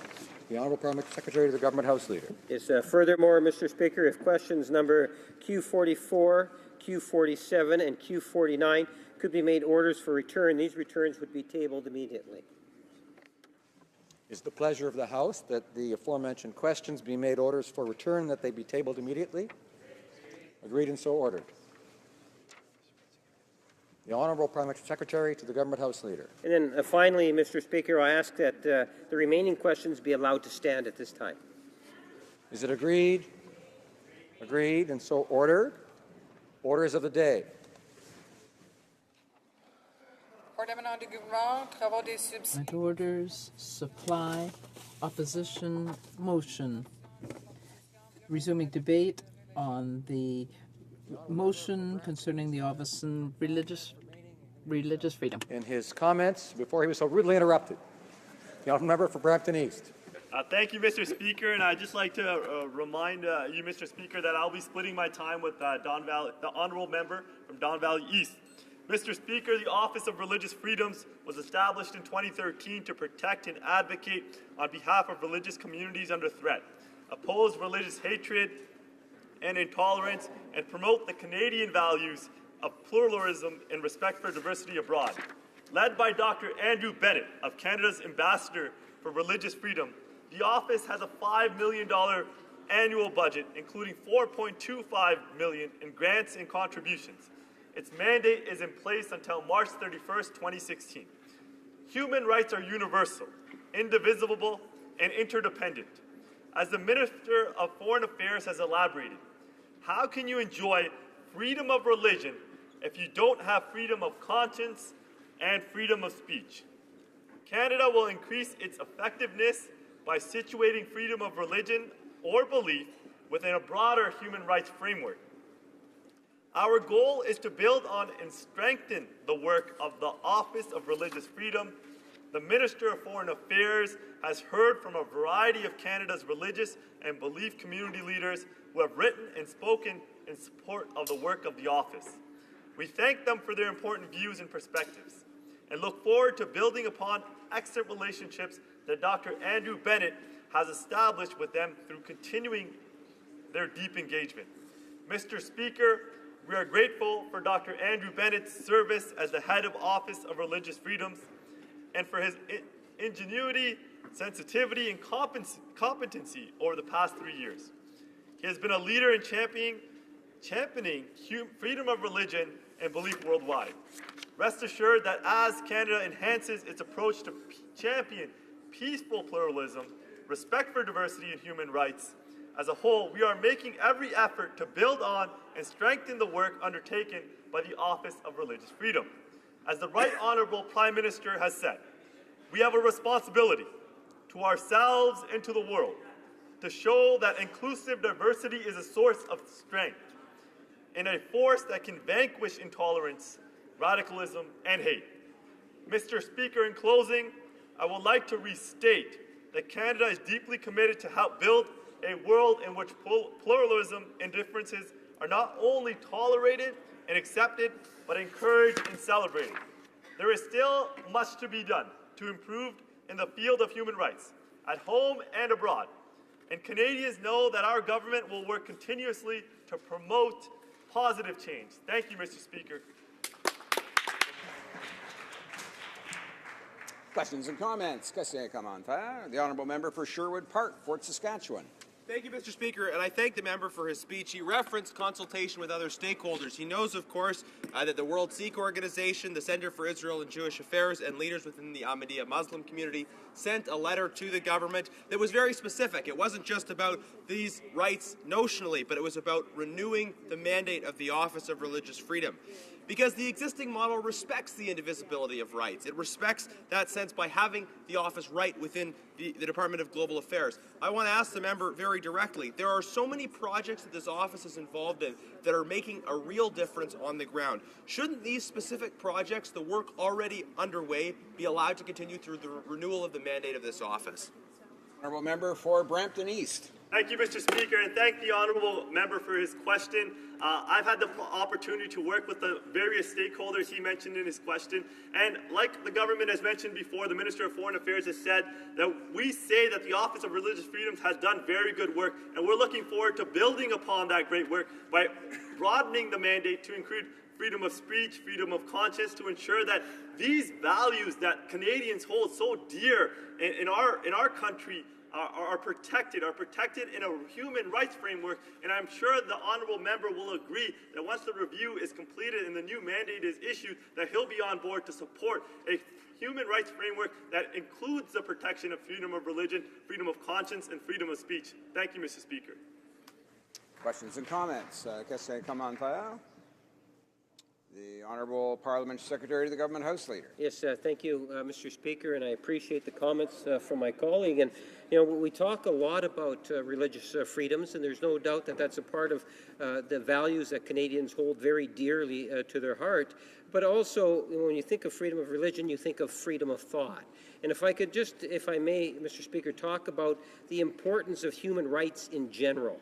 And this is something that I believe that the governments of Canada, or in particular the Government of Canada, but governments around the world should be encouraged to promote and encourage. And my question to the member is, to what degree does he believe that Canada should be playing a leadership role in dealing with human rights issues as a whole, as opposed to just one aspect of human rights, that being freedom of thought or freedom of religion? Honourable Member for Brampton East. Thank you, Mr. Speaker, and thank the Honourable Member for his thoughtful question.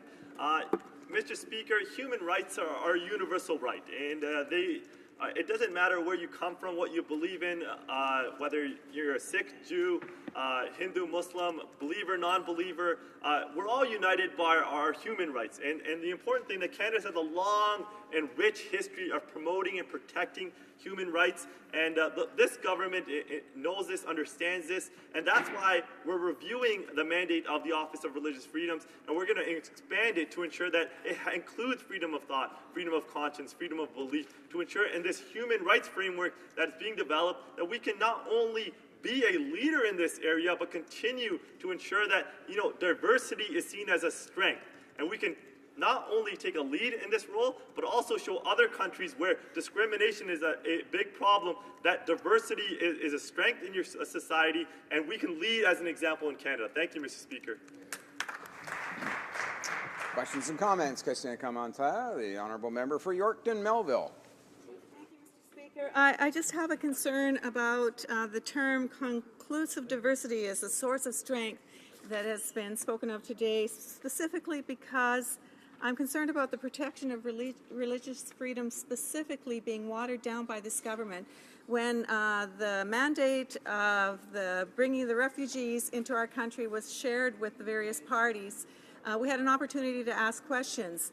There was an individual from the NDP party there who was very thankful that we were bringing refugees from the most vulnerable groups identified by the UN into our country. Specifically, he was very pleased that we were bringing in the homosexual community that was under great stress of being killed in Syria, and setting up separate camps even for them so that they could be brought here, and being able to identify with them when they arrived on the soil, a homosexual community with that homosexual community.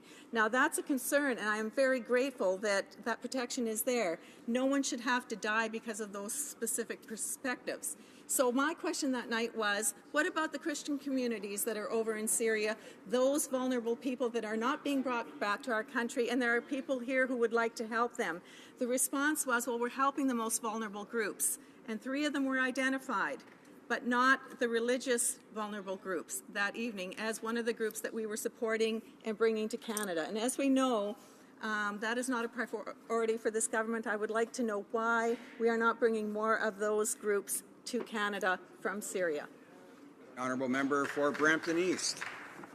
Thank you, Mr. Speaker. I don't know where the question was on the Office of Religious Freedoms, but I can say that this government has made a pledge to helping the most vulnerable refugees to come to Canada, and I'm very proud to be part of the government that met his commitment of bringing 25,000 Syrian refugees to Canada. And the Honourable Minister of Immigration and Refugees and Citizenship is doing tremendous work to ensure that Canada once again is taking a lead around this world to ensuring that the most vulnerable refugees have an opportunity to live the Canadian dream in Canada. Thank you, Mr. Speaker. Resuming debate. Reprise de débat.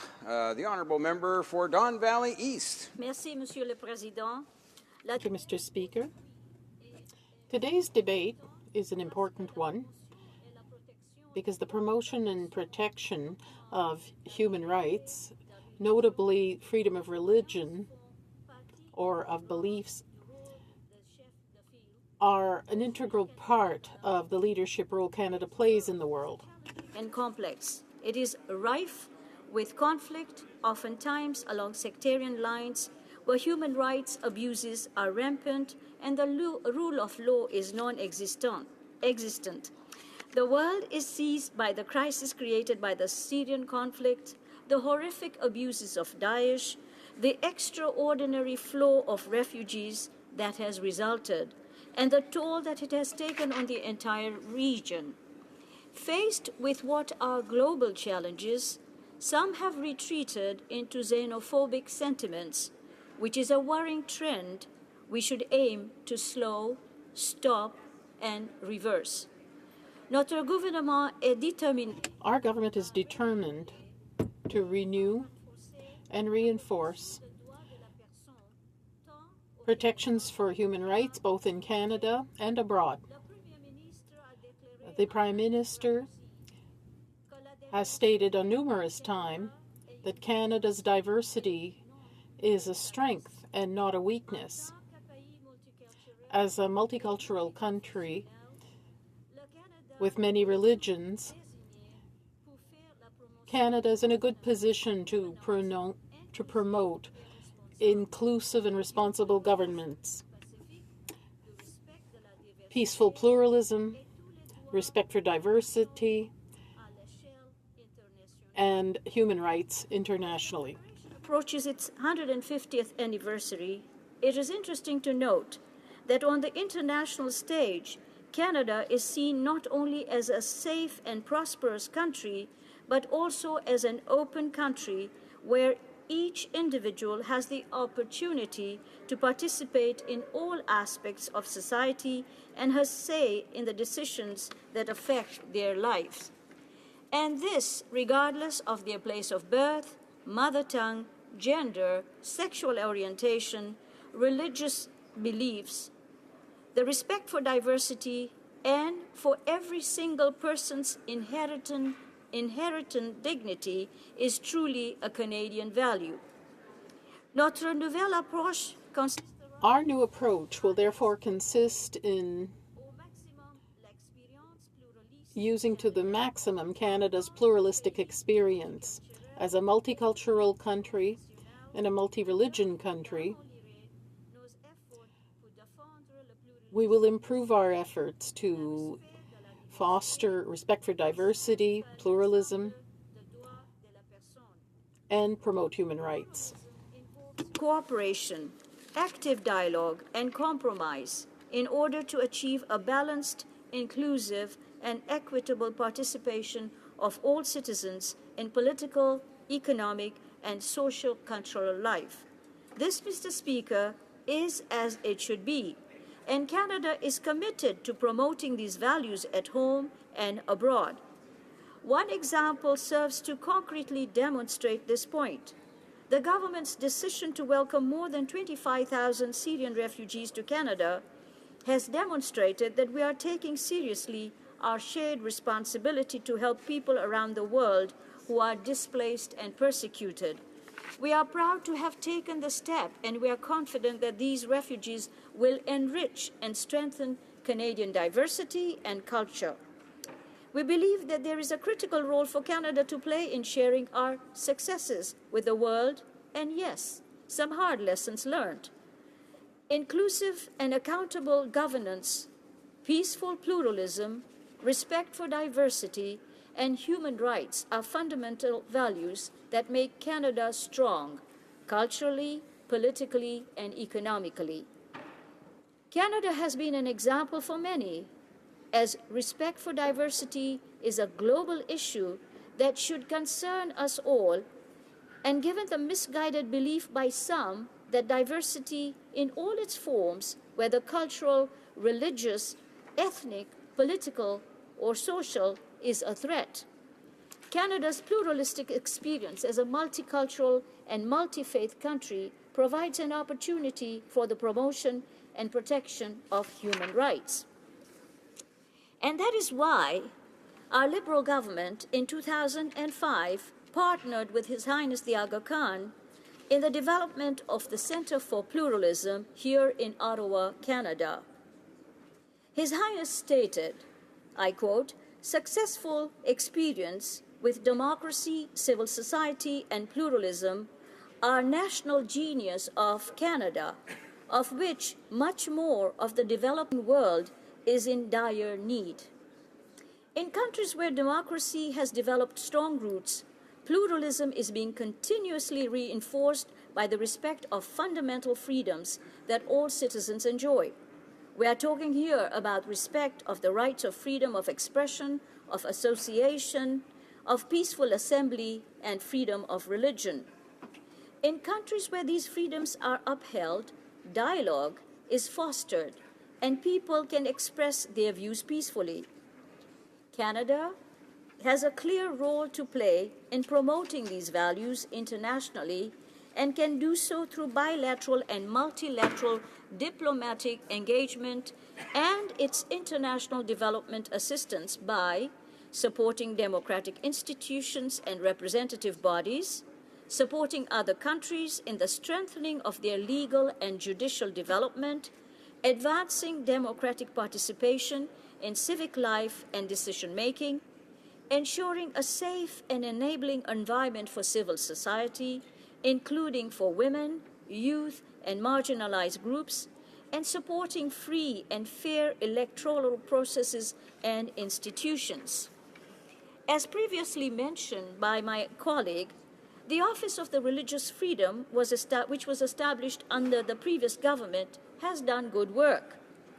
Mr. Andrew Bennett has to be thanked for the work he has done, and we would like to expand on the work. And that is why it is important that we look at expanding or broadening the scope of this institution. And that brings me to quote a genius on pluralism, His Highness the Aga Khan. I quote, "Canada is in an almost unique position to broaden the scope of her engagement with the developing world by sharing very widely her experience in human governance to support pluralism, the development of civil society, and the meritocratic processes for action." We, the government, believe that the role of the Office of Religious Freedom, as it is currently set up, should be broadened. It should not focus only on protecting minority rights based on religion, but ensuring the development of human rights and pluralism. And this is done via working with our international partners and civil society to ensure that this is implemented. That is why our government is pursuing a comprehensive agenda, one that marshals our diversity and our support of all human rights in pursuit of peace. Mr. Speaker, the strengthening of institutions supporting pluralism is as critical for the welfare and progress of human society as our poverty alleviation and conflict prevention. Mr. Speaker, I'd like to conclude this speech with an inspiring quotation from His Highness the Aga Khan.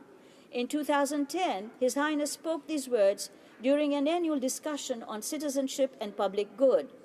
"The world we seek is not a world where differences are erased, but where differences can be a powerful force for good, helping us to fashion a new sense of cooperation and coherence in our world and to build together a better life for all." These are our goals, Mr. Speaker, and Canada has a role to play. Thank you. Great. Resuming debate. Pardon me. Questions and comments. Questions et commentaires.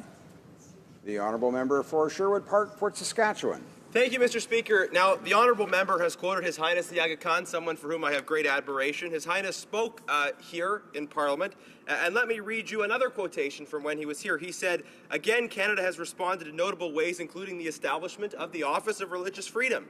Its challenges, like those facing the Centre for Global Pluralism, are enormous, and its contributions will be warmly welcomed, and surely it will serve as a worthy model for other countries." The honourable member has selectively quoted His Highness when, in fact, the Aga Khan has endorsed the work of the Office of Religious Freedom, and our government successfully partnered with the Aga Khan Foundation, giving $290,000 for an important project in Bangladesh. So rather than selectively quoting His Highness, will the member support our ongoing partnership with him and his foundation and support the renewal of this office? Honourable member for Don Valley East. I thank the honourable member for his question. And what we are saying is we'd like to broaden the scope. You do not just focus on religious minority rights. You need to focus on human rights. You need to focus on pluralism. And that can be fostered by going out and supporting international organizations and civil societies in developing pluralistic societies. You know, with war and, people getting carried away with sectarian violence, it is important that we work. And every government has worked with His Highness because His Highness is a genius in pluralism. Questions and comments. Question et commentaire. L'honourable député de Sherbrooke. Honourable member for Sherbrooke. Thank you, Mr. Speaker. I thank my colleague for her speech and the preceding speaker also mentioned the possibility of broadening the mandate of the Office of Religious Freedom. So I would like to know if that's the current Liberal position, that is to keep this office, but to broaden its mandate to include all rights. It could have a very similar mandate to that of Rights and Democracy, an organization that was abolished by the Conservative government. Could the member confirm that that's a Liberal position, that is to keep the Office of Religious Freedom, but broaden its mandate to include all human rights?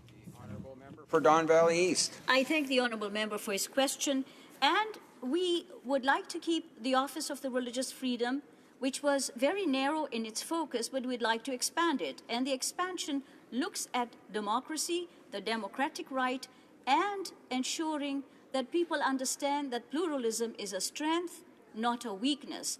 Pluralism in culture, pluralism in language, pluralism in religion, pluralism in different beliefs. And I think that would be important that we, as we consult, ensure that there is an expansion to include rights and democracies. Questions and comments? Question commentaire. L'honorable député de Mont-Royal. The honourable member from Mount Royal. Mr. Speaker, I'd like to thank the honourable member for her excellent speech. And I think in the same way that I do, she very much appreciates the Office of Religious Freedom and the importance and the good work that it's done. And I would like to ask her, based on that speech, does she not agree that broadening the mandate, enhancing the number of rights that we're looking at, tackling at a global level, does absolutely nothing to limit what we're doing on the religious issue? Does she not agree that the enhanced, broader office will allow us to do exactly the same work on religious freedoms as the current office does? Honourable member for Don Valley East. I thank the honourable member for his question, and it is important to note that when one pities one religious group against the other, it creates more problem for that religious group. So it is important to not only expand the mandate to allow religious freedom, but freedom of everything. Freedom, democracy means the ability to be able to practice your faith without persecution and without any negative consequences. But it also means that you have civil societies that are allowed to talk freely, media, journalists that are allowed to write freely, and that is what this office should be doing. Thank you. Resuming debate. Reprise de débat. The honourable member for Thornhill. Well, thank you, Mr. Speaker, and I'm delighted to speak today in enthusiastic support of the motion. I will be sharing my time with the member for Cypress Hills Grasslands. Mr. Speaker, Canada's Office of Religious Freedom has, in the 3 short years since its inception, clearly established itself as an integral part of Canada's foreign policy leadership. And as Canada's first ambassador for the Office for Religious Freedom, Dr. Andrew Bennett has established himself as an outspoken champion against the rapid spread of religious persecution around the world. Now, why did our former government create this institution, Mr. Speaker? Well, almost 80% of the world's population, 77% to be precise, live in countries that impose restrictions on freedom of religion, or live in countries where individuals or groups freely, widely commit a range of unacceptable acts based on religious hostilities. Now, we know that religious freedom is a specific element in the Universal Declaration of Rights, of Human Rights, and the International Covenant on Civil and Political Rights. But we also know that widespread violation of religious freedoms impact religious communities of all of the world's major faith traditions, including Muslims, Christians, Buddhists, Hindus, and Jews, as well as those who profess no particular faith. We were reminded in question period today by my colleague from Sherwood Park, Fort Saskatchewan, that atheists would fall under this belief category. And as the chair of the Parliamentary Friends of Falun Gong, Mr. Speaker, we should be aware in this debate of the tens of millions. In the early 1990s, there were more than 70 million practitioners, not of a religion, Falun Dafa, the spiritual practice which is followed by adherents of the Falun Dafa and Falun Gong. But in 1999, the Chinese government brutally, cruelly cracked down with the persecution, beatings, imprisonment, even torture and death of tens of millions of Falun Gong practitioners, which in recent years, thank heavens, recent Chinese presidents have demonstrated a greater tolerance.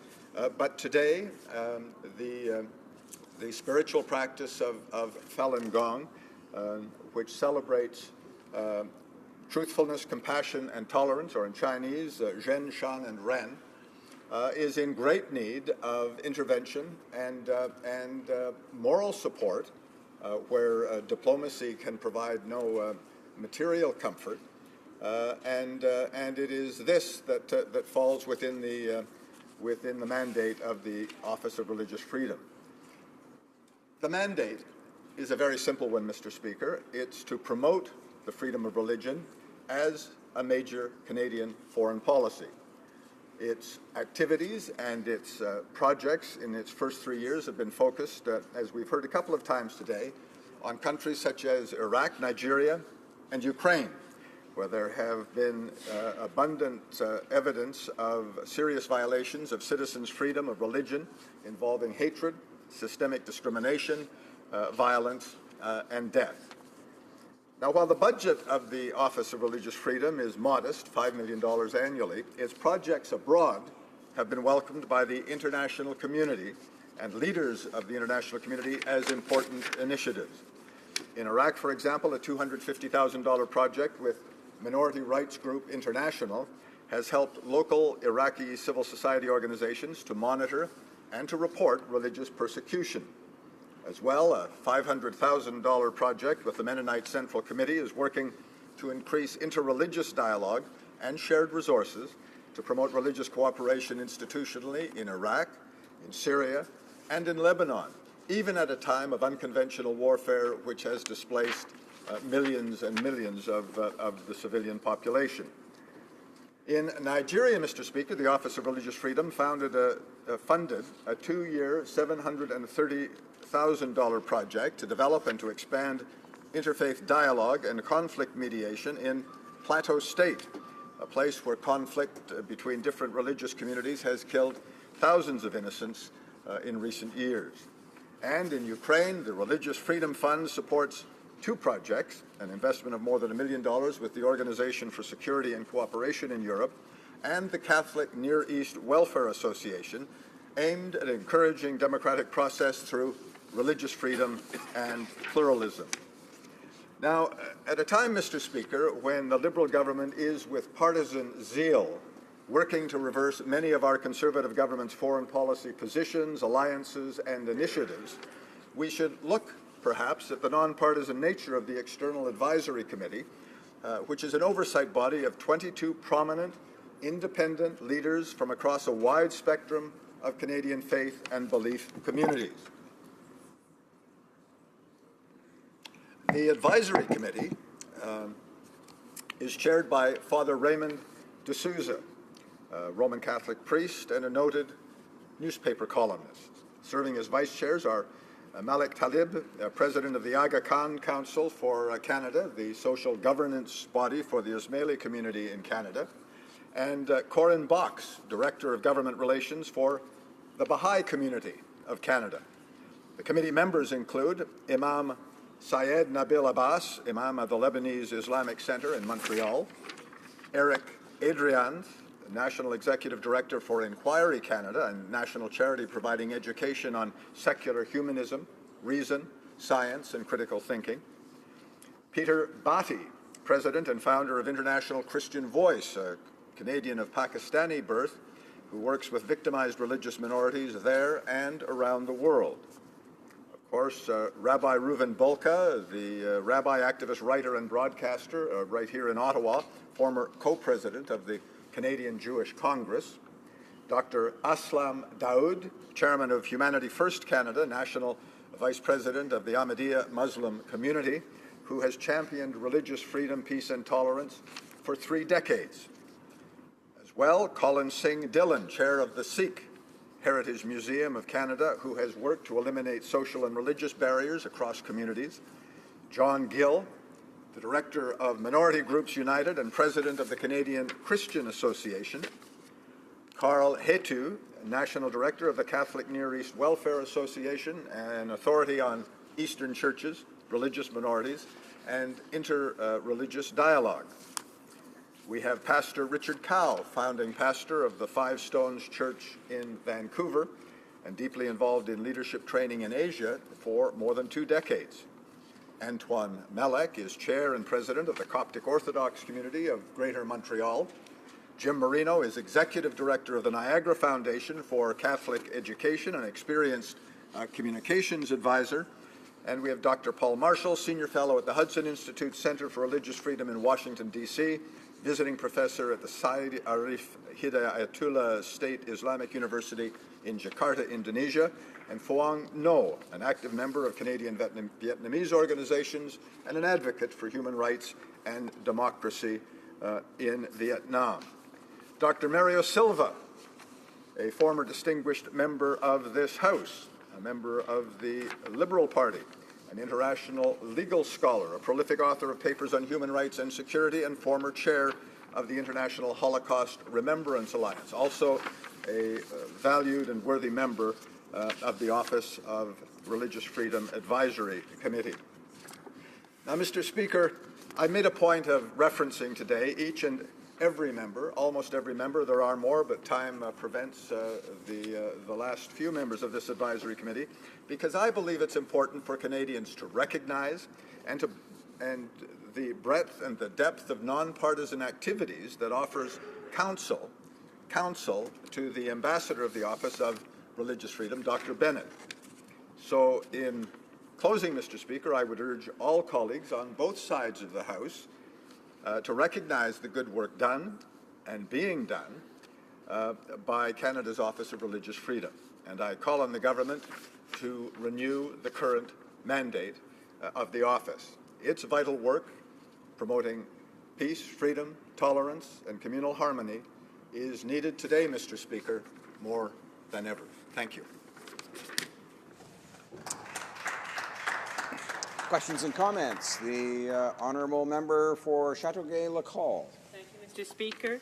Mr. Speaker, I believe that the promotion and protection of human rights, including freedom of religion or belief, is an integral part of Canada's leadership in the world. Our government is committed to reviewing and enhancing the human rights protections at home and abroad.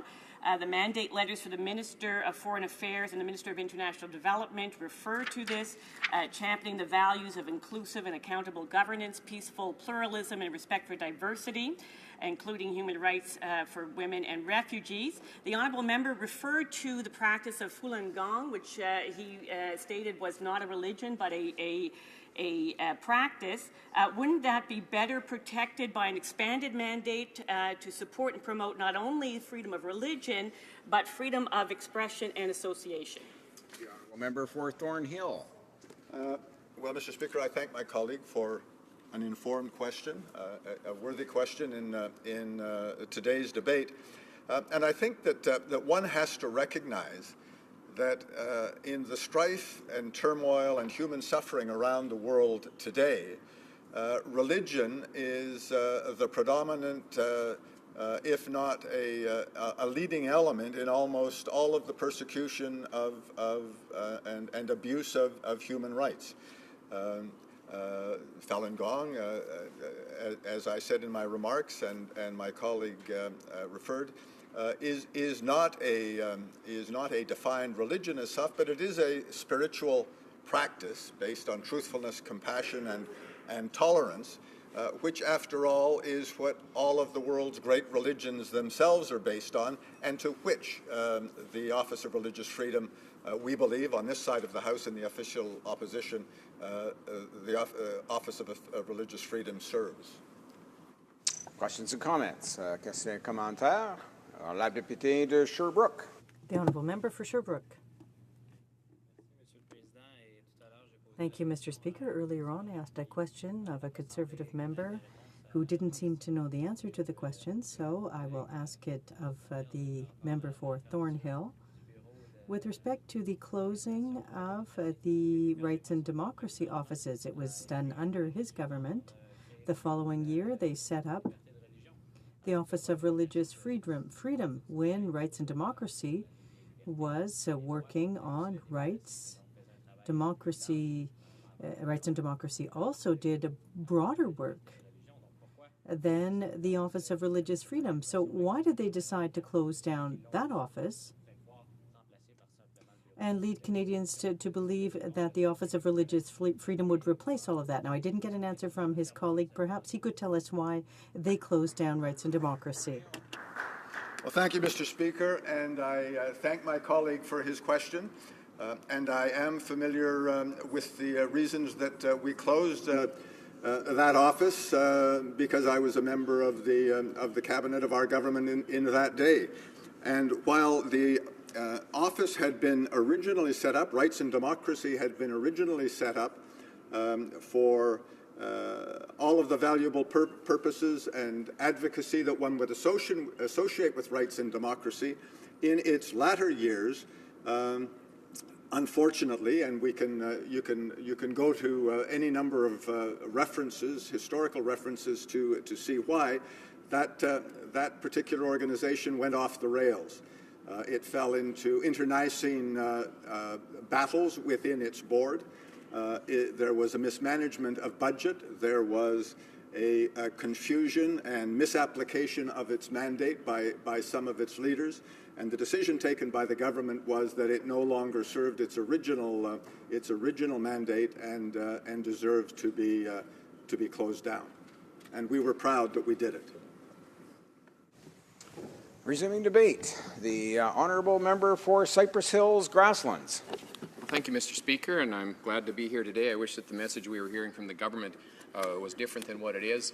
When I hear them talk about things about needing to broaden the scope and to focus on all rights rather than one specifically, they talk about focusing on pluralism and international organizations, civil societies. All of that is fine, but it has very little to do with the specific issue of religious freedom. I heard one of my colleagues on the other side actually talk about how she wanted freedom for everything. Well, the reality is that the religious freedom issue works very well as an issue when it's picked out specifically and when it's dealt with specifically. And as my colleague just pointed out a few minutes ago, that most of the conflict that we're seeing around the world right now is actually of a religious nature, and so we need to consider that when we're talking generally about conflict in this world. The Office of Religious Freedom was established in 2013. It was established as a division of Foreign Affairs, and it was a fulfillment of a promise that we made in the campaign in 2011. Mr. Speaker, it had a very small budget of $5 million, and I actually think from looking around that $5 million was probably used as well as any $5 million in this government from what I could see about it. The mandate was pretty straightforward, and this is from the presentation from the ambassador at committee, Foreign Affairs Committee, where he talked about it had a mandate to defend religious communities and monitor religious freedom. It has a mandate to promote religious freedom as a key objective of Canada's foreign policy, and it has an a mandate to advance policies and programs that support religious freedom and promote pluralism. And it's unfortunate to see the government opposite basically turning their back on those things, blending them into a whole bunch of other things, and I think we'll see that the effectiveness of what they're doing is going to be hampered by the fact that they do not want to deal with this as a specific issue. It was not established as a generic rights organization, and it was not established that way for a reason, because it would have been completely ineffective, would not have had the focus that it had, and it would have been of little use to anyone, I believe. Mr. Speaker, was set up as nonpartisan, and it was set up to be able to work cooperatively with faith communities, with NGOs, and with other countries, and that is what has happened with it. Obviously, the choice of ambassador was a good one. Ambassador Bennett has become internationally respected for what he has done. He was wise enough, Mr. Speaker, to appoint an advisory committee, covered faith groups, non-faith groups, found a great variety of people there, and did a good job at putting that together. And as one of my colleagues pointed out earlier today, that included those folks who think that or believe that they have the right not to believe in any specific faith at all, and the ambassador was wise enough to include them in his advisory committee as well. And once the office got rolling, of course, there were a number of projects that were brought forward, and I guess I was excited when I looked through the list of things that the office has contributed to over the last few years, with some very practical things. This hasn't been an organization that's been operating in the sky. It's been one that's operating right at ground level, trying to make a difference. And so there were lots of smaller projects. I think this government opposite is going to regret the day when they have shut down this office and shut down the projects, because they've had the opportunity to do things like working with media, doing media training in other countries to inform media about what hate speech is and how they might deal with it in their countries. We've done work on monitoring religious freedom in various countries. Obviously, the United States Commission on Religious Freedom does its annual monitor about religious freedom around the world, but we've been able to help local communities monitor religious freedom and how it's being achieved in their communities. There's been a documentation of violations as well, and just so that people are held accountable for what they're doing. The office has provided leadership courses, so leadership courses for people in their communities to come together. Obviously, one of the places was in Nigeria, where we were bringing together interreligious communities so that they could sit down and talk to each other to try to create peace in areas where organizations such as Boko Haram were trying to disrupt communities, destroy social fabric. And one of the things that we were doing was in there trying to promote the dialogue and the peace between the communities there. Sharing best practices was another important aspect of the work of the commission of the office. And then certainly things like kids' educational materials. Doesn't seem like much, but there was money put into making sure that textbooks and those kinds of things were not promoting religious hatred, and working with countries to try to make sure that their educational materials were solid as well. So awareness activities, research and academic studies, facilitating seminars and leadership, legal support and supporting legislation. Those are all very practical things that the office provided. And I don't hear anything today coming from the other side about how they're going to continue to be able to provide those kinds of things on that micro level, right down at the community level, saying to people and saying to smaller countries, we're going to work together with you. The question needs to be asked, is this relevant? Is this an issue that's relevant right now? And I'll give you a present example, Mr. Speaker. This government's going to be absent on an issue I think that's very important, and that is in Nepal right now. They're putting together a new constitution, and there's some legislation coming forward around religious belief. We should be there. We should be there helping them, assisting them. It appears as if there's now being manipulation so that both these documents are going to be pre-designed, and they're going to end up suppressing minority believers. Mr. Speaker, that's something that doesn't need to happen in this time. They're talking about prohibiting things such as conversion. One of the main aspects of Article 18 of the United Nations Human Rights Declaration is that people should be free to choose their belief. They talk about prohibiting proselytization. They're talking about doing things like impacting the opportunity of people to speak freely about what it is that they believe in, and then moving to protect some religious communities while they're restricting others.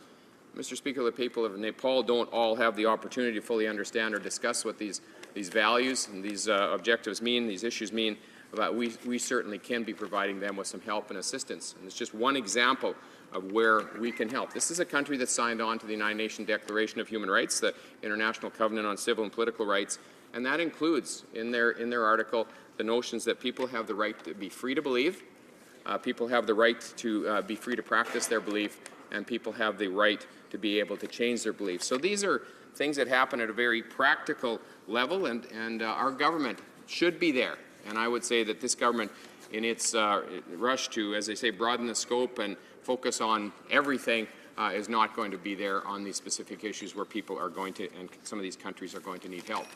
There's one other thing that the ambassador has headed up that I think is very critical and important, and it's going to be lost, I think, when this government shuts down the office, and that is an international contact group on freedom of religion. It was put together. It was basically spearheaded by Ambassador Bennett, and he was the one who chaired the inaugural meeting, and it's called the International Contact Group for Freedom of Religious or Belief. And it's brought together government representatives from over 20 countries in a multilateral, a diverse effort to try to put networks together, to work together and to collaborate together to address the challenges that are caused by international religious persecution. This is the kind of thing my colleague who spoke just before, noted that most of the tensions and the pressures that we're seeing come out of religious belief. This international contact group is an excellent way at the administrative and government level for people be able to get together and to talk about these issues. The ambassador was central to the launch of that group. It included all kinds of members, including places like Cameroon, Chile, Morocco, Canada, the European nations. So it was an important initiative, and I fear that it's going to be lost in where this government is going. Even the United States Commission for International Religious Freedom and others have praised this initiative. They saw it as important. They wanted their countries to participate in it, and it was a critical tool that was in place in order to underline the freedom of religion or belief. So, Mr. Speaker, we're going to lose a lot if this government has made a decision that it's going to basically shut down the office. It has a choice. It can renew the mandate, as I said earlier today, with enthusiasm, so that it can continue to maintain the momentum that it's already created, or I fear that they're going to dilute it, basically probably by defunding it, gutting it behind the scenes, or making it into some sort of generic rights organization so that this right will be lost in the midst of a lot of other things. And I think the reason that this has been successful is it has been very specific. It's been a very narrow focus, and that has allowed the ambassador and the office to be able to create the kind of initiatives that they have. And, Mr. Speaker, it does not seem that the government understands this. It's unfortunate they don't seem to do that, but persecution because of religious belief is very targeted. It's very specific. It needs to be dealt with in those ways. This notion of, for one example, the right to convert, whether people have the right to change their beliefs or not, that can't be dealt with some generic human rights approach. That has to be dealt very specifically with. You must give your people the freedom to be able to believe what they choose, and then the right to be able to change that. The Pew Foundation has said that 3/4 of the people on this earth live with the fear of religious pressure, and that violations are perpetrated by states, non-state actors, and sometimes both in conjunction with each other. So there's a lot of people in this world who need the protection that was provided by countries paying attention to this issue. It is unfortunate that Canada has taken such a large step back on defending religious freedom, and certainly we want to continue to protect them. We will do what we can on this side of the House to make sure that happens. Questions and comments. The honourable member for Mount Royal. Thank you very much, Mr. Speaker, and I want to congratulate the honourable member on his speech, and I certainly share with him the conviction that we need to stand forefront for religious liberties across the world. And as a result of that, I'd like to ask the honourable member, I heard him say that the biggest struggles in the world today were solely religious liberties. I'd like him to look at in Cuba just yesterday, where women were arrested for exercising their freedom of speech to protest against the Castro government. Countries in Africa and in the Middle East where gays and lesbians are subject to capital punishment for something that we consider a fundamental freedom here. And to recognize that there are many rights throughout the world that are deserving of our protection. Now, Mr. Speaker, I think that there's so many things in this House that we generally agree on, and we fight back and forth about nuances. Had this motion, Mr. Speaker, been worded to say that we ask that the government recognize everything that's in A, the good work that is being done, and B, that the existing work of the office be continued in the same or a different, broader format, I think, Mr. Speaker, there would have been unanimous agreement in this House, and we could have all gone forward talking about how we all agree with religious freedom. So I'd like to ask the honourable member, why was it necessary to write the motion to say that we continue the existing absolute same mandate without saying that we simply agree that we want to continue the valuable work the office has been done in the same or a different mandate, where you would have had support from the government? Honourable member for Cypress Hills Grasslands. Well, Mr. Speaker, first of all, we don't continue the same work with a different mandate, clearly. And I actually take objection to what he kind of the way he tried to characterize what I had said. I did not say that all pressure and persecution around the world is solely of a religious nature. What I said was 75% of the global population lives in countries where they are restricted in terms of their freedom of religion or belief. And I think the examples he's mentioned are just examples of places where people are not free to believe as they choose. And so the government feels that it has a right to interfere with that freedom of belief, has the right to come in, and whether it's people who actually believe it and have a religious faith, or it's people who have chosen not to, the reality is that if we don't have the freedom to be able to believe and to choose those beliefs, we don't have any other freedoms as well. Questions and comments. The honourable member for Calgary Nose Hill. Mr. Speaker, Mr. Speaker, I think that many of us in this place have grown up in a very secular society. Canada's pluralism is one that affords the opportunity of religious freedom, but under the umbrella of a set of rules that we live by that support our pluralism. Freedom of religion, freedom of equality.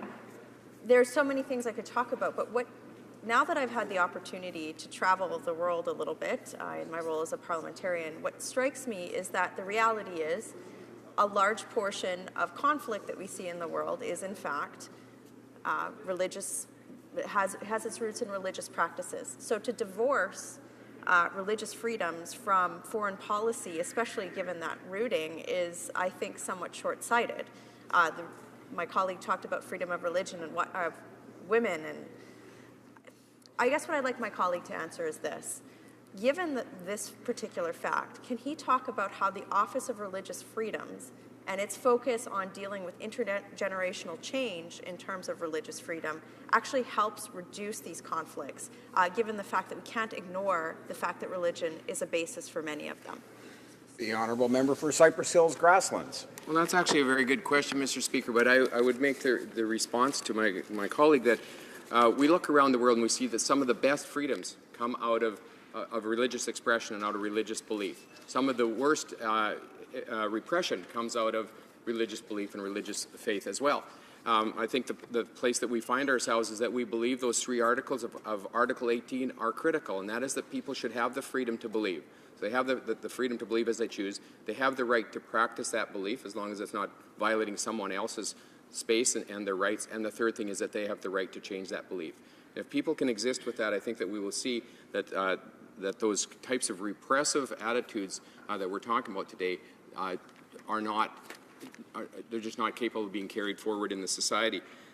Basically, if we've got religious repression, it typically breeds instability in a country. It breeds further extremism. We can look around the world and see that. It generates refugee flows. We're seeing that. That's a massive issue right now around the world.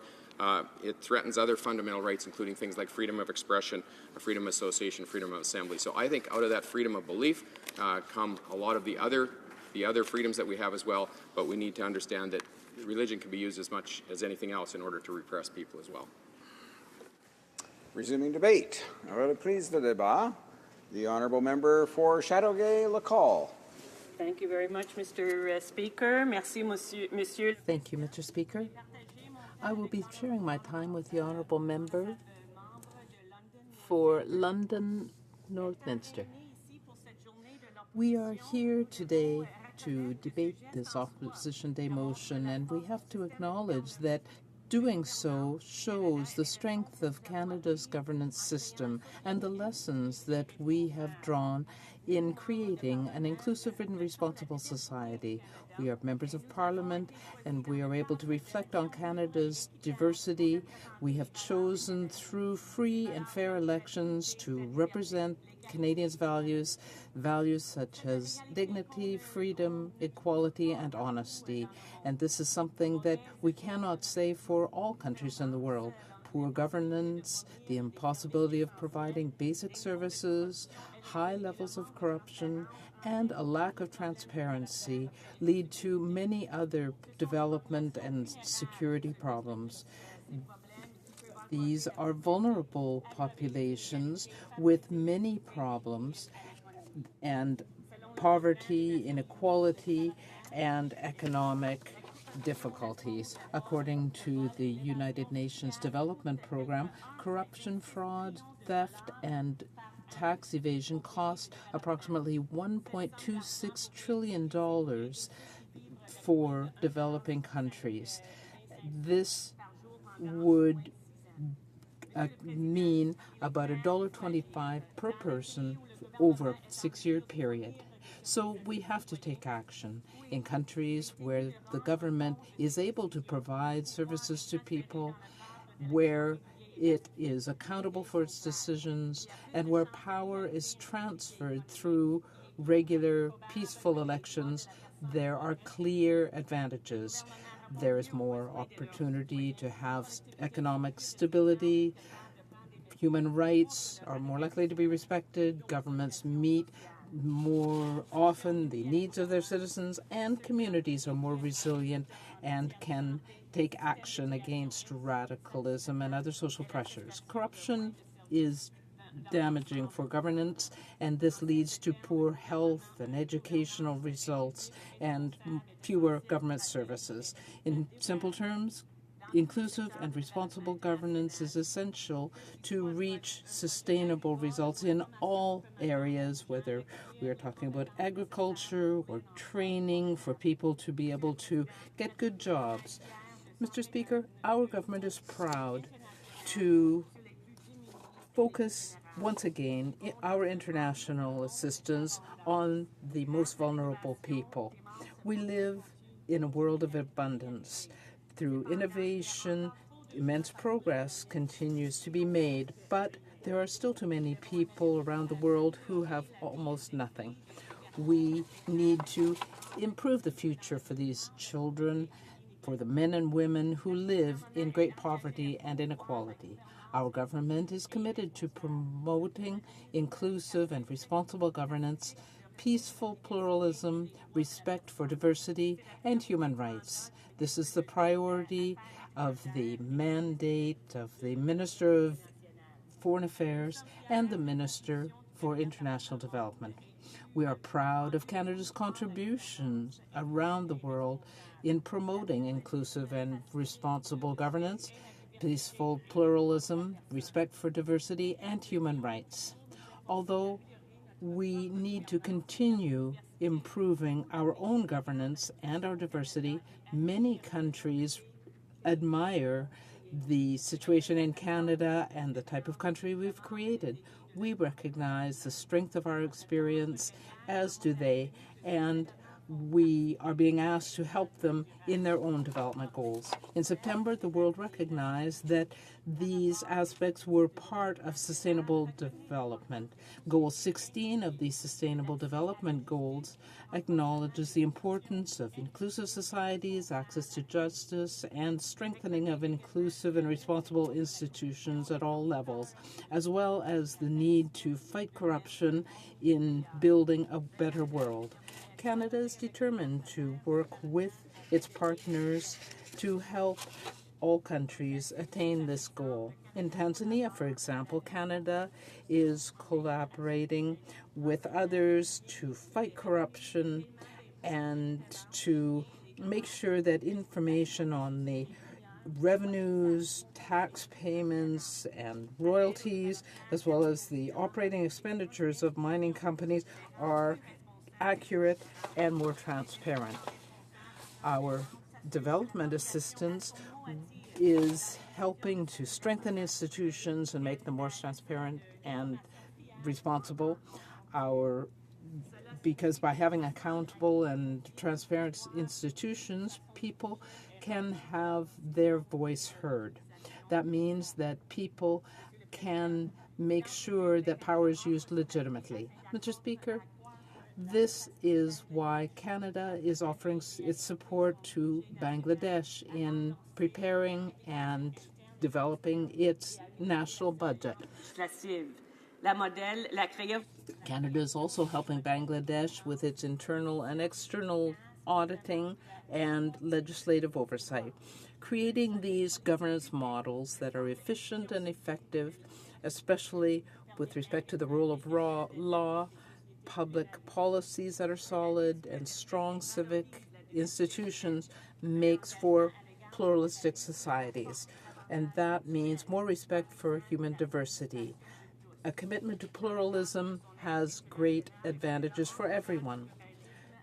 Through its international assistance, Canada is encouraging pluralism in order to enable individuals and groups to express their cultural, religious, and linguistic identity through shared citizenship. In Sri Lanka, for example, we have a project that promotes respect for diversity and linguistic rights within the public service and the public. Pluralism is more, though, than linguistic diversity. We also need to encourage a dynamic civil society to enable exchanges of perspectives, freedom of association, and peaceful expression. A dynamic and diversified civil society includes religious groups, medias, universities, and others. It gives women, young people, Aboriginal people, and marginalized groups the opportunity to take part in political, social, and economic life.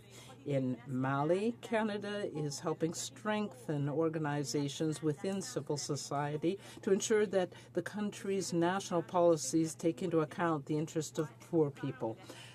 Respect for the rule of law is vital to inclusive and accountable governance. Canada is helping to strengthen the rule of law in developing countries in order to make sure that laws are developed effectively and predictably. Improving justice will also enable women to become equal partners in decision-making and development. For example, we are working with the Democratic Republic of Congo to make sure that women and girls are better protected against violence, exploitation, and abuse. Mr. Speaker, respect for human rights are important, and we need to make sure that elections are held fairly. These principles are at the center of our development efforts. We need to make sure that human rights are promoted. We are working to achieve this progress, and we need to involve all parts of society and all individuals. We need to help countries achieve a more accountable and inclusive government, to have a multi-party political system so that experience can be transferred. We want to ensure greater freedom and more inclusive processes so that everyone can contribute to society. Thank you, Mr. Speaker. Questions and comments. Question commentaire. The Honourable Member for Kitchener-Conestoga. Thank you, Mr. Speaker. I want to thank my colleague for her speech, and certainly a huge laundry list of a lot of human rights initiatives that I think we should all be supporting. I don't argue that for a minute. But, Mr. Speaker, my concern is that by removing the Office of Religious Freedom and some of the great work that's been done by Ambassador Bennett, and that's been referred to many times here in the House. We've seen this work internationally. We've seen it here in Canada.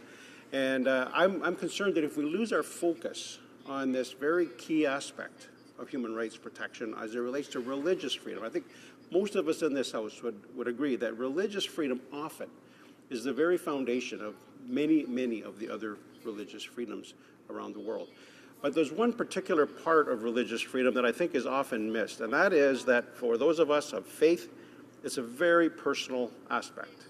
And for those who would choose to change their faith or their religion, depending on how you want to define that, I believe that it's very important that that particular freedom be protected.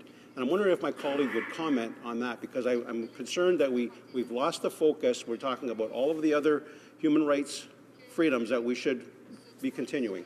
But I want us to not lose focus on this one very important part, the religious freedom. Thank you, Mr. Speaker. Deputy de Honourable Member for Châteauguay-Lacolle. And I just want to note I thank the Honourable Member for his question, because as a practicing Catholic, I am only too aware of how difficult it is to practice one's faith, particularly in a secular society. That being said, we do not have a hierarchy of rights. And I would like to quote, and I'm sure the Honourable Member could say this along with me, Article 2 of our Charter of Rights and Freedoms, being that everyone has the following fundamental freedoms: A, freedom of conscience and religion; B, freedom of thought, belief, opinion, expression, including freedom of press and other media and communication; C, freedom of peaceful assembly; and D, freedom of association. We do not, these are all included within that so important second clause of our Charter of Rights and Freedoms, and we hold them to be interdependent and must be taken together. Qu'est-ce que commentaire? La députée. The honourable member for Rosemont-la-Petite-Patrie. Thank you, Mr. Speaker. I thank my colleague for her speech. In the NDP, we will oppose the Conservative motion.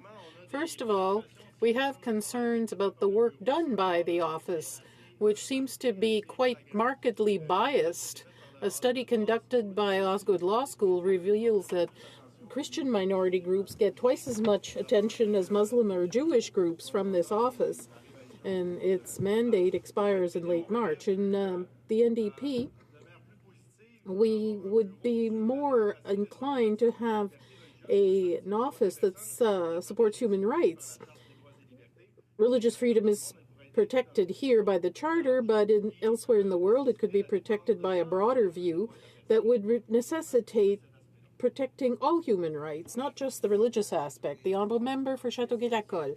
Thank you, Mr. Speaker. I thank the honourable member for his question. We feel precisely that there is no hierarchy of human rights. And that is why we are reviewing the work done by the Office of Religious Freedom. Indeed, we feel that promoting and protecting human rights, especially freedom of belief or religion, is part and parcel of Canada's leadership role in the world. That's exactly our intention.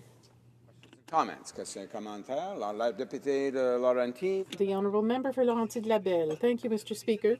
I congratulate my colleague for her excellent speech on freedom of religion and its links to poverty. The Conservatives want us to keep the program they had in place as such without seeing freedom of religion as part of the broader picture of human rights. Can the member tell us why we need to look at freedom of religion through the lens of human rights worldwide? Thank you. The honourable member for Châteauguay-Lacolle. Thank you very much, Mr. Speaker. I thank the honourable member for his question. Our government is indeed determined to strengthen human rights both in Canada and abroad. The letters of mandate of the Minister of Foreign Affairs and the Minister of International Trade both refer to promoting values such as inclusive and responsible governance, specific pluralism, and respect for human rights, including women's and refugees' rights. So we feel that human rights are universal, indivisible, and interdependent, so as to expand the mandate of the Office of Religious Freedom. We're currently evaluating where freedom of religion should be situated in the broader framework of human rights. Debate, it's my duty pursuant to Standing Order 38 to inform the House that the questions to be raised tonight at the time of adjournment are as follows. The Honourable Member for Regina Capel in respect to natural resources, the Honourable Member for Vancouver East in respect to immigration, refugees and citizenship, and the Honourable Member for Saint-Hyacinthe-Bagotte on social development. Resuming debate, the Honourable Member for London North Centre. Thank you, Mr. Speaker. I rise today to speak to this government's commitment to human rights. The promotion and protection of human rights is central to our government's foreign policy. Canada's fundamental approach to human rights is that all human rights are interdependent, universal, and indivisible. The universality of human rights means that it is the duty of states, regardless of their political, economic, and cultural systems, to promote and protect human rights and fundamental freedoms. The indivisibility of human rights means that all rights are considered equal, and as such there is no hierarchy of rights. Not only is each one important, but they are also equally important. The interdependence and interrelatedness of human rights means that the enjoyment of one right depends on the ability to freely exercise other human rights. Nowhere is this truer than in regards to the freedom of religion and belief. freedom of religion and belief is a unique right, Mr. Speaker, but it is also deeply connected to other rights. Article 18 of the Universal Declaration of Human Rights, along with Article 18 of the International Covenant on Civil and Political Rights, says that everyone has the right to freedom of thought, conscience, and religion. This includes the right to manifest one's religion or belief in public as well as in private, and individually or in a community with others. How meaningful will this freedom be if one does not also enjoy the freedom of association and the freedom of peaceful assembly, Mr. Speaker? Freedom of religion and belief also includes observance, practice, and teaching. Without the freedom of expression, without the ability to speak about and share one's belief with others, can we talk about freedom of religion? I don't think we can, Mr. Speaker. Mr. Speaker, Canada played a central role, I think it's important to remember that, a central role in drafting the Universal Declaration of Human Rights in 1947 and 1948. John Humphrey, a Canadian lawyer and noted scholar, was one of the key drafters of the Declaration. In turn, the Universal Declaration of Human Rights is one of the instruments, one of the fundamental instruments that has served as a basis for drafting Canadian federal, provincial, and territorial laws that provide human rights protections. Canada has remained involved in the development of international mechanisms that help to protect these rights, including our work with other UN member states in creating the UN Human Rights Council in 2006. Canada was elected as one of the founding members of the Council and served as one of the original members of the Council. Canada played a key role in setting up the Universal Periodic Review mechanism within the UN Human Rights Council. The Universal Periodic Review allows the evaluation of all countries by their peers. This review ensures that the human rights situation in all 193 UN member states is assessed every 4 to 5 years. Canada participates by providing recommendations and observations to each and every country. Our comments are constructive, clear, and principled. Mr. Speaker, thanks in large part to international efforts spearheaded by the UN since 1948, more people can exercise their rights today than at any other time in history, Mr. Speaker. Human rights are now increasingly mainstreamed into the work of the UN, including in its Sustainable Development Goals and in the work of the Security Council. These developments serve as further evidence of the understanding that human rights are not only universal, indivisible, and interdependent, but that their respect is instrumental for sustainable development, peace, and security. Mr. Speaker, the expansion of human rights has stalled somewhat of late. The 2016 Freedom in the World survey, released by Freedom House just recently on January 27th, reported a 10th consecutive year in decline in global respect for civil and political rights. As the Minister of Foreign Affairs stated in the United Nations Human Rights Council, we face many challenges. Violent extremism is rising. Human rights defenders are harassed for daring to speak out against human rights abuses and violations. Sexual minorities are a target of extreme violence and hate. Sexual and gender-based violence is committed against women and girls in alarmingly increasing levels, Mr. Speaker. 15 million young girls around the world every year are forced into marriage, which keeps them from reaching their full potential, interrupts their education, jeopardizes their health, and makes them vulnerable to violence. Children are abused, exploited, and neglected, turned into instruments of war, trafficked or made to labor in inhumane conditions, deprived of an education and adequate health care, and denied an opportunity to just be kids, to just be children, Mr. Speaker. Above all, what we see today is the proliferation of the misguided belief that diversity, cultural, religious, ethnic, political, social, and other forms of diversity, is a threat. Our government says the exact opposite, Mr. Speaker, that Canada is strong not in spite of its diversity, but precisely because of its diversity. When universal human rights are respected, pluralism is an opportunity and not a danger, Mr. Speaker. It is important also, I think, to remember that the international human rights system is based on universality, as a fundamental and underlying principle of the system. To ensure the credibility and impartiality of the UN, all member states are regularly subject to scrutiny in the Universal Periodic Review. This scrutiny strengthens the overall system by ensuring that all states are systematically engaged on protecting the human rights of their own people, Mr. Speaker. Put another way, human rights are not simply an international issue, but a domestic one as well.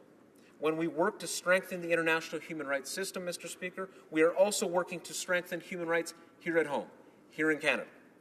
Canada not only calls for the scrutiny of other countries with respect to human rights situations, we welcome and appreciate the scrutiny of the international system. This is why Canada has a standing invitation to all UN Special Rapporteurs when we engage in good faith in the Universal Periodic Review mechanism, and when we provide regular reports to the UN on our record with regard to specific human rights treaties. No country's record is perfect. That needs to be said. If it's not obvious, then it should be. In order for Canada to be effective in the struggle for human rights, we must recognize that we have our own set of human rights issues, historically and certainly at present.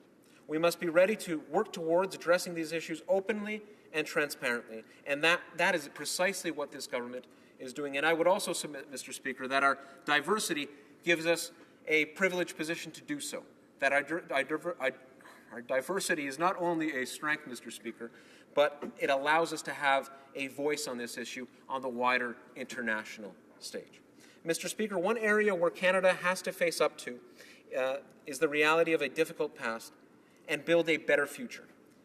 It's Canada's relationship with its Indigenous peoples, Mr. Speaker. The Right Honourable Prime Minister has been unequivocal about our commitment to a renewed nation-to-nation relationship with Indigenous peoples, built on a foundation of recognition, rights, cooperation, and partnership based on the spirit of reconciliation.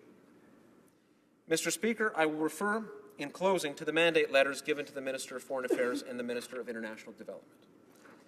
These ministers are tasked to work together to champion the values of inclusive and accountable government, peaceful pluralism, and respect for diversity and human rights, including the rights of women and of refugees. While still imperfect, we have managed in Canada to engender an environment in which diverse communities have the freedom to live and to grow. It is because we Canadians believe that diversity makes us stronger that we have welcomed 25,000 Syrian refugees, Mr. Speaker, over the past few months. We have promised to do more. Canada strongly believes that these individuals will contribute to the Canadian fabric to help build a pluralistic and diverse and inclusive society. This is the vision of human rights that Canada is striving for here at home and which we are promoting in the world at large. Thank you very much, Mr. Speaker. Questions and comments. The Honourable Member for Calgary-Midnapore. Thank you, Mr. Speaker, and I commend the member for his speech and congratulate him on his election. Mr. Speaker, I found a rather obvious logical incoherence in the member's remarks.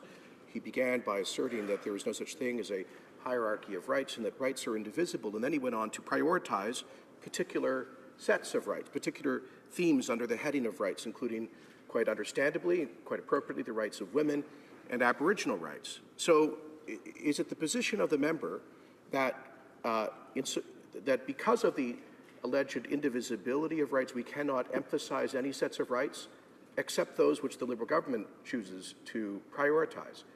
Is not the real question here that the government is now seeking to deprioritize an emphasis on the growing wave of violent attacks on religious minorities around the world? Isn't that what this is really about? The Honourable Member for London North Centre. Thank you, Mr. Speaker, and thank you for the question. The point about hierarchy, I think, has been misunderstood by the Honourable Member, with all due respect. I simply raise it as a way to point him to the logical conclusion of where the motion would lead. Certainly the promotion of religious freedom is important. I don't think there's a member on this side of the House that would disagree with that, Mr. Speaker. But the logical conclusion of the motion would suggest that we need an office to promote not only religious freedom, but also freedom of the press, freedom against racism, arbitrary arrest, and all these other important human rights that matter, Mr. Speaker. These are all human rights. Do we need a specific office to promote each of these fundamental human rights and values? I don't think we do. And that's what I would respond with, Mr. Speaker. I think it's a misunderstanding on the part of the member. Questions and comments? Question commentaire. The honourable member for Sarnia-Lambton. Thank you, Mr. Speaker, and I'd like to congratulate the member opposite for his speech. In terms of the hierarchy, we talk about how there is no hierarchy. But that said, then, why do we have a Department for Status of Women if their rights are just the same as everybody else's? And why having had a Department of Status of Women, do we then put a special committee on pay equity? I think the reality is it's about priority and focus. And we've just heard today that 75% of the world's population live with some kind of restriction on their religious freedom, and so it is a huge issue. So how then are we going to prioritize when there's a limited amount of funds? I'm very concerned that if we eliminate the Office of Religious Freedom, how are you going to prioritize that? So that's my question for the member. How will you prioritize? London North Centre. Thank you very much, Mr. Speaker. Interesting editorial piece in one of the national papers today, Mr. Speaker, written by Bruce Ryder. Bruce Ryder Bunting, an associate professor at Osgoode Hall Law School, a noted authority on such issues. Let me point to what he says, Mr. Speaker. I think his comments are quite instructive. While not discounting at all, not for a moment, the importance of promoting religious rights, Mr. Ryder Bunting, goes on to say, women and children may be denied basic rights across an entire society, whether or not they are members of religious minorities. States may imprison individuals solely on the basis of their beliefs, religious or otherwise. Viewing complex and interwoven issues through the lens of a single human right will not produce adequate responses. Canada should take an expansive view and advocate for the protection of all human rights. Mr. Speaker, this is a noted authority on such issues. And this is why I say that focusing on one human right is not Order. Order. I do apologize, the honourable member. He was sort of midway, started a pause of sorts, and I thought he was finished, and then he continued on. So perhaps he'll be able to finish his thought. We'll give him enough time to do that. Questions and comments? The honourable member for Mount Royal.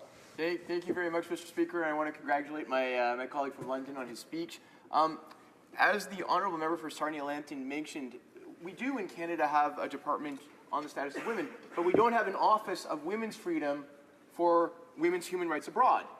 So I'm sure the honourable member would join me in agreeing that women's rights are also very important internationally, as are religious freedoms. So would the honourable member tell us that whether or not he believes that religious freedoms can be adequately and very importantly protected in a broader context as part of a broader office without losing anything we have now in the Office of Religious Freedoms? The honourable member for London North Centre. Thank you very much, Mr. Speaker, and thank you for that very good question that allows me to articulate a policy that I think would do a great deal in terms of human rights promotion. Certainly, this government has spoken about the need to advocate for human rights on the international stage. Promoting women's human rights is central to that. And so I think we can, as a country, let alone a government, talk about the need for promoting human rights on the international stage, and also talk about those other fundamental initiatives that need to be taken. Promoting women's rights, for example. Talking about the need to make sure that the reproductive health of women is protected and maintained, the sexual health of women is protected and maintained, recognizing that women are affected disproportionately by things like climate change, Mr. Speaker. All of this needs to be recognized. These are very important issues that cannot be obscured, and I worry that the motion put forward by the honourable opposition does so. Resuming debate, the honourable member for Calgary-Midnapore. Merci, Monsieur le Président. Thank you, Mr. Speaker. It's an honour to have this opportunity to rise in the House. To speak to this motion, I'd like to congratulate the member for Sherwood Park for moving it forward. Proudest accomplishments in this place has been to have played a role during the previous government in the creation of the Office of Religious Freedom. And I would like, therefore, to address, first of all, the reason in principle why this office is necessary. Secondly, why it is particularly urgent at this time that Canada and like-minded democracies emphasize the protection of vulnerable religious minorities. And thirdly, I'd like to offer some practical reflections on why I believe this office is necessary, the Department of Foreign Affairs, now Global Affairs. And fourthly, I hope to have time to say a word about the reality of a genocide being inflicted against vulnerable religious minorities in the world today. Firstly, Mr. Speaker, I reject the assertion of the members opposite that there is no such thing as a hierarchy of rights. Of course there is, Mr. Speaker. Of course the fundamental, you can see it right in the Charter, certain rights are categorized as fundamental human rights, fundamental rights, and others as democratic or procedural rights. There are administrative rights. There are political preferences that our friends on the left in particular like to conflate into rights. But Mr. Speaker, to suggest that all of these have the same legal or moral weight as, for example, the right to life is illogical. By the way, I will be splitting my time with the member for Peace River Westlock. I apologize. And so, Mr. Speaker, if we say that the right to obtain a driver's license has the same moral and legal weight as the right to life, we're clearly misunderstanding the very conception of rights. And so, first of all, secondly, this notion that all rights are indivisible and equal, and therefore we cannot prioritize any, is manifestly false, as the members opposite have demonstrated. Each of them, in their speeches, emphasizing particular sets of rights which they think the Government of Canada ought to prioritize both domestically and internationally, and they are right to do so. But, Mr. Speaker, to suggest that to prioritize the protection of people who are facing genocide because of their faith convictions or their conscience, to suggest that that is somehow to diminish other rights is offensive and illogical. Now, Mr. Speaker, why ought then we to prioritize freedom of conscience and freedom of religion? Well, one of the great former prime ministers of this place, the Right Honourable John Diefenbaker, said when he introduced the Bill of Rights here, he spoke about the sacred character of man. And from that, in that he was reflecting the long tradition in liberal democracies since the Enlightenment of the view that there is something special in the character of humankind, in the possession of inalienable rights, the source of which is not the state or an electoral majority or judiciary or document, but that there is a sacred character in the human person from which flow inalienable rights. The preamble to our own Charter of Rights from 1982 echoes John Diefenbaker's sentiment, which echoes all of the great founding documents of liberal democracy, where it says in the preamble that whereas Canada is founded upon principles which recognize the supremacy of God and the rule of law. And why does it say that, Mr. Speaker? Was that just some sort of accident that the former Prime Minister Pierre Elliott Trudeau effectively wrote that into the preamble of the Charter of Rights? No, because he understood what Diefenbaker meant by the sacred character of man. He understood what the founders of the American Republic, for example, meant when they said that we hold these truths to be self-evident, that all men are created equal and are endowed by their Creator with certain inalienable rights. And so if we reflect on this notion, the sacred character of man, man not just being some animal, but possessed with a unique and inviolable dignity, it's from this that flows religious conviction or its absence. And that is why this is such a priority. This is why a great man who lived through the 20th century, what he called the century of tears, a man who lived through the twin totalitarianisms of Nazism and communism, St. John Paul II said that the first and primordial right is the right to freedom of conscience and religion, because it is through these rights that we define our deepest commitments in who we are as human persons. So that, I submit, is why it is appropriate to understand the central nature of the freedom of conscience and religion in the broader spectrum of rights. Secondly, why is it particularly urgent at this time? Because, Mr. Speaker, we are facing, as all of the data demonstrates, as colleagues of mine have introduced into debate, we are facing a perhaps unprecedented wave of violent persecution against members of religious and confessional minorities around the world. Every day, without exaggeration, every day, there are mass acts of violence targeting purposefully people because of their religious confession or their lack of it. Whether it's the arrest of Uyghur Muslim dissidents in Xinjiang region of China, or the self-immolation of Buddhist Tibetans on the Tibetan plateau to protest the illegality of them practicing their ancient faith. Whether it is religious minorities in Sri Lanka who face harassment and persecution because they are Muslim or Hindu or Christian. Whether it is the Catholic schoolgirls beheaded last year in Mindanao on their way to school for the crime of being Christian. Whether it is the bombs that go off in Ahmadiyya mosques in Pakistan, or Ismailis or another Shia who are targeted for violence in Pakistan and Yemen and in so many other places.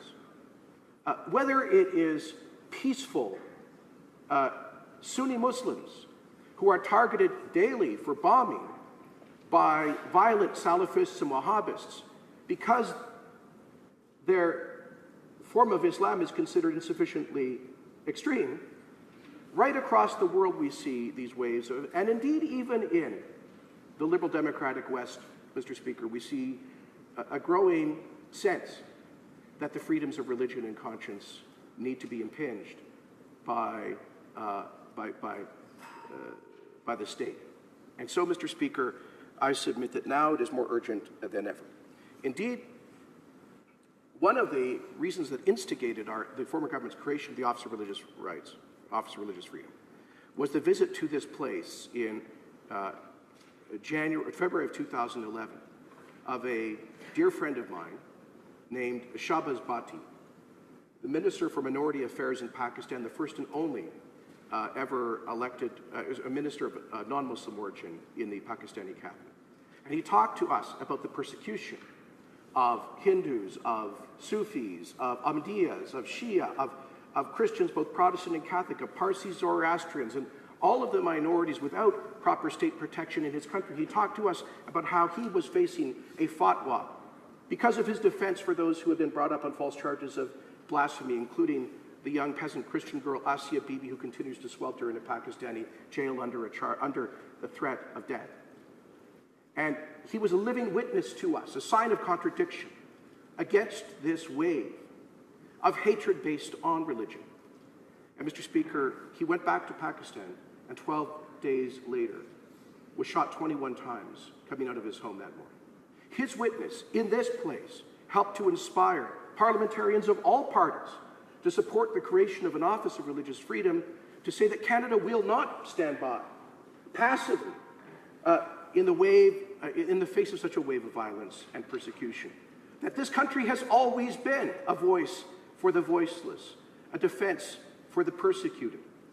And Mr. Speaker, I can tell you that before this office was created, I, as a minister in the previous government, sought to have members of our Foreign Service prioritize these issues. I was always told not to do so publicly because we didn't want to embarrass other countries or detract from bilateral relations. And then when I would go to meet foreign leaders privately, like Prime Minister Gilani in Islamabad, our senior diplomats told me not to raise these issues privately, lest we should upset bilateral relations. That was my last point, a functional problem that needed to be addressed, where these issues, for whatever reason, were not being addressed frankly and forthrightly by our Foreign Service. Now I'm proud to say that thanks to the good work of Ambassador Bennett and his co-workers at the Office of Religious Freedom and our missions around the world, this is being emphasized, not to the exclusion of other rights concerns, and Canada is now playing a leadership role. Thanks to our leadership, we are now chairing the International Contact Group on Religious Freedom. So let us continue this relatively modest but still powerfully important initiative for the defenseless. Thank you.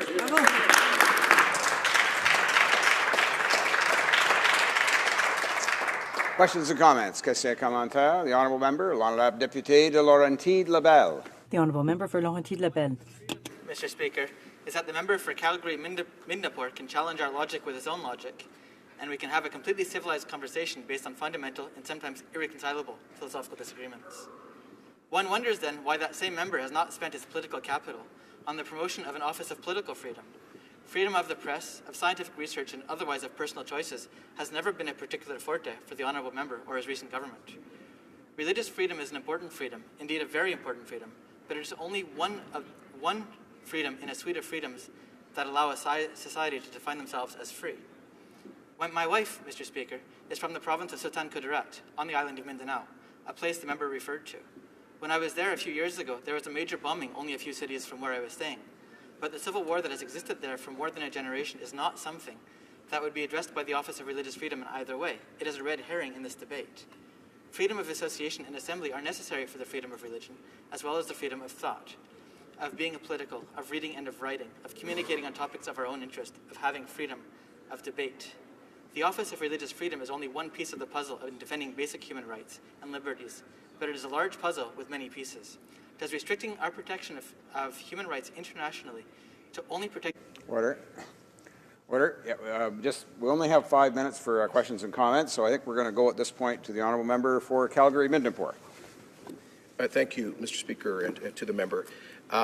First of all, he falsely asserts that I've clearly doesn't understand my track record in this place if he asserts that I've never expressed concern about general political freedoms, Mr. Speaker. I was one of the founding co-chairs of the Parliamentary Friends of Tibet, Mr. Speaker. I don't need to go through my record and defend myself to that member, but I will say that I do think there are other sets of rights that we ought to prioritize. For example, I will say that one of my disappointments with the record of the previous Conservative government is that we did not implement a 2011 platform commitment or 2008 platform commitment to create an office for a program for democratic development. I thought we ought to have done that. We thought the government felt those funds were scarce. But that's a good example of how other sets of rights concerns can be prioritized and addressed. And he says that I've never really spoken in favor of freedom of the press. Mr. Speaker, I proudly stood in this place and voted for the repeal of Section 13 from the Canadian Human Rights Act, voted a motion that the members of the Liberal Party voted against, and in so doing helped to enhance freedom of speech and freedom of the press in Canada. Questions and comments. Honourable Député de Sherbrooke. The honourable member for Sherbrooke. Thank you, Mr. Speaker, and I'd like to thank my colleague for his remarks. I'd like to have his views on a statement made by some of his colleagues, Conservative colleagues, who talked about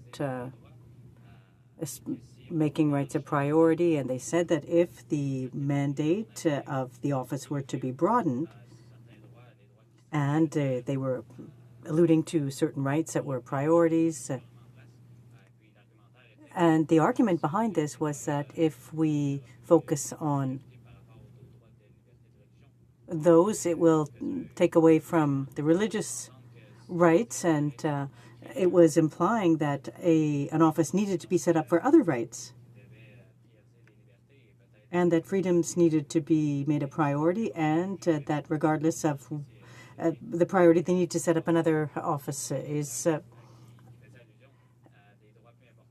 Now, there was a reference made to rights that were more of a priority for freedoms. Is there a need for another office? The honourable member. Well, as members have underscored, we have projects underway. We emphasize women's rights, for example, and I think that's completely appropriate. But what we're doing here is with an investment of $5 million,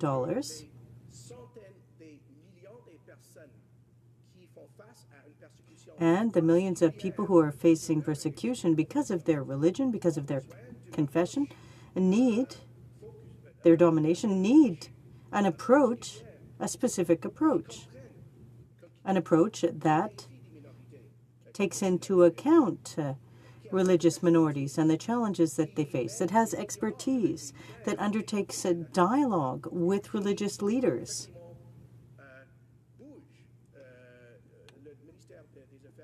that urges and pushes the department to respond to these issues. It's not just about controversy. That's why all of the religious organizations in Canada, virtually all, have endorsed the idea of an Office for Religious Freedom.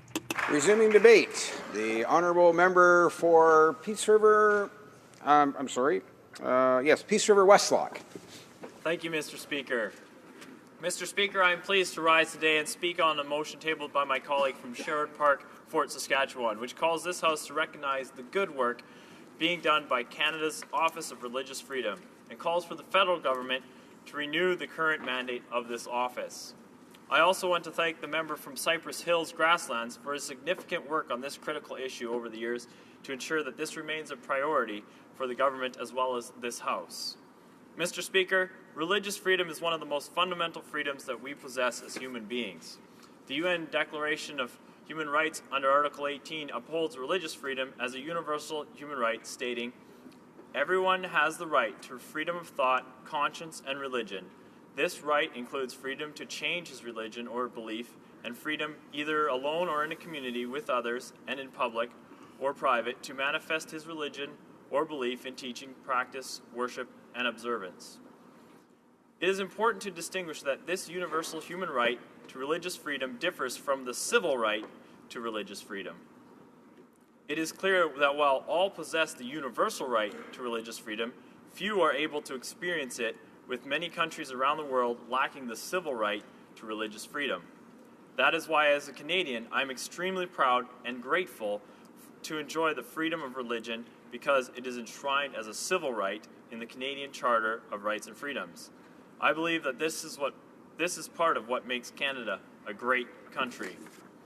The government has spoken today about how it wants to promote all human rights and freedoms. Mr. Speaker, I would argue that religious freedom is not only one of many important human rights, it is in fact creates the very foundation for other inherent human rights to prosper. Religious freedom is an essential partner of democracy and other civil liberties. This is why in Canada's own Charter of Rights and Freedoms, religious freedom is not only one of the 5 fundamental freedoms, it is in fact the first of the 5 fundamental freedoms. Unfortunately, in Western societies, poll after poll reveals that the role of organized religion and faith in our lives is decreasing. So it stands to reason that as the role of religion decreases in the West, so does the value we place on the right to religious freedom. This is an alarming trend. Let me be clear. When religious freedom is diminished or reduced, other freedoms soon follow. Former United States President Franklin Delano Roosevelt noted this important connection between religious freedom and democracy, stating, "Where freedom of religion has been attacked, the attack has come from sources opposed to democracy. Where democracy has been overthrown, the spirit of free worship has disappeared. And where religion and democracy have vanished, good faith and reason in international affairs has given way to a strident ambition and brute force." That is why the work of Canada's Office of Religious Freedom is so important. If the government truly wants to promote and advance all basic human rights, it should not only renew the mandate for the Office of Religious Freedom, but strengthen its mandate with an increased budget.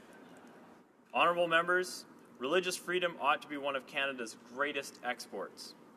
Mr. Speaker, part of the mandate of Canada's Office for Religious Freedom is to promote Canadian values of pluralism and tolerance abroad. One of the practical ways that the office has accomplished this is by spearheading and the development of the International Contact Group on Freedom of Religion last June. This group brings together government representatives of over 20 countries in a diverse and multilateral effort to facilitate networking, cooperation, and collaboration to address the challenge posed by the international religious persecution. Another critical part of Canada's Office of Religious Freedom is to protect and advocate on the behalf of religious minorities under threat. This is accomplished through the Religious Freedom Fund. The $4.25 million fund supports projects including awareness-raising activities that provide education on religious freedom and research on religious freedom to support government engagement in the areas of tolerance and pluralism. I want to highlight Nigeria, where the Religious Freedom Fund supported a 2-year, $730,000 project which allowed for the promotion of intercommunity dialogue and conflict mediation in Nigeria's Plateau State. In Nigeria, Christians regularly experience horrific violence as part of their faith. The Islamic terrorist group Boko Haram, an al-Qaeda ally, has committed to ridding the north half of Nigeria of all non-Muslim influence, including Christians. I want to share a recent example of religious violence in the Plateau State of Nigeria, reported by the Voice of the Martyrs Canada. 3 months ago, Fulani herdsmen, who are linked to Boko Haram, attacked a predominantly Christian village of Hakwa-Kwanazanan, and the total number of fatalities resulting from these raids reached 15, leaving many more in the community grief-stricken and emotionally wounded. In one of the village homes, a 57-year-old Rose Monday was killed while trying to protect her 3 young grandchildren from the gunmen. 2 of the 3 children unfortunately succumbed to their injuries. Their elder sister, 5-year-old Anna, who miraculously survived, is receiving treatment in the hospital for gunshot wounds. I want to note that this horrific religious violence took place in the Plateau State, the same state where that was the recipient of the Religious Freedom Fund project. Clearly, there is a continued role that the Canadian Office of Religious Freedom must have in places like Nigeria's Plateau State to support the projects like that mobilize local capacity to respond to local challenges. Canada must continue to help protect other religious minorities like Rose Monday, who are at risk of experiencing violence and death merely as a result of their religion. It is also important to note that Canada's Office of Religious Freedom is committed to promoting religious freedoms around the world for people of all faiths. Ambassador Bennett has actively spoken out against violence and discrimination towards people of many different faiths. Mr. Speaker, religious freedom is not a liberal or conservative value, it is a Canadian value. Former Conservative Prime Minister John Diefenbaker championed human rights both in Canada and around the world. On the day that he introduced the Canadian Bill of Rights in Parliament in 1960, he spoke these words: "I am a Canadian, free to speak without fear, free to worship in my own way, free to stand for what I think is right, free to oppose what I believe is wrong, or free to choose who shall govern my country. This heritage of freedom I pledge to uphold for myself and all mankind." Under Prime Minister Pierre Trudeau, religious freedom was enshrined as a civil right within Canada's Charter of Rights and Freedoms. Conservative Prime Minister Brian Mulroney also aggressively promoted religious freedom as part of Canada's foreign policy, especially within the former communist countries of Eastern Europe. In 1998, former Liberal Foreign Affairs Minister Lloyd Axworthy announced that addressing religious intolerance would be a key priority for the then Department of Foreign Affairs and International Development. Then in 2004, a bipartisan parliamentary subcommittee on human rights and international development adopted a resolution that urged the government of Canada to make protection and promotion of religious freedom and the belief of a central element in its efforts to defend human rights internationally. This resolution was made a reality in 2013 when the former Conservative government established the current Office of Religious Freedom, dedicating to promoting freedom of religion or belief as a key Canadian foreign policy priority. Mr. Speaker, I fully support this motion to renew the mandate of the Office of Religious Freedom, not because I'm a Conservative, but because I am Canadian. I urge all members of this House to support this motion. It is a Canadian value that I am proud of and I cherish. And as I noted earlier, Canada should make religious freedom one of our greatest exports. Thank you, Mr. Speaker. Questions and comments? Questions et commentaires? The Honourable Parliamentary Secretary to the Government House Leader. Yes, thank you, Mr. Speaker. And, you know, I've been listening a great deal to the debate today, and what comes to my mind is the fact that when we think in terms of religious freedoms, I concur with the member that that is a very strong and passionate Canadian value. We we believe close to our heart that this is something in which we want to demonstrate as much as possible strong leadership, not only here in Canada, but outside of Canada's borders, Mr. Speaker. And, you know, where I really disagree with the Conservative approach to this debate today is that they seem to be of the opinion that the only way in which we can protect religious freedom, something which I often refer to as, the freedom of thought, or our human rights issues, is to have that office. There is no doubt that Dr. Bennett has been able to accomplish some good things in there. But would the member not recognize, and I would ask it in the form of a question, that at times there is a need to look at ways in which we can possibly even do a better job, and that looking at the budget that's coming up tomorrow, that there could be something in there that might deal with this particular issue, that in fact the real issue is human rights and ensuring that the religious freedoms is a part of a proactive government in terms of dealing with individual freedoms and the freedoms of all. The honourable member for Peace River Westlock. Yeah, thank you, Mr. Speaker. I believe the question was, do I not see the need for perhaps a different focus? And I would say that I agree, we could perhaps do more things other than just an Office of Religious Freedoms, but that is in no way requiring us to shut down the Office of Religious Freedom. If we want to do more things, let's do more things for sure. And so if the member opposite is hinting that we have to look in the budget to see more things, for sure. And I hope that he's also hinting that they're going to keep the Office for Religious Freedom. Thank you, Mr. Speaker. Question commentaire. Questions and comments. The honourable member for Sherwood Park, Fort Saskatchewan. Thank you, Mr. Speaker, and I thank the member for his excellent speech. You know, the last two speakers have really put their finger on this central point that the government wants to make this about process, but it's not about process, it's about priorities. We've seen from this government that they're going to kill this Office of Religious Freedom. There's no mention of religious freedom in the mandate letters. There's no consideration about religious minorities in the refugee program, and they're refusing to recognize the genocide of Yazidis and Christians, even though it's been recognized by the United States and the European Parliament. So could the member maybe just expand on this point, that it's not about process, it's about priorities, and religious freedom clearly isn't a priority for the government? The honourable member for Peace River Westlock. Yeah, thank you, Mr. Speaker.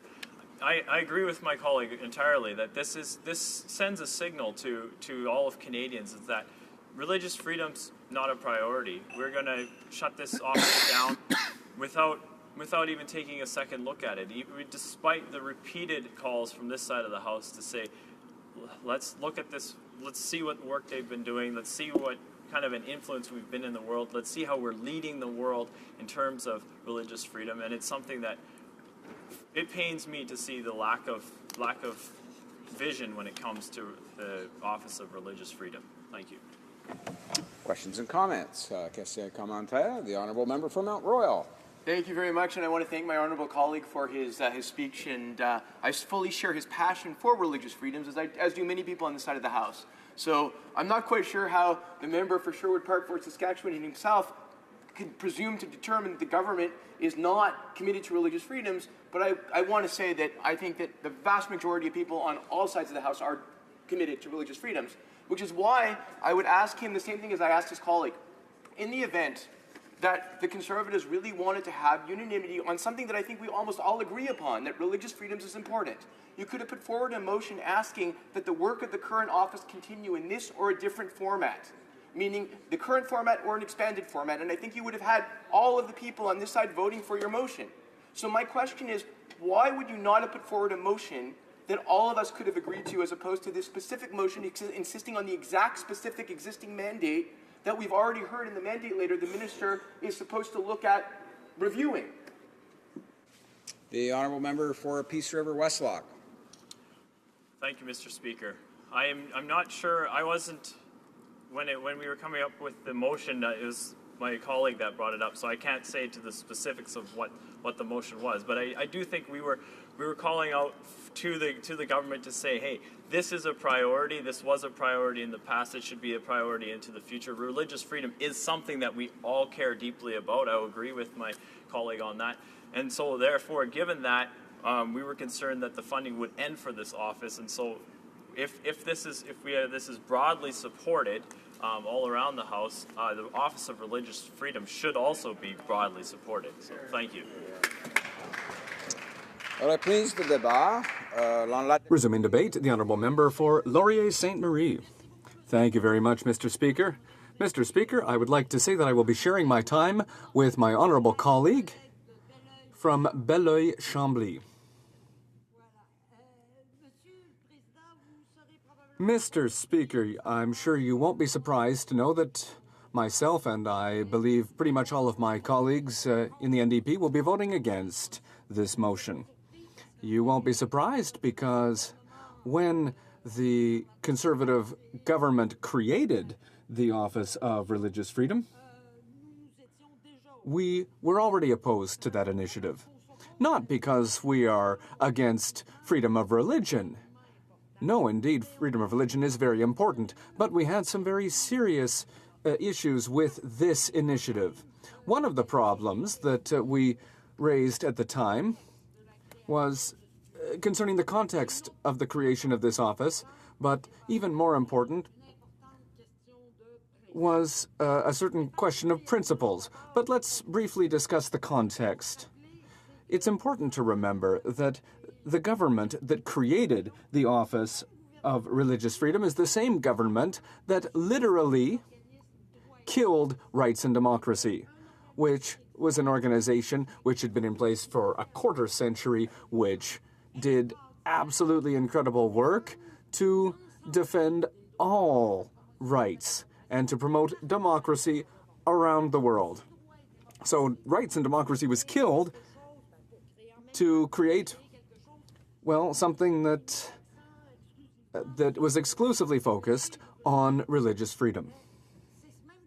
That same government went back on its promise to create an institute for developing democracy. They said, well, we don't have the money for this. No, democratic development? No, not worth investing in. This was a government that always gave the impression that it was making very specific choices to put huge importance on the importance of religion above other rights when we know that all rights are equal. And it's also important, Mr. Speaker, for me to note that that was the same government that was very happy to sign free trade agreements with countries where there are terrible human rights issues. That same government said yes to arms deals without showing that the necessary studies had been undertaken to ensure that Canadian weapons would not be used to create or to violate human rights. It was that same government that was very soft when it came to defending, for example, people like Raif Badawi, who was put in prison simply because he spoke out and used his right to speak freely. And this was the same government that harassed organizations here in Canada that dared to speak out against the government's policies. Mr. Speaker, that government who created this Office of Religious Freedom, and I have to underline religious freedom is important, but that same government who was putting a priority, a preeminence on religious freedom over other rights was the same government who had refused to honor its promise to create an Office for Democratic Development. And let's remember, democratic institution and democratic development is the best guarantee for all human rights, including freedom of religion. And it's the same government who basically killed Rights and Democracy, a great Canadian institution that had 25 years of experience and who was protecting every right, all the rights, and the rights for all everywhere around the world. So rather than work to defend rights across the board, they decided to focus, to give preeminence, as I was saying, to one set of rights over the others. An important one, but one which shouldn't be above the others. But because when we talk about human rights, we have to remember one fundamental principle is all rights are equal. There is no hierarchy in matters of rights, and all are interlinked. All are interdependent. You cannot defend one without defending all. Et c'est là que réside le problème. And there's the fundamental issue here. It's a question of principle, Mr. Speaker. All rights are equal. There is not a hierarchy of rights. And if we are to defend rights in an effective manner, it's important to know that all rights are interlinked and interdependent instead of giving priority to one set of rights over another. And I've said this many times, and it bears repeating, freedom of religion is extremely important. But all human rights are extremely important, and we must work to promote all of those rights. And I would like to speak directly to my colleagues across the way, say that we will be there to push the new government to ensure that the question of human rights is at the heart of all of its policies, particularly when it comes to foreign affairs, international development, and trade. It is essential also that we work to promote and strengthen those institutions that promote democracy around the world, because they are at the heart of protecting human rights. And now I've talked a bit about the context. I've talked about the principle that's underlying our point of view, but it's also important to look at the work that's been done in recent years. Yes, good work has been done, and nobody is going to say the opposite, but I should note that there are some questions that have been asked about the work that has been done by the Office of Religious Freedom. For example, it has been noted that Christian minorities have received twice as much attention from the Office of Religious Freedom as Jewish or Muslim minority groups, for example. And there maybe are some factors that could explain that, but that does raise certain questions. Now, another issue is that the efforts of this office very specifically have specifically addressed the Baha'i faith. Now, I have nothing against those representatives. I've met with a number of them, and I think it is very important because they are experiencing a very difficult situation in Iraq. They're being repressed on all sides for their rights in general, but in Iran, there are also the Sunni Muslims, the Jews, and the Zoroastrians who are being oppressed. So why don't we work for those people as well? In a more general fashion, the office has never really addressed the issue of traditional faiths or indigenous faiths, and yet we know that those files are sparking more and more concerns, and that acts of religious repression against these traditional and indigenous faiths are on the rise across the planet. So we certainly hope that the Office of Religious Freedom was certainly, we know that its work was not biased, but there were certain gaps. And the fact remains that despite all of this, there was a problem with the focus, a problem with priority of giving priority to one type of human right, whereas all of human rights have to be improved. Canada must speak with one voice. It must speak loud and clear to support human rights for everyone. Clear about all rights and the rights of all. Thank you very much, Mr. Speaker. Questions and comments. Questions and comments. Questions and comments. The Honourable Member. Saskatchewan. Thank you, Mr. Speaker. You know, it's unfortunate, though, that this member cites this tired talking point about allegedly more of the money going to one religious group or the other. And I'll just say this for clarification for the honourable member. Many of the projects of the office are not public because they're working in very sensitive countries where they cannot release details of the project. So it doesn't really make sense to try and do this analysis of, okay, who's getting more of the money when a lot of the projects are not public. But that's totally the wrong way to go about this anyways, to try and be pitting groups against each other in this way. This office puts out calls for proposals, it does important work, and it engages on the proposals that it receives. Further, I want to ask the member if she is aware that, in fact, Jewish, Sikh and Muslim leaders have been among the most vocal about the need to renew the mandate of this office. So clearly there isn't a bias there only towards Christians if we have Sikh, Jewish and Muslim leaders being so vocal in support of the government. Why won't the NDP, why won't the government listen to these groups and renew the mandate of this office? The Honourable Member for Laurier-Sainte-Marie. Yes, Mr. Speaker.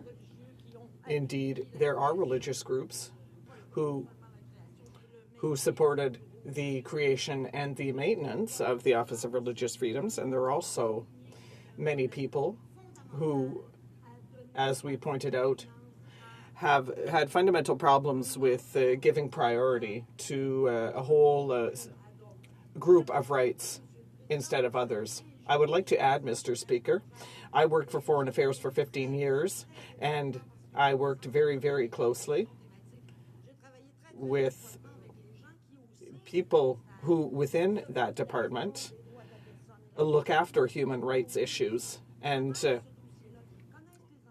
these people know how to work. They know what the issues are, and so they work holistically on all of these rights. And I've always wondered, instead of giving so much money to this Office of Religious Freedom, shouldn't more resources have been added to the existing resources within the department, because the people there already did extraordinary work.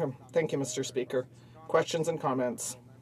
The Honourable Parliamentary Secretary to the Government House Leader. Yes, thank you, Mr. Speaker, and I appreciate a number of the comments made by the member. But having said that, throughout the day I've talked a great deal about the importance of human rights, Mr. Speaker, and the idea of religious freedoms as something in which is a great Canadian value, something in which I believe that all members, no matter where they are, on either side of the chamber, believe in the importance of religious freedoms. And I'm wondering if the member might want to provide some additional comment in regards to how important it is that when we talk about religious freedoms, we're talking about the issue of human rights in general, and that government and good governance would have us show leadership on the wide spectrum of human rights. Would she not agree with that? The Honourable Member for Laurier-Sainte-Marie. Thank you, Mr. Speaker. Yes, I am in complete agreement with that, and it is absolutely essential. I heard in the debate earlier today someone talking about a puzzle, and the religious freedoms, obviously, are part of it's an important piece of this puzzle. If we want to truly respect human rights, we can't start dividing up rights as if they were isolated, as if they were different pieces of one pie. We need to look at this as a whole, and we need to be monitoring governance and democratic development, because that is the best guarantee of human rights, of respecting human rights in a society. So we need to work on this holistically, and although religious freedom is very important, there is really no particular reason to give it more priority than other issues. Thank you, Mr. Speaker. One more short question and response. La députée de Sherbrooke. The Honourable Member for Sherbrooke. Thank you, Mr. Speaker, and I'd like to thank my colleague for her remarks. And I have a very brief question for her with regard to the danger that a government might give priority to some rights over others. And perhaps this could cause political interference. For example, let's look at access to medical services. That was not part of the strategy of the the previous government. So does she think that there may be a danger with regard to giving priority to some rights over others, and this could lead to ideological interference in things like access to medical services? The honourable member. I'd really like to thank my colleague for his question. I think that he has brought up an essential point.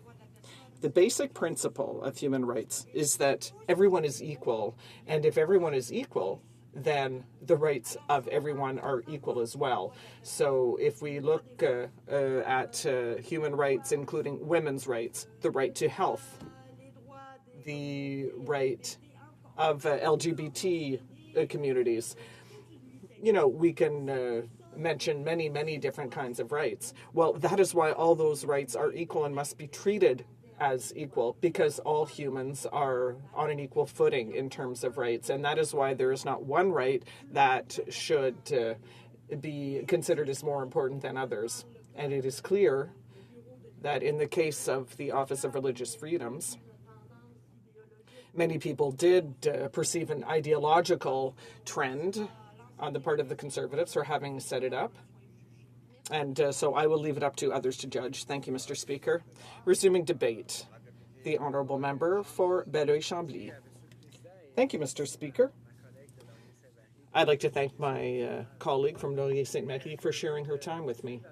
And I'm very pleased to continue in the same vein, because I think that she raised a number of important points, and I'd like to get into them in a bit more detail. But I think we need to repeat once again, as my colleague did several times, we need to repeat the fact that it is important to recognize in this debate that we can debate how we invest public funds in our institutions as to how we achieve our diplomatic objectives, even if we don't agree on how to achieve these objectives. And even if we disagree on how these offices and institutions should be set up, we still need to agree on the fact that religious freedom is key. But what concerns us here, Mr. Speaker, this debate reminds me of something that one of my profs at McGill said. He said, rights are on a horizontal continuum, or a horizontal spectrum rather than vertical.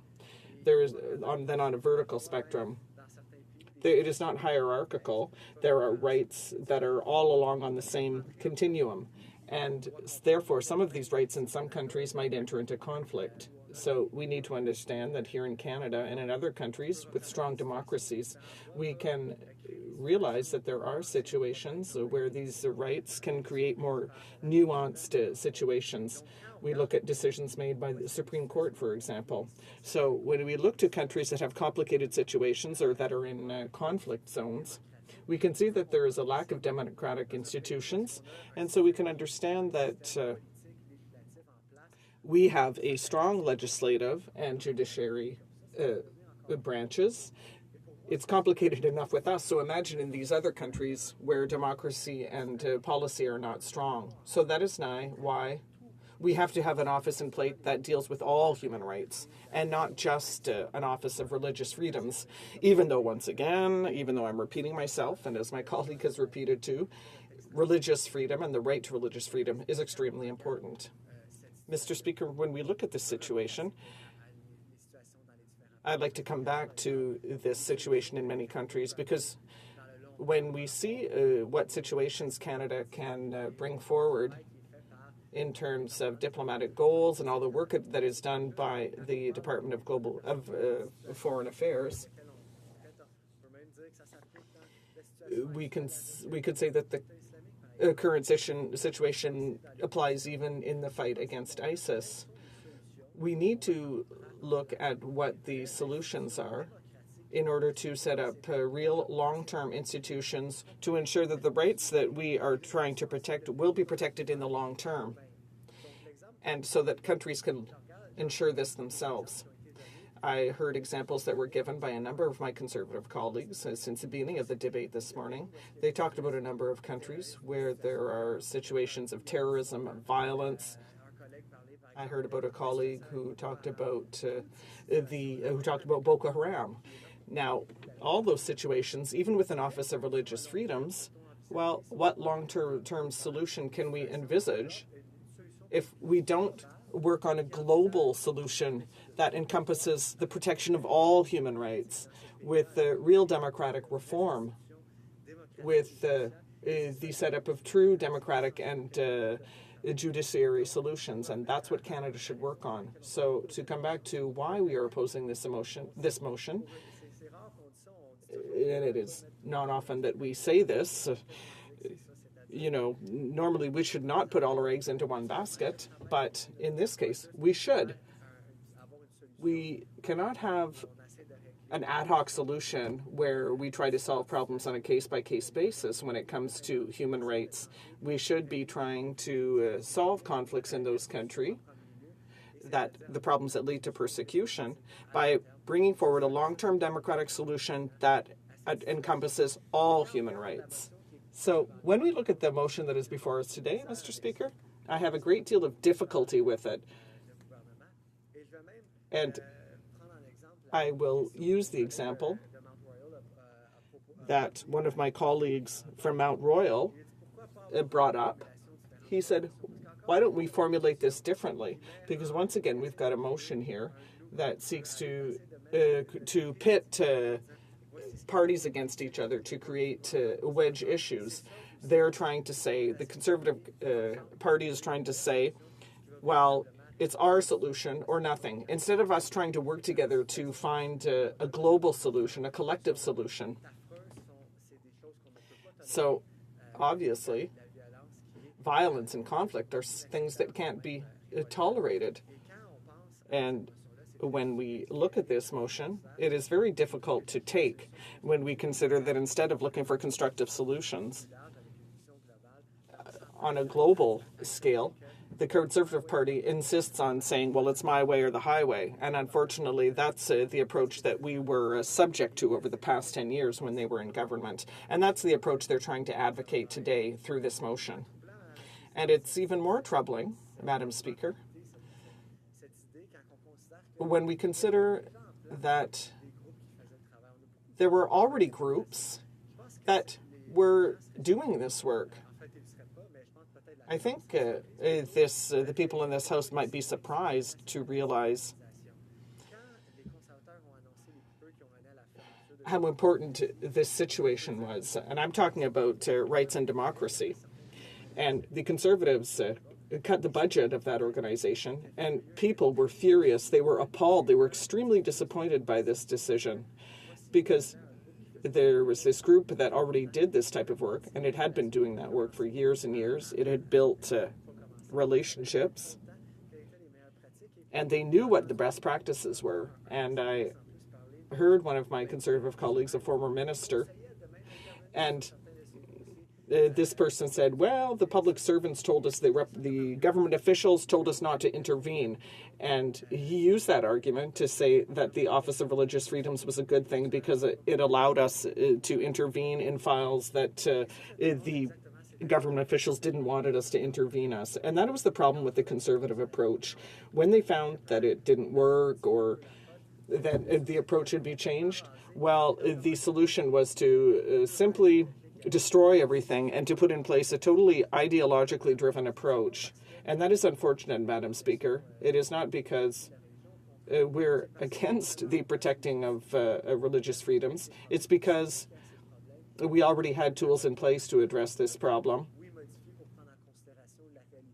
And instead of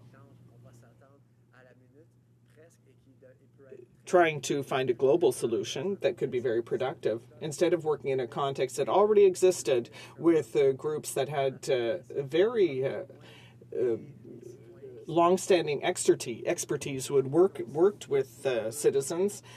And once again, we can see that the problem is that the Conservatives simply insisted on doing things their way. And I don't want to repeat my colleague's speech, but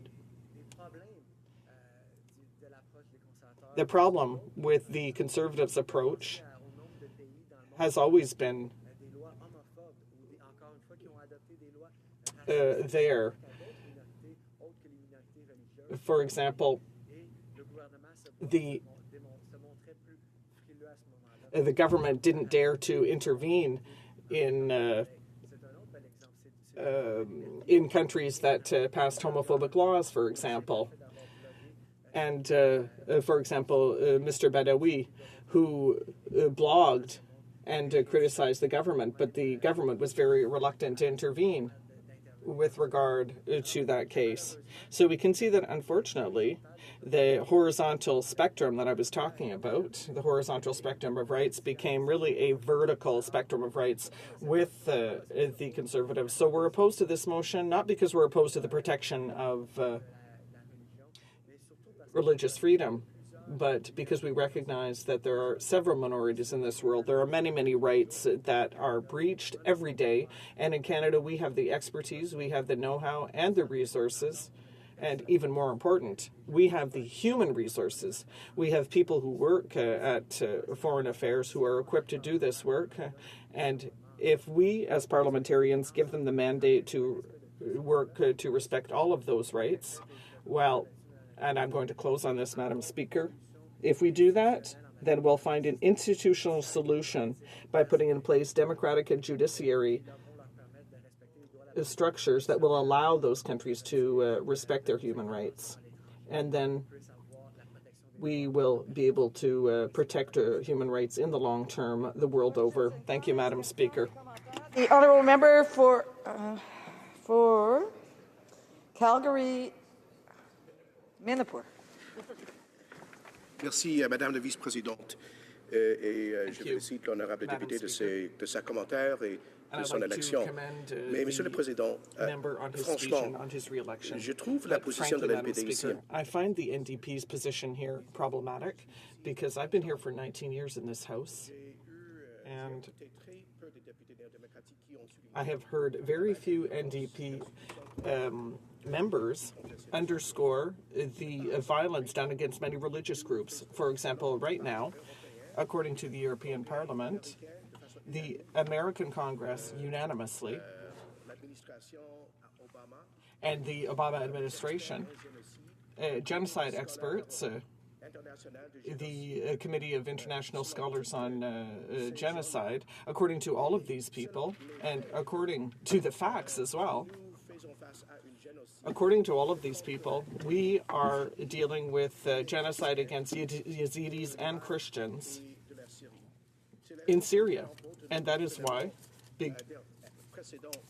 our government began resettling refugees with a focus on those particular populations in 2008. But, Mr. Speaker, it is not enough to say that there are all kinds of human rights. Obviously, that's true, but there are certain communities, particularly vulnerable communities, who have no voice in policy or politics, and they are the target of genocide. What is that the NDP's position? Is there genocide against these faith groups? The honourable member for Belleuil-Chambly. Madam Speaker, when I hear my colleagues' comments, it's clear that we find it revolting to look at the violence that is carried out in these countries in these conflict situations. There's no member in this House that can see that kind of image and accept it. However, as I said during my speech, the examples that the member has highlighted are concerning minority religious groups that are attacked, and but it's the same thing with LGBT communities, for example. So are we going to create an office for that? It's exactly that kind of thing. We're not saying that we don't want to protect those groups, but what we're saying is that Canada has the tools to have a comprehensive approach that includes all of those rights together. It's interesting because the Conservatives say that the NDP, and I'm sure they'll say the same thing about the Liberals, but they say that we are opposing different rights. But it's their position that really does so. We have institutions, we had them and we have them now. They're in a position to protect the communities that my honourable colleague has referred to. And this is exactly the approach we want to have, Madam Speaker. I'll conclude in saying that if we want to ensure long-term, eternal protection for these groups, there has to be democratic reforms in this country, and that has to be part of the approach, which is currently not the case. The honourable member for Hamilton East, Stony Creek. Thank you, and I'm very interested in the comments on both sides of the arguments, Madam Speaker. But I want to point out, and I'd be interested in the comments of our speaker, the idea of religious freedom is nominally accepted in many countries in the world. But Amnesty International is in many of those countries trying to resolve the problems of lack of freedom of those particular people. And I guess the simplest way I could phrase it would be to look at the Roma people, the Gypsy, the Roma people, whose religion takes on wherever they may be. They're Catholic, they're Orthodox, they're Muslim, they're Anglican, and so on. And yet we know that this is one of the most oppressed groups wherever they go. So their issue, Madam Speaker, isn't so much the freedom of practicing their religion, it's the human rights aspect, and I wonder if the Speaker would comment on that. The Honourable Member for Belleuil-Chambly. Thank you. I appreciate my colleague's question because it demonstrates exactly what we are trying to get our Conservative colleagues to understand, which is, I'll be so bold as to say, and I don't know if he'll agree with me, but in the example that he gave, we're not talking about freedom of religion, we're talking about racism and hate that exists towards these people. So hate and violence takes all kinds of different forms towards many different groups. And in Canada, once again, I think it's the third time I've said so since I started my speech, but we have the institutions and the people who can help us to find long-term solutions to deal with that hate and violence. Let's give them the tools to do so. Resuming debate, reprise de débat, the honourable member for Haliburton, Kawartha Lakes, Brooke. Thank you very much, Madam Speaker, and I'd like to begin by thanking my colleague, the member from Sherwood Park, Fort Saskatchewan, for bringing this important motion to the House. I will also be splitting my time with my honourable colleague and my geographical neighbour from Durham. Madam Speaker, the Office of Religious Freedom was established, as we know, as a division of Foreign Affairs on February 19, 2013. It was created to address the increasing threat of religious intolerance and extremism around the world. Since its creation, the office has worked across the globe to promote tolerance, pluralism, and communal harmony. And it works on an annual budget of $5 million. Madam Speaker, with a budget that is forecasted to push Canada into $30 billion of potential debt, I sincerely hope that this government will continue to fund the Office of Religious Freedom to allow it to continue doing its important work right across the globe. The office plays an important role as a non-partisan, multifaceted organization that supports all faiths. Violations of religious freedom can and do touch religious communities from all of the world's major faith traditions, including Muslims, Christians, Buddhists, Hindus, Jews, and those who even profess no faith at all. I would therefore ask my colleagues in this House to support the motion to recognize the good work being done by Canada's Office of Religious Freedom and call on the government to renew the mandate of that office. In order to express the importance of the work done by the Office of Religious Freedom, we must first take a look at the office itself. The mandate of the Office of Religious Freedom speaks directly to the importance of the office, both as a tool for the Government of Canada and organization to protect and promote minority groups. The Office of Religious Freedom fulfills the Government of Canada's pledge to speak out and to promote religious freedom around the world, and that's a quote. The right to freedom of religion is one of Canada's fundamental founding principles. Canada and Canadians have a duty to help promote those who have this fundamental right restricted or are persecuted because of it. Another quote of the mandate. The office will promote freedom of religion or belief as a Canadian foreign policy priority. The office will be an important vehicle through which Canada can advance fundamental Canadian values, including freedom, democracy, human rights, and the rule of law. The office provides important advice and understanding of religious traditions that may not be understood by officials. In their role, specifically dealing with religion, they are uniquely positioned to provide high-quality, in-depth information. The office also focuses on advocacy, policy development and programming relating to protecting and advocating on behalf of religious minorities under threat, opposing religious hatred and intolerance, and promoting pluralism abroad. It works specifically in countries that violate the right to freedom of religion, which, according to the Office of Religious Freedom, represents nearly 77% of the world's population. In addition, with approximately 84% of the world's population in 2010 affiliated with religious tradition, the impact the Office of Religious Freedom can have in the policy-making field is yet another asset to the government. The Religious Freedom Fund, Madam Speaker, is the vehicle which the government uses to fund projects outside Canada to help religious communities that are facing intolerance or persecution in their country. The fund supports projects in the following categories. They raise awareness about issues related to freedom of religion or belief. They conduct research on freedom of religion or belief that provides governments and decision makers around the world with relevant information and analysis. They support a dialogue among different religious groups and provide legal and legislative or related forms of support on issues of freedom of religion and belief.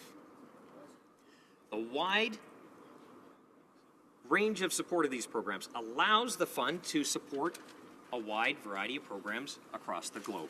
These projects include those in Bangladesh, Iraq, Lebanon, Syria, Sri Lanka, Pakistan, and Indonesia, and that's only naming a few. And just like in our embassies abroad, the ambassador plays a crucial role in representing Canada. Dr. Andrew Bennett was appointed Canada's first ambassador for religious freedom on February 19, 2013.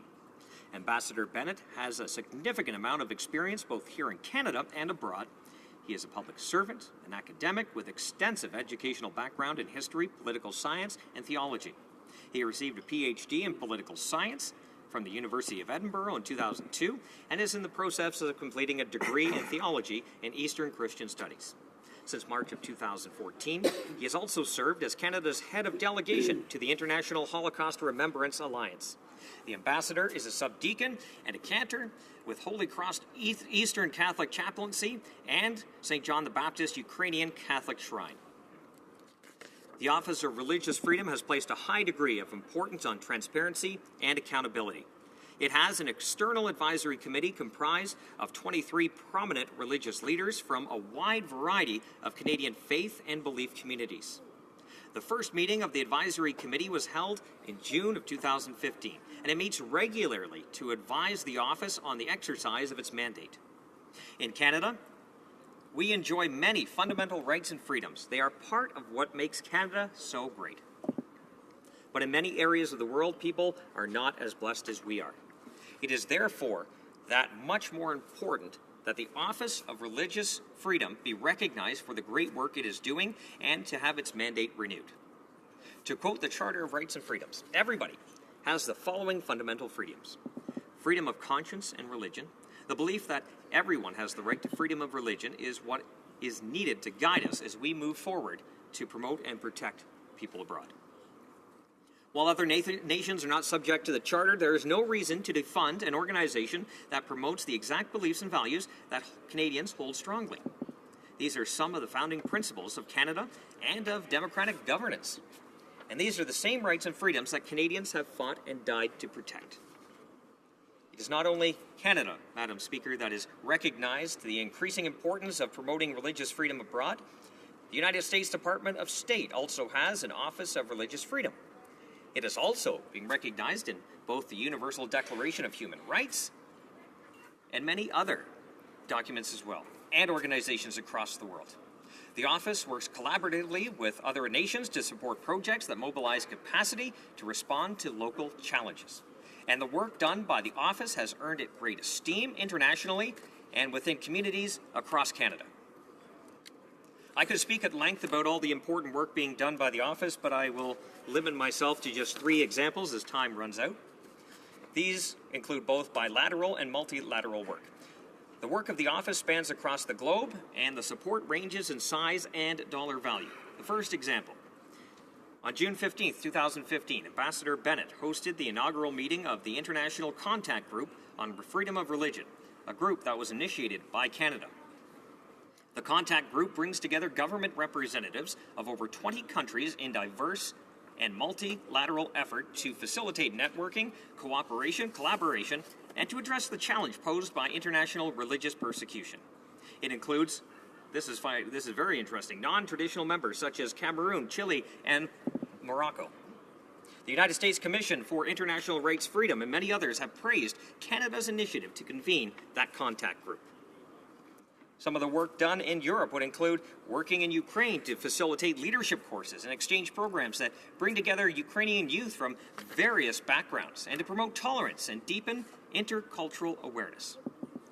An example of some of the work done in Southeast Asia, supporting the sustainable monitoring and reporting on freedom of religion or belief in Indonesia, increasing understanding by religious minorities of their constitutional rights, and building their capacity to advocate for tolerance and pluralism. Madam Speaker, the Office of Religious Freedom was created to address a growing problem that affects countries and people all across the globe.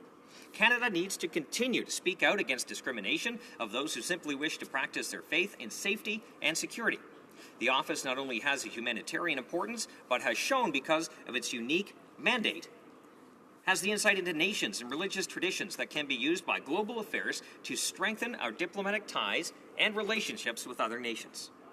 With all the discussion from the members opposite about inclusion, diversity, and tolerance, I sincerely hope that they will support this important motion and continue to fund this nonpartisan office, that it is protecting and promoting one of the values that Canadians hold most important. Thank you very much, Madam Speaker. Questions and comments? Questions et commentaires. L'honorable député de... The honourable member for Laurentides-Labelle. Thank you, Madam Speaker.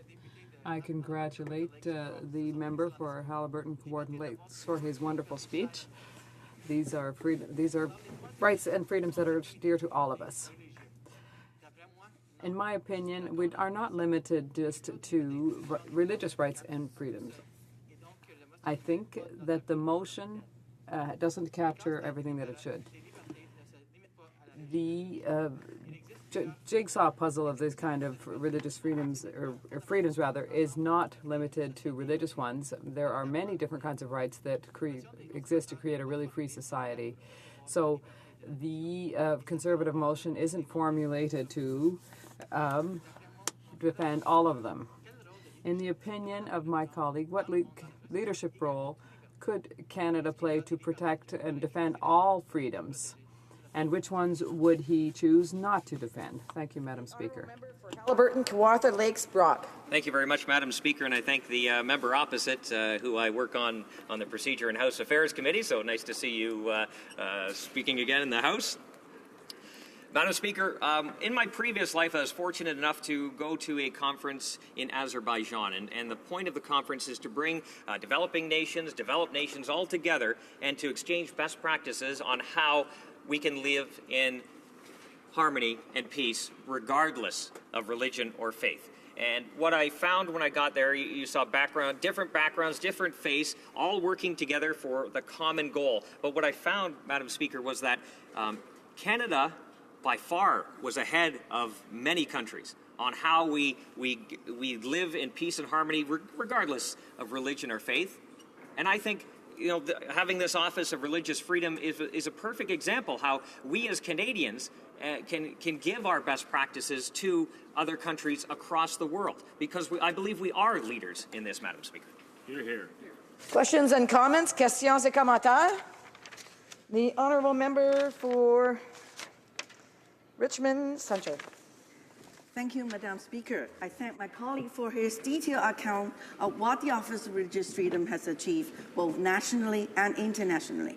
Let me tell you how a personal story, which I was told when I was taking a cab here in Ottawa. As soon as he knew that I was a member of Parliament, he told me this very sad story, that his parents, upon opening their doors, were shot that right at the door because they were Coptics in that country. So he pleaded me to say, you parliamentarians, can you do something about it? Because it doesn't only affect the parents who were overseas, they affect our own Canadians here as well. In the city of Richmond, we have a highway called the highway to, not a highway, but a street called Highway to Heaven, where all our religious groups live in harmony. Unfortunately, this does not happen overseas. So my question to my dear colleagues is that how do you see this important office, not only beneficial to the other religious groups all across the nation, but including those of different faith groups in our communities as well? The honourable member for Haliburton, Kawartha Lakes, Brock. Thank you very much, Madam Speaker, and I thank my colleague for Richmond for all the hard work she is doing in her riding on this file and beyond. Madam Speaker, I think what you need to look at is what work has been done already. On a $5 million budget, the leadership that office has taken on projects all across the world promoting Canadian values that are values that we hold dear, and many countries are trying to figure out ways to live in harmony with different religions. So this, you look at the projects that have already been worked on and the progress it is making in different communities in different countries. This is something we should be proud of. This office needs to be, the mandate needs to be extended. We need to continue to invest in this program because I think we all need to continue to show our values, show our progress that we have in Canada to countries around the world. Good job. Resuming debate, reprise de débat, the honourable member for Durham. Thank you very much, Madam Speaker, and I appreciate my colleague, my neighbour from Kawartha, Haliburton, Brock, for his remarks today, and my colleagues for bringing this important debate to the floor of the House of Commons, Madam Speaker. And in many ways, here we are within about 140 or so days of a new government, and we're already fearing the elimination of something that should be a unifier, not just for this Parliament, but for Canadians, Madam Speaker.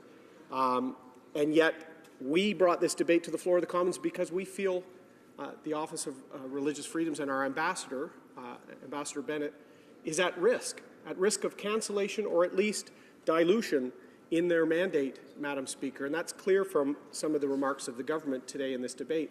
And why should it be something that unifies this House? I'll share with my colleagues a quote from a prominent Canadian upon news of the creation of this office, Madam Speaker. And he said at the time in relation to this office, I quote, "We think an initiative like this is the kind of thing that ought to have the support of all sides in politics." He went on to add, "The defense of religious freedom is unconditional. It applies to all religious groups. So I think a stout and courageous defense of religious freedoms overseas is a good thing for Canada." You know who said that, Madam Speaker? The previous leader of the Liberal Party of Canada, Michael Ignatieff. That was his comment with respect to the then, at the time, Conservative proposal about the creation of this important office. I agree with him, Madam Speaker. Now, I found in these short 140 days of this Parliament, I'm quoting a lot of Liberal leaders, Madam Speaker. I've quoted in relation to the withdrawal of the ISIL mission, I quoted King, Pearson, John Manley, Lloyd Axworthy.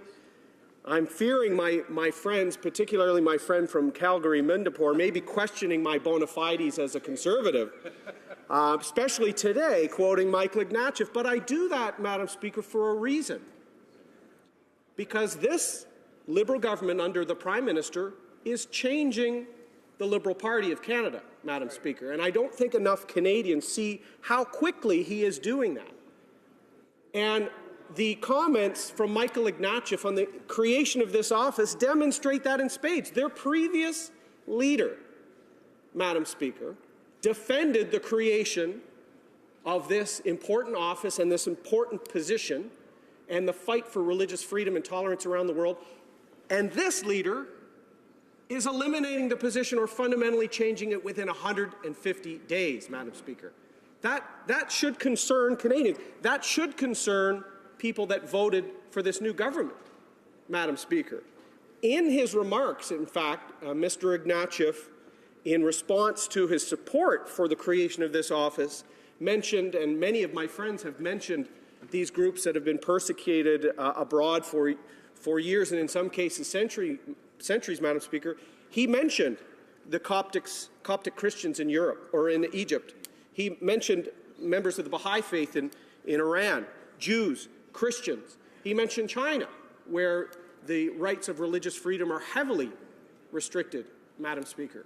So the previous Liberal leader supported the creation of this office, and it's sad we have to bring a debate to the floor today because we fear, after just a few years, but in an exceptional mandate, Ambassador Bennett has received international recognition for his thoughtful and important interventions on this fundamental freedom. And I'm going to use the next few minutes of my remarks, Madam Speaker, to remind my colleagues how, as Canadians, we are here with this important office and an ambassador promoting religious freedom and tolerance around the world, Madam Speaker. It's a natural extension of Canadian values. What sunnier ways could there be than to preserve the freedom and the freedom of worship for millions around the world, Madam Speaker? That's an essential Canadian value. And it brought to mind John Diefenbaker's speech the night before he reconvened a special session of Parliament in 1960 on Canada Day, then Dominion Day, Madam Speaker. So on June 30th, 1960, John Diefenbaker addressed Canadians because his intention the following day in this special session was the introduction of the Bill of Rights. And John Diefenbaker said, in respect to religious freedom and rights to be protected and enshrined in the Bill of Rights, he said, "The experiences of many countries whose citizens have flocked to our shores in recent years make it clear that we cannot take for granted the continuance and maintenance of these rights and freedoms." And then the next day, Madam Speaker, in a special session, the Bill of Rights was introduced to the Parliament at the time, subsequently passed, and the Bill of Rights, Section 1C, protected the freedom of religion, Madam Speaker. It was later then enshrined in the Constitution Act of 1982, our Charter, as a fundamental freedom under Section 2A, Madam Speaker.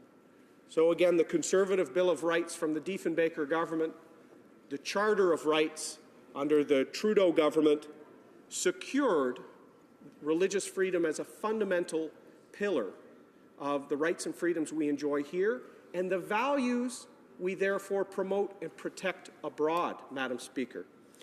But this office and this position that Ambassador Bennett fills is not a new extension of this position internationally, Madam Speaker. We had the Bill of Rights and the Charter, but in 1981, we were a signatory to the UN Declaration on the Elimination of All Forms of Religious Intolerance, Madam Speaker. In fact, that UN section said that religious freedom must be fully respected and guaranteed around the world. We're a 1951 signatory to the Convention on the Status of Refugees, Madam Speaker. And this is where I feel the hypocrisy of the new government is no more evident than by their successful integration of a Syrian refugee effort. And we've complimented them on doing it on a revised timeline to ensure the success of these new members of our family. Why are they in Canada, Madam Speaker?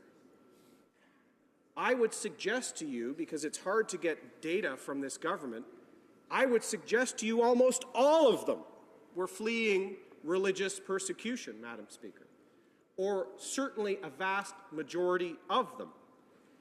So this government was good to extend the welcome and the protection of religious freedom here, but want to eliminate our agent trying to promote that value abroad.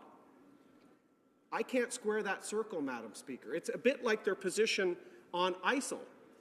We know the dislocation and the threats of violence to so many people, and we'll help them if they come here, but we don't want to address the issues on the ground, Madam Speaker, whether it's direct threat to life and security, or whether it's the promotion of tolerance and religious tolerance, which is usually at the root of this strife and this out-migration. And it's important for us to recognize that this, again, is an area where in the past, the Liberal Party and the Conservative Party, there wasn't much white space between us, Madam Speaker. And despite some of the rhetoric at times, our record as Conservatives was actually better at helping the vulnerable. Let's look at our refugees, the government-assisted side. The last 2 years of the Chrétien-Martin government, there were 7,400 basically each year in 2004 and 2005. In the last 2 years of the Conservative government, there were 7,600 and 9,400 government-assisted. Private sponsorship, the story is the same, about 3,000 in the previous years of the last Liberal administration, and 5,000 and almost 10,000 private sponsors in the last years of the Conservative government, Madam Speaker. Why I'm illustrating that is one of the protections we allow refugees to find refuge in Canada from. One of those persecutions is religious intolerance. So this is a circumstance where Ambassador Bennett, the work of his committee that he helps spearhead on an international basis with over 20 countries involved at promoting religious tolerance, promoting understanding, promoting the ability for people to practice their faiths in their country, that is about protecting them where they live. Why would we not both offer refuge for those who come here, but promote refuge in their country? I hope they will stand up for this important office, Madam Speaker. Questions and comments? Questions et commentaires? The honourable member from Mount Royal. Thank you very much, Mr. Speaker. I want to thank the honourable member for Durham for his fine defence of religious liberties.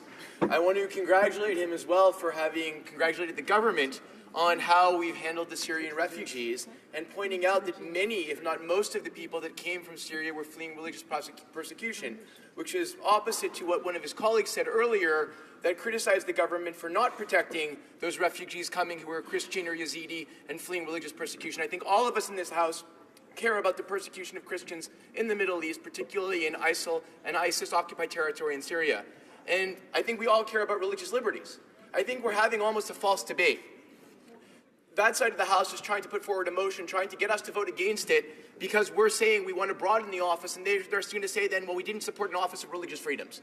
We want to support an office of religious freedoms within a broader context because all fundamental freedoms are important. So I'd ask the honourable member for Durham why the motion put forward is insisting on supporting the office with its current mandate as opposed to putting forward a motion that would have said supported all of the work of the Office of Religious Freedoms in either its current or an enhanced form, in which case both sides of this House would have supported it, Mr. Speaker.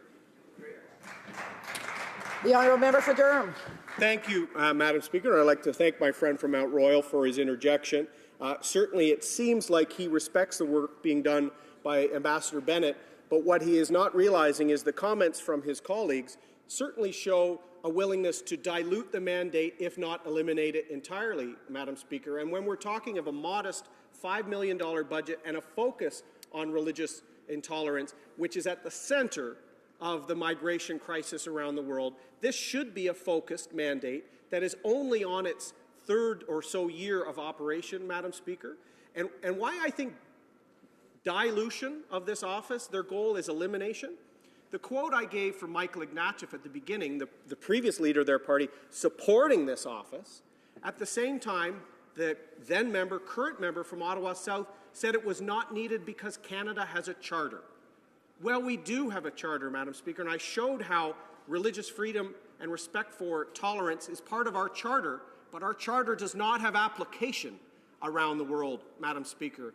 Yet the fight for religious rights and freedoms associated with faith and the practice of it are fundamental, and which is why Ambassador Bennett and his team's mandate cannot be diluted. It should be supported. And if the government wants to do more through trade or international development on institution building and other things, they can do that concurrently, Madam Speaker. Questions and comments? Questions et commentaires? The honourable member for Calgary, Midnapore. I'd like to thank my honourable friend for reminding this place that the Liberal Party actually supported the creation of the Office of Religious Freedom, didn't just support it, campaigned on that basis. I recall attending events at Coptic churches and elsewhere where Liberal candidates who are now members of this place and their former leaders stood up and said they strongly supported the creation of the Office of Religious Freedom what a canard, Mr. Speaker, to say one thing to those voters then, and then now to do something because it opposes their ideology. Now, the member raised a very important point about emphasizing the resettlement of refugees who are victims of persecution on the grounds of their religious convictions. When the previous government announced the creation of the Office of Religious Freedom, it also said that it would be seeking to prioritize the resettlement of vulnerable religious minorities who are refugees. This Prime Minister said that doing so is, quote, disgusting. Would the member care to comment on his view that people who have been bombed out of their homes, who cannot return because of their religion, who cannot go to the UN camps because they would be extreme vulnerable minorities in those camps, ought to be considered as priority cases for the purposes of refugee resettlement? The honourable member for Durham has 52 seconds. Thank you, Madam Speaker, and I'll use those judiciously by first thanking the member from Calgary-Mindapore. There's probably been no greater champion in the last decade plus in this Parliament for freedoms of all kind, and I appreciate. I think he's nailed it, Madam Speaker. The Prime Minister doesn't seem to understand that at the basic level, the refugee and migrant crisis has a fundamental religious intolerance motif. And if we don't promote a long-term strategy to address that, we're only going to see more dislocation, more violence. So while I quote former Liberal leaders in the House, I don't do that because I joined the party. It's because they're moving the party, Madam Speaker. And I think a lot of their own members who campaigned, as he said, in favor of this office are now embarrassed that they're going to eliminate or dilute it. Thank you. Resuming debate, reprise de débat, the Honourable Parliamentary Secretary to the Leader of the Government in the House of Commons only has a couple of minutes to begin his speech before we have to move on to other things, but we'll have an opportunity to continue after. Madam Speaker, I rise to the challenge. Let me start off by saying, you know, we talk about the office of the religious freedoms, and let's make it very clear that the Liberal Party or the Government of Canada is very much a very strong advocate and understands the importance of freedom of religion, of freedom of speech, of the many different freedoms that we as Canadians assign so much value and hold so close to our heart. In fact, Madam Speaker, you will find that it is the Liberal Party of Canada, and it was actually Pierre Elliott Trudeau that brought in the Charter of Rights. We are a party of the Charter of Rights, Madam Speaker, so we don't need to be lectured by Conservatives in terms of a lack in potential faith for freedoms, Mr. Speaker. It is the Liberal Party of Canada that understands the importance of religious freedoms. And if you listen to what the Minister of Foreign Affairs said earlier today, you will find that we were very clear that we are committed to fighting for religious freedoms well into the future, along with many other human rights, Madam Speaker.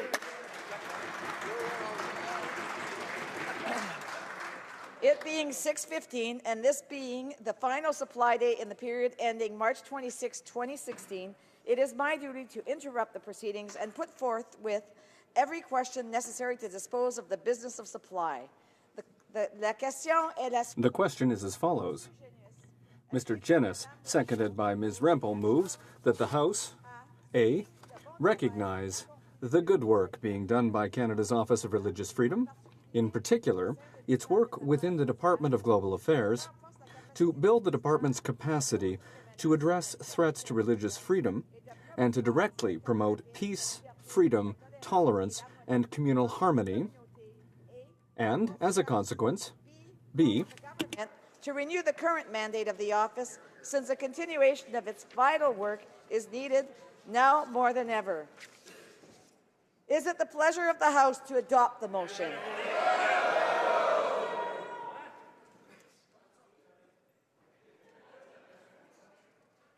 All those in favor of the motion will please say yay. All those opposed will please say nay. In my opinion, the nays have it. And I'll call in the members.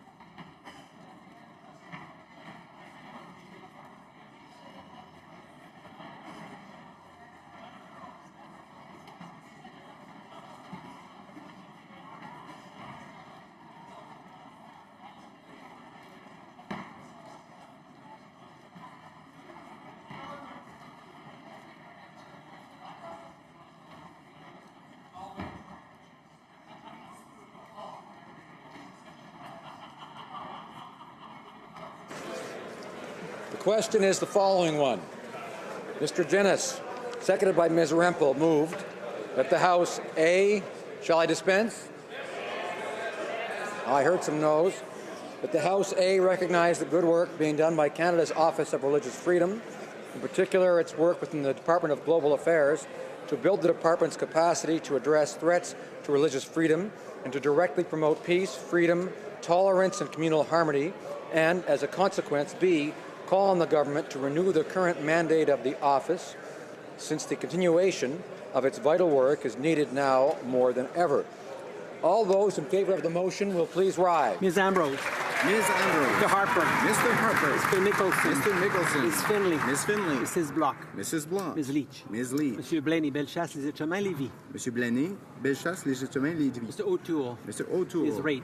Ms. Raitt. Mr. Shear. Mr. Shear. Monsieur Lebel. Monsieur Lebel. Ms. Watts. Ms. Watts. Mr. Kenny. Mr. Kenny. Ms. Rampel. Ms. Rampel. Ms. Bergen. Ms. Bergen. Monsieur Bernier. Monsieur Bernier. Mr. Van Loan. Mr. Van Loan. Mr. Straw. Mr. Straw. Monsieur Clark. Monsieur Clark. Monsieur Paulus. Monsieur Paulus. Mr. Poiliev. Mr. Poiliev. Mr. Workington. Mr. Workington. Mr. Bazan. Mr. Bazan. Mrs. McLeod. Kamloops, Thompson, Caribou.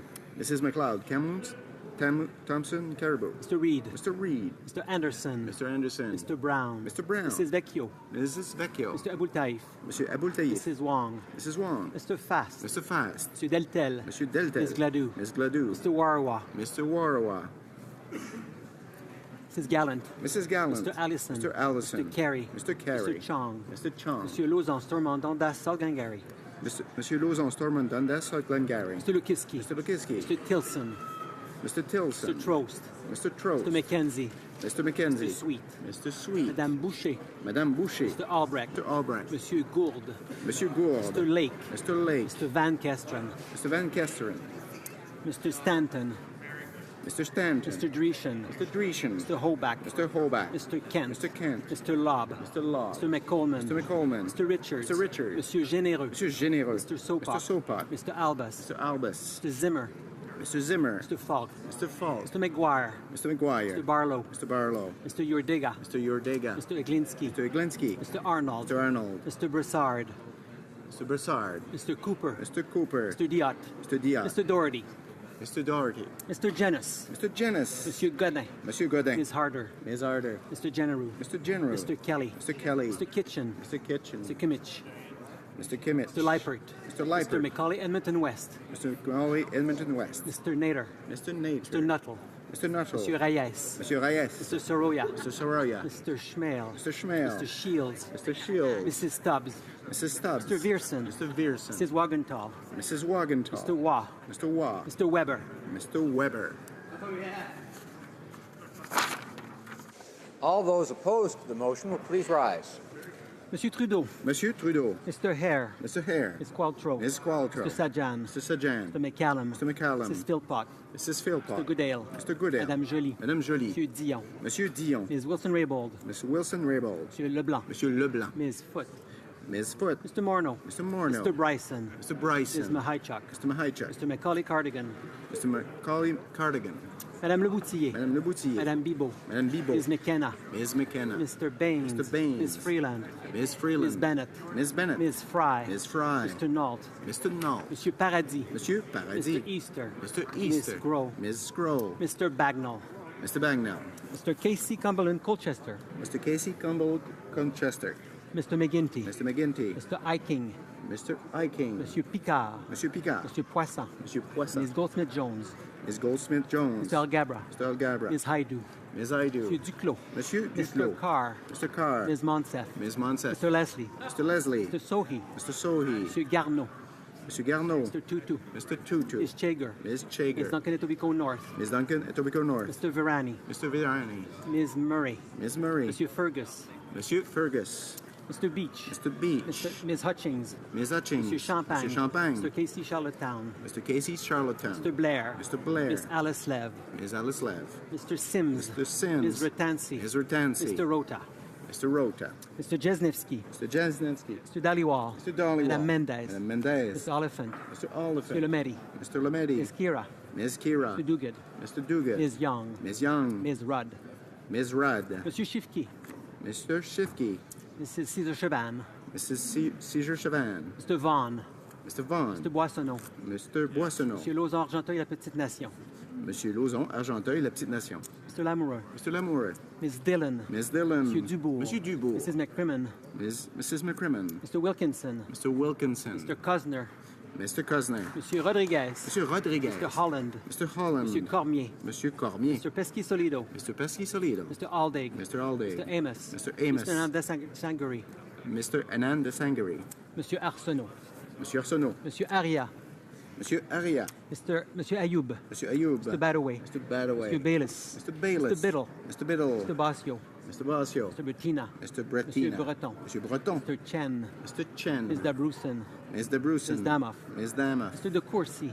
Mr. De Courcy. Monsieur Diorio. Monsieur Diorio. Monsieur Drouin. Monsieur Drouin. Ms. Jerowitz. Ms. Jarrett. Mr. Essassi. Mr. Essassi. Madame Petitpas-Taylor. Mrs. Petitpas-Taylor. Monsieur Elkoury. Monsieur Elkoury. Mr. Ellis. Mr. Ellis. Mr. Ailson. Mr. Ailson. Mr. Fillmore. Mr. Fillmore. Mr. Finnegan. Mr. Finnegan. Mr. Fisher. Mr. Fisher. Mr. Fonseca. Mr. Fonseca. Mr. Fergus-Catos. Mr. Fagiscatos. Mr. Fraser Westnova. Mr. Fraser Westnova. Mr. Fewer. Mr. Fewer. Mr. Garrettson. Mr. Garrettson. Mr. Graham. Mr. Graham. Mr. Greywall.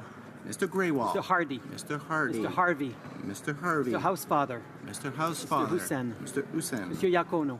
Mr. Yacono. Mrs. Jordan.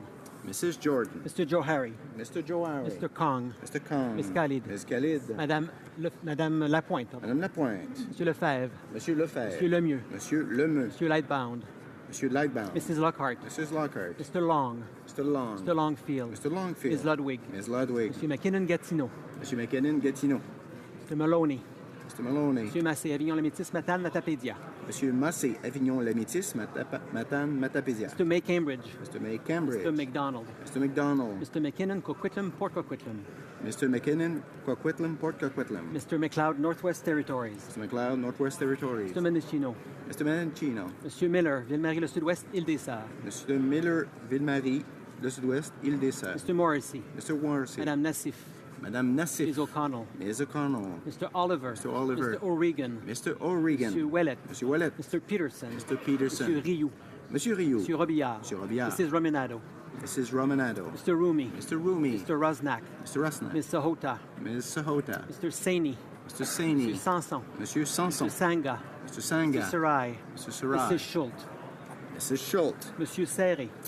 Monsieur Serré. Madame Shanahan. Madame Shanahan. Mr. Sheehan. Mr. Sheehan. Mr. Sidhu, Mission Masqui, Fraser Canyon.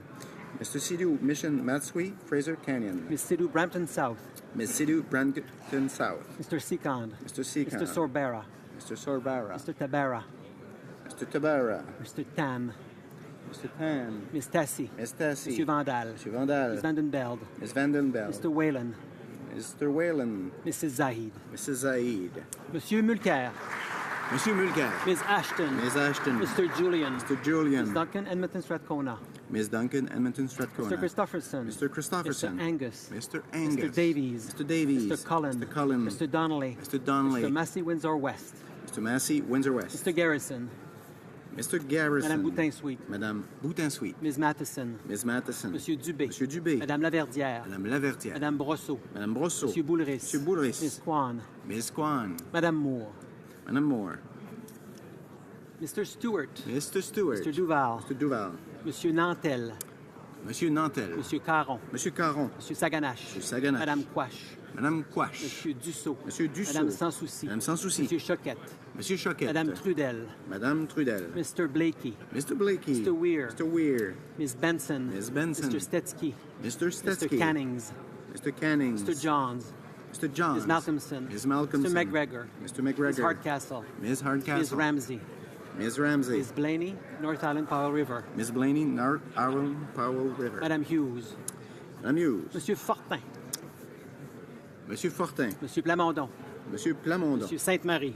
Monsieur Sainte-Marie. Monsieur Marcil. Monsieur Marcil. Madame Posé. Madame Posé. Monsieur Thériault. Monsieur Thériault. Monsieur Beaulieu. Monsieur Beaulieu. Monsieur Barsalou-Duval. Monsieur Barsalou Duval. Madame Gill. Madame Gill. Monsieur Bourria. Monsieur Boudria. Ms. May Saanich Gulf Islands. Ms. May Saanich Gulf Islands.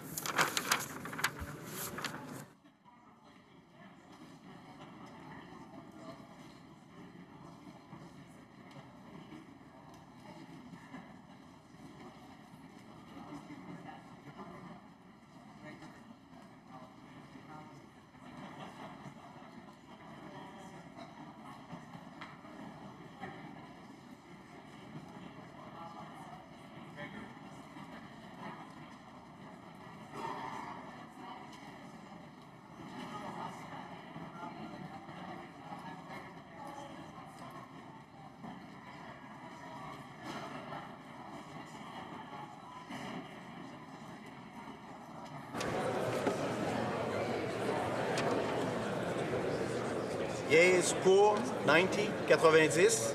Nays contre 226, 226. Je declare la motion rejetée.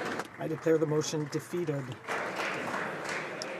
The next question is on opposed vote number 1.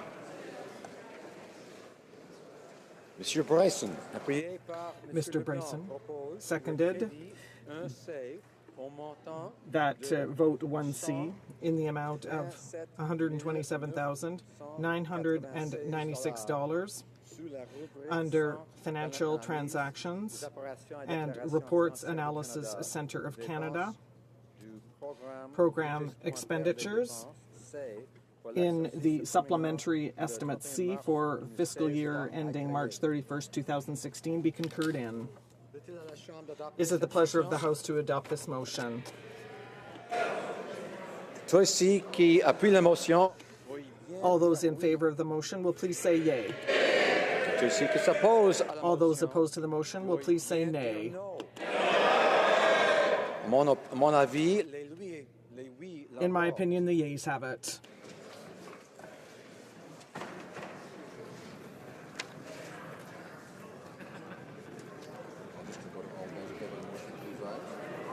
que tous ceux qui appuient la motion. All those in favor of the motion will please rise. Mr. Hare. Mr. Hare. Ms. Qualtrough. Ms. Qualtrough. Mr. Sajan. Mr. Sajan. Mr. McCallum. Mr. McCallum. Mrs. Philpott. Mrs. Philpott. Mr. Goodale. Mr. Goodale. Madame Joly. Madame Joly. Monsieur Dion. Monsieur Dion. Ms. Wilson-Raybould. Ms. Wilson-Raybould. Monsieur Leblanc. Monsieur Leblanc. Ms. Foote. Ms. Foote. Mr. Morneau. Mr. Morneau. Mr. Bryson. Mr. Bryson. Ms. Mahichuk. Ms. Mahichuk. Mr. Macaulay-Cardigan.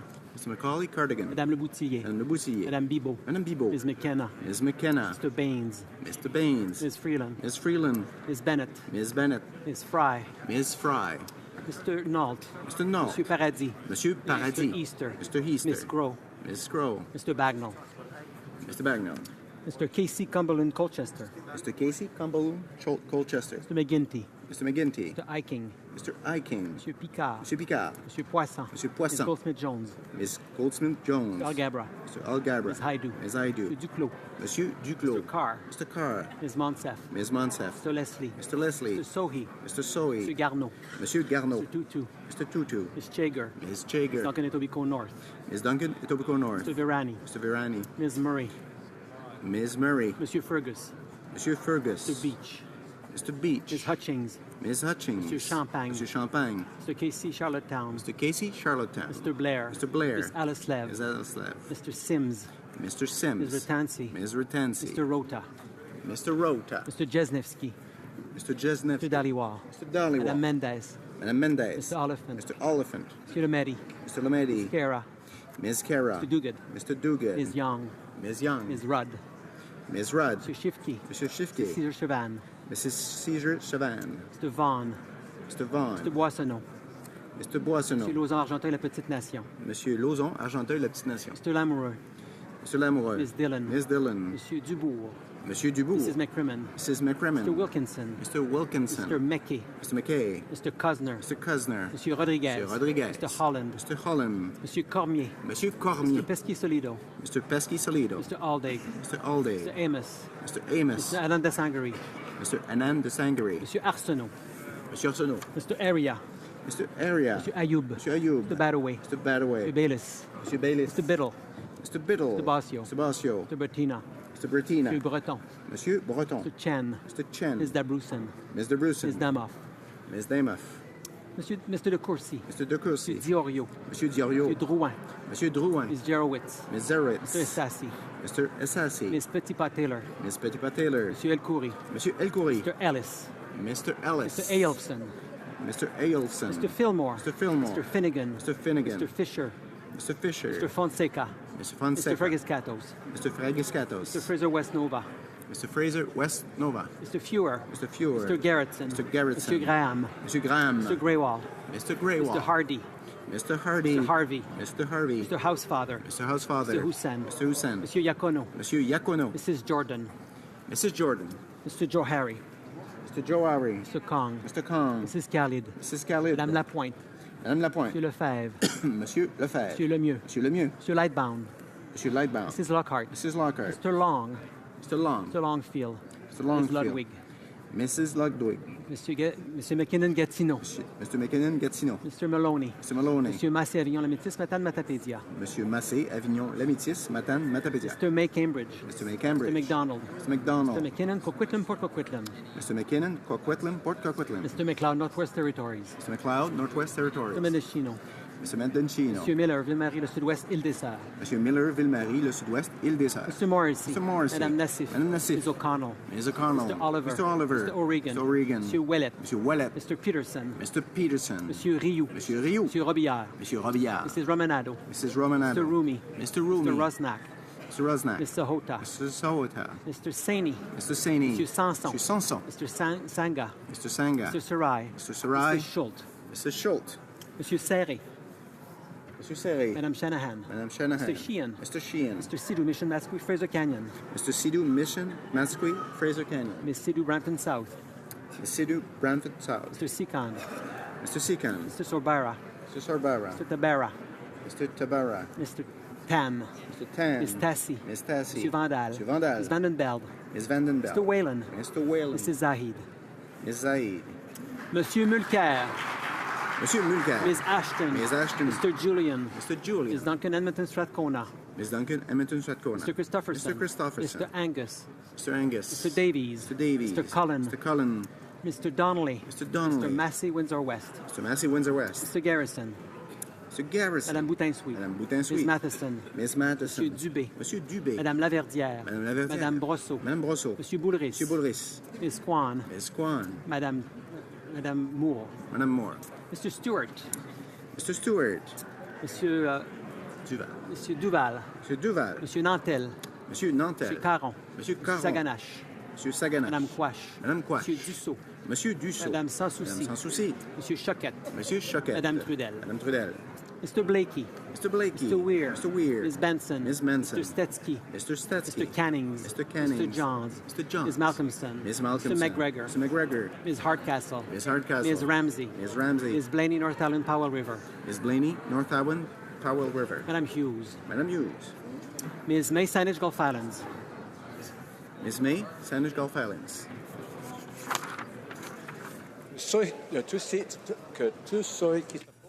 All those opposed to the motion will please rise. Ms. Ambrose. Mr. Harper. Mr. Harper. Mr. Nicholson. Mr. Nicholson. Ms. Finley. Ms. Finley. Mrs. Block.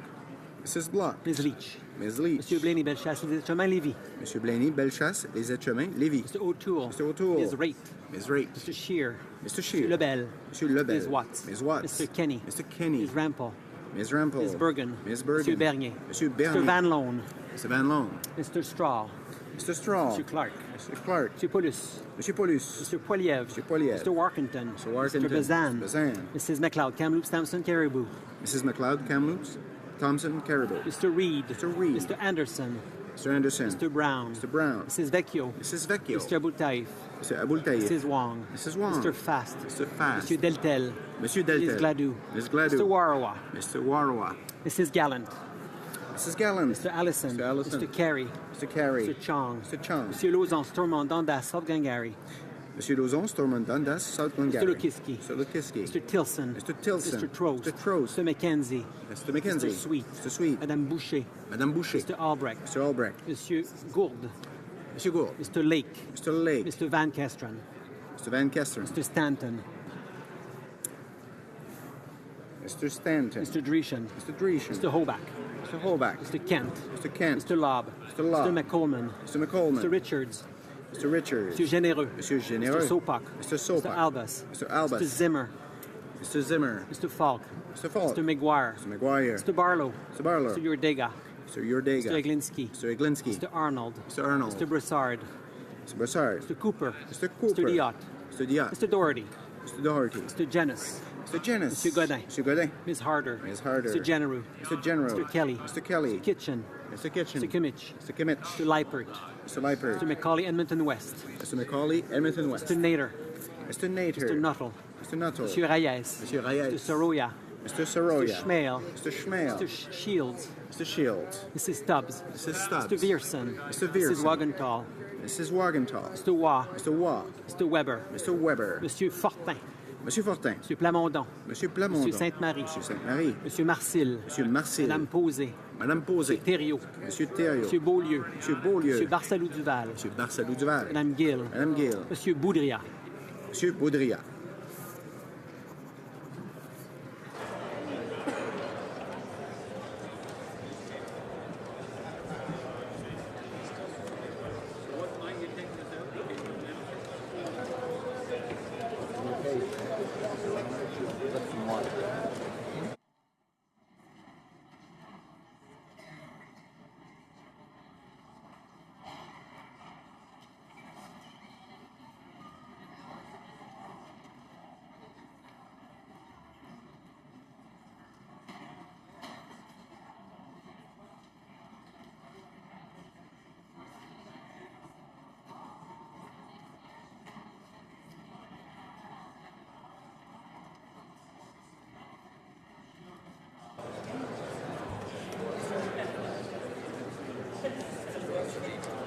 Yeas pour, 217, 217.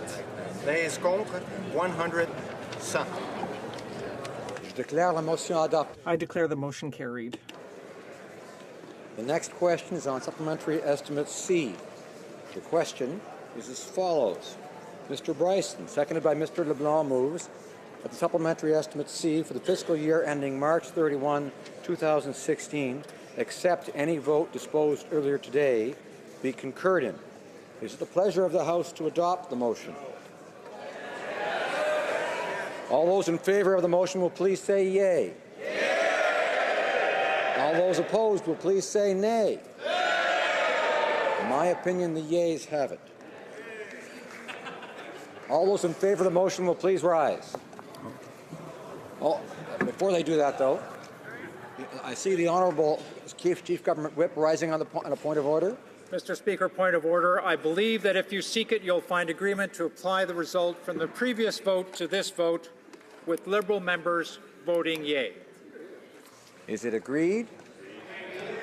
The Honourable Member for Leeds, Grenville, Thousand Islands, and Rideau Lakes. Thank you very much, Mr. Speaker. We agree to apply the vote with Conservative Party members voting no. Yeah, right. The Honourable Member for Hochelaga. Mr. Speaker, the NDP agrees to apply the vote and will vote no, Mr. Speaker. The Honourable Member for Montcalm. Mr. Speaker, the Bloc Québécois agrees and will vote against. Gulf Islands. The Green Party also agrees and will vote no.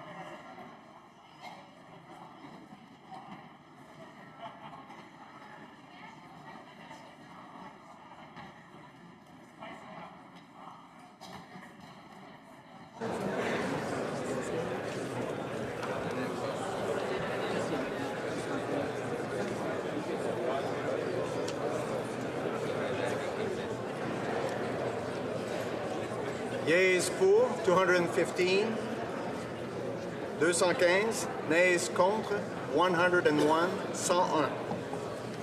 Declare the motion adopted.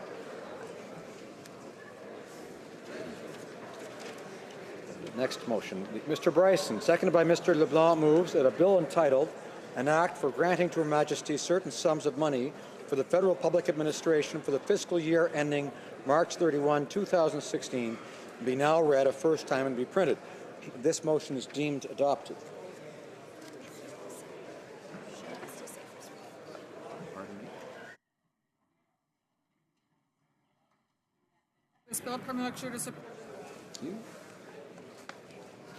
Mr. Bryson, appuyé par Mr. Seconded by Mr. LeBlanc, moves that Bill C-8, an act for granting to Her Majesty certain sums of money for the Federal Public Administration for the fiscal year ending March 31st, 2016 be now read a second time and referred to a committee of the whole.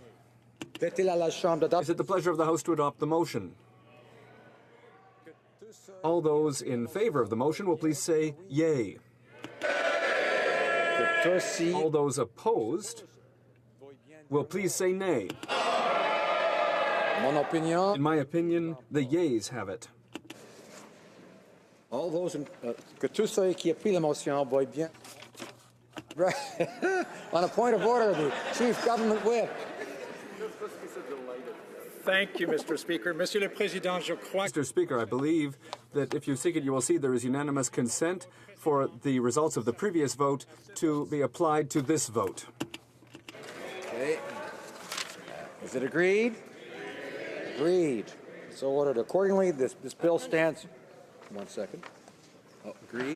Second reading of this bill. En conséquence, ce projet de loi... Accordingly, this bill stands referred to a committee of the whole. Now he comes in and I leave the chair. For the House to go into committee of the whole.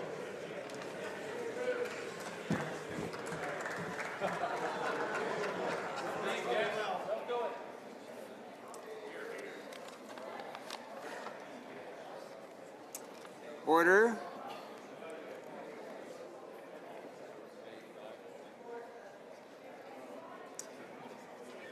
Order. House and Committee of the Whole on Bill C8.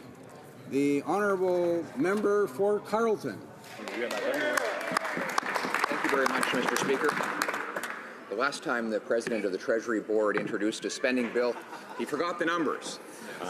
And were it not for the tender mercies of this compassionate official opposition, which allowed the mistake to be overlooked, whole sections of the Government of Canada would have shut down and many public servants would have gone without a paycheck. In light of that history, Mr. Speaker, I wonder if the President of the Treasury Board can confirm this time if he has in fact read the bill and it is in its normal form. Honourable President of the Treasury Board. Mr. Chair, Speaker, I want the House to know and I want the honourable member to know how much I appreciate his tenderness.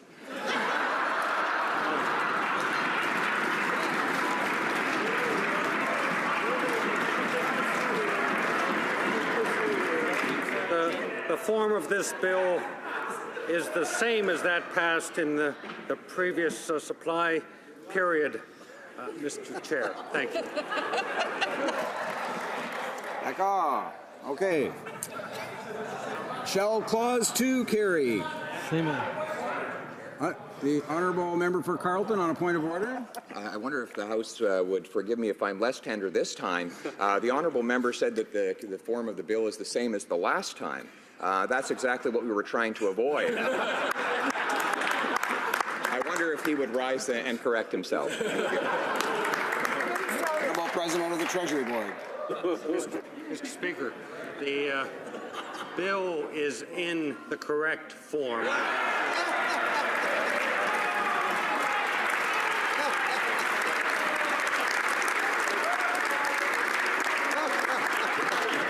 And again, I want to thank the honourable member for his understanding and kindness.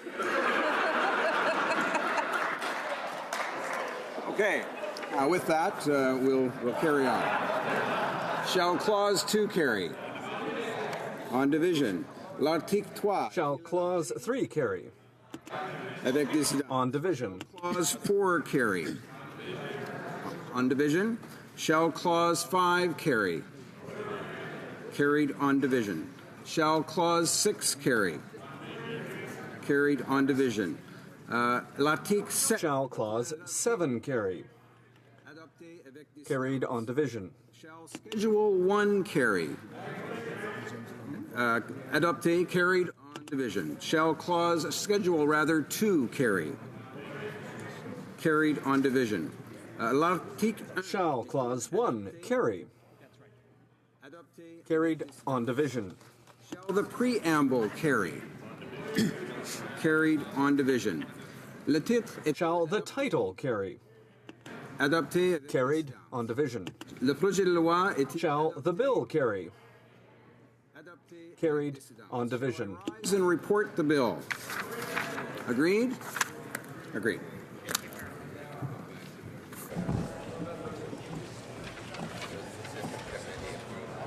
Mr. Speaker, the Committee of the Whole has considered Bill C9 and has directed me to report the same without amendment.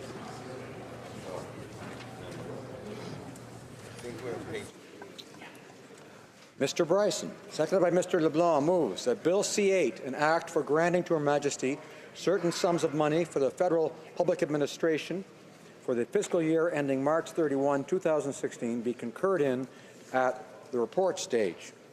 It is the pleasure of the House to adopt the motion. All those in favor of the motion will please say yea. All those opposed will please say nay. In my opinion, the yeas have it. All those in favor of the motion will please rise.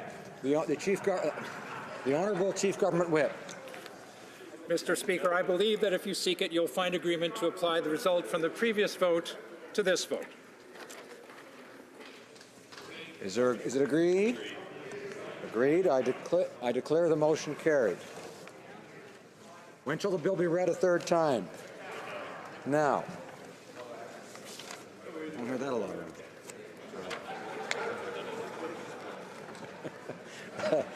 Monsieur Bryson. Mr. Bryson, seconded by Mr. LeBlanc, moves that Bill C8, an act for granting to Her Majesty certain sums of money for the federal public administration for the fiscal year ending March 31st, 2016, be now read a third time and do pass. Is it the pleasure of the House to adopt the motion? All those in favor of the motion will please say yea. All those opposed will please say nay. In my opinion, the yeas have it. All those in favor of the motion will please rise.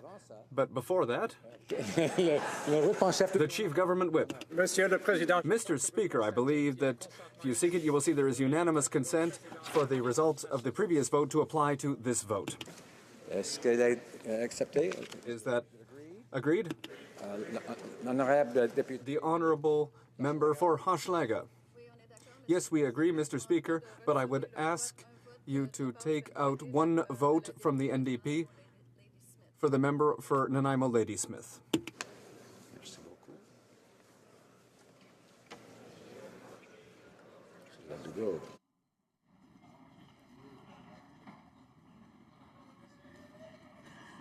This bill, troisième lecture de ce projet de loi. Waiting for the count.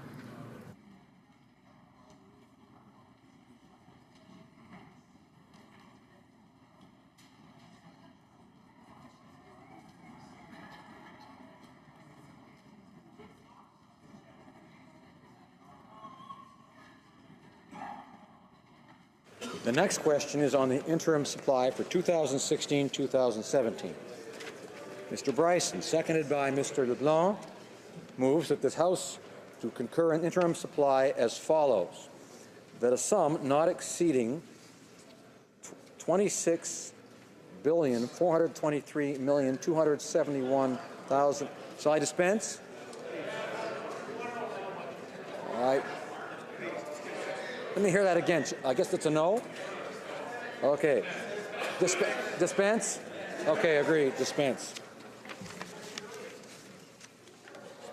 Those in favor of the motion will... Oh, sorry. We have the call, the usual... we're here, right? Okay. All those in favor... Now, is it the pleasure of the House to adopt the motion? No. All those in favor of the motion will say yea. Yea. All those opposed will please say nay. In my opinion, the yeas have it. The Honourable Chief Government Whip. Mr. Speaker, I believe that if you seek it, you'll find agreement to apply the results from the previous vote to this vote. Is it agreed? Agreed and so ordered.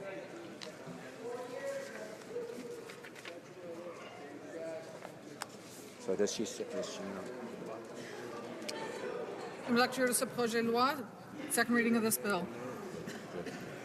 Okay. Wait a minute. That was.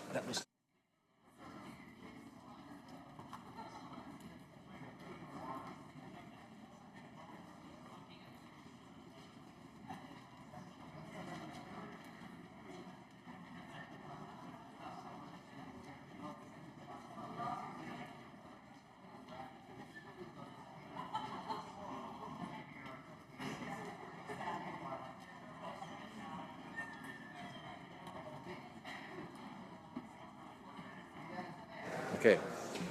Mr. Bryson, seconded by Mr. LeBlanc, moves that a bill entitled An Act for Granting to Her Majesty Certain Sums of Money for the Federal Public Administration for the fiscal year ending March 31st, 2017, be now read a first time and be printed. This motion is deemed adopted. Bill, première lecture de ce projet de loi. Mr. Bryson, seconded by Mr. LeBlanc, moves that Bill C-9, an act for granting to Her Majesty certain sums of money for the Federal Public Administration for the fiscal year ending March 31, 2017, be now read a second time and referred to a committee of the whole. Is it the pleasure of the House to adopt the motion? No. All those in favor of the motion will please say yea. Yea. All those opposed will please say nay. À mon avis, my opinion, the yeas have it.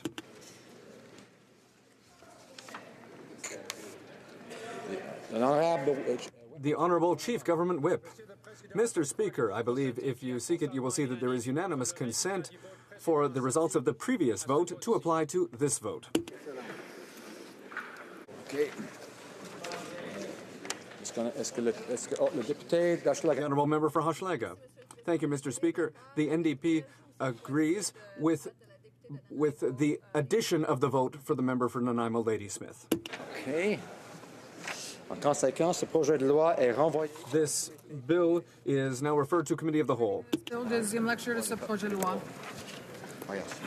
Je quitte maintenant le I do now leave the chair for the House to go into Committee of the Whole.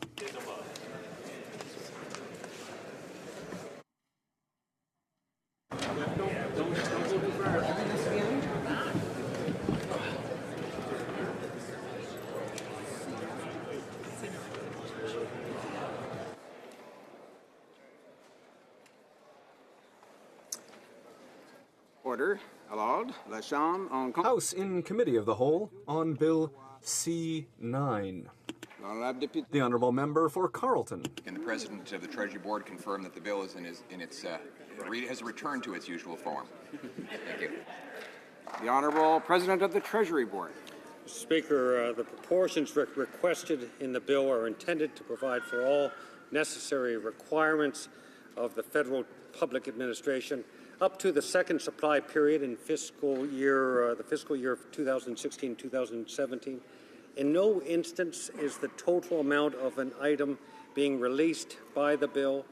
The form of this bill is correct, and it is the same as that eventually passed in the previous supply period. D'accord. Merci. Okay, thank you. Shall Clause 2 carry? Carried on division. Shall Clause 3 carry? Carried on division. Shall Clause 4 carry? Carried on division. Clause 5 carry? Carried on division. Shall Clause 6 carry? Carried on division. Shall Clause 7 carry? Carried on division. L'annex. Shall Schedule 1.1 carry? Carried on division. Shall Schedule 1.2 carry? Carried on division. Shall Schedule 1.3 carry? Carried on division. Shall Schedule 1.4 carry? Carried on division. Shall Schedule 1.5 carry? Carried on division. L'annex 1. Shall Schedule 1.6 carry? Carried on division. Shall Schedule 1.7 carry? Carried on division. 2 carry? Carried on division. Shall Clause 1 carry? Carried on division. Le préambule. Shall the preamble carry? Carried on division. Shall the title carry? Carried on division. Shall the bill carry? Carried on division. Rise and report the bill. Agreed.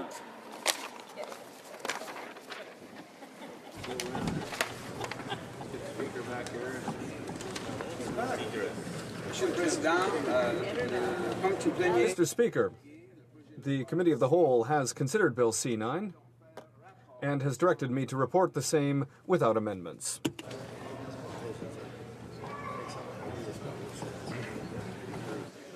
Monsieur Bryson. Mr. Bryson, seconded by Mr. LeBlanc, moves that Bill C9, an act for granting to Her Majesty certain sums of money for the federal public administration for the fiscal year ending March 31st, 2017, be concurred in at the report stage. Is it the pleasure of the House to adopt the motion? All those in favor of the motion will please say yea. All those opposed will please say nay. In my opinion, the yeas have it.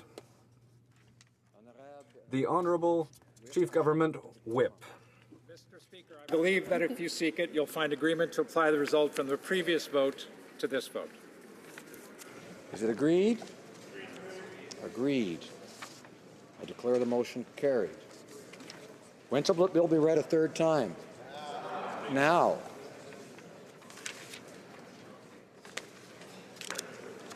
Mr. Bryson, seconded by Mr. LeBlanc, moves that Bill C9, an act for granting to Her Majesty certain sums of money for the federal public administration for the fiscal year ending March 31, 2017, be now read a third time and do pass. Is it the pleasure of the House to adopt the motion? No. All those in favor of the motion will please say yea. Yea. All those opposed will please say nay. In my opinion, the yeas have it. The Honorable Chief Government Whip. Mr. Speaker, I believe if you seek it, you will find that there is unanimous consent for the results of the previous vote to apply to this vote. Is it agreed? Agreed and so ordered. The motion is carried. Deuxième lecture de ce projet de loi, third reading of this bill. The House will now proceed to the taking of the deferred recorded division on the motion at the second reading stage of Bill C6. The question is as follows. Mr. McCollum, seconded by Ms. Mahaichuk, moved that Bill C6, an act to amend the Citizenship Act and to make consequential amendments to another act, be now read a second time and referred to the Standing Committee on Citizenship and Immigration. All those in favor of the motion will please rise. The Chief Government Whip. Mr. Speaker, I believe that if you seek it, you'll find agreement to apply the result from the previous vote to this vote, with Liberal members voting yea. Is it agreed? The Honourable Member for Leeds, Granville, Thousand Islands and Rideau Lakes. Mr. Speaker, we agree to apply the vote, with Conservative Party members voting no. The Honourable Member for Hochelaga. Mr. Speaker, the NP agrees and will vote in favour. The Honourable Member for Montcalm. We agree, Mr. Speaker, and the Bloc Québécois will vote in favour. The Honourable Member for Sandwich Gulf Islands. The Green Party is agreeing and also voting yes. Who's mumbling that down there? Accordingly, the bill stands referred to the Standing Committee on Citizenship and Immigration. Deuxième lecture de ce projet de loi, second reading of this bill. La Chambre procédera maintenant au vote. The House will now proceed to the taking of the deferred recorded division on the motion at the second reading stage of Bill C2. The question is as follows.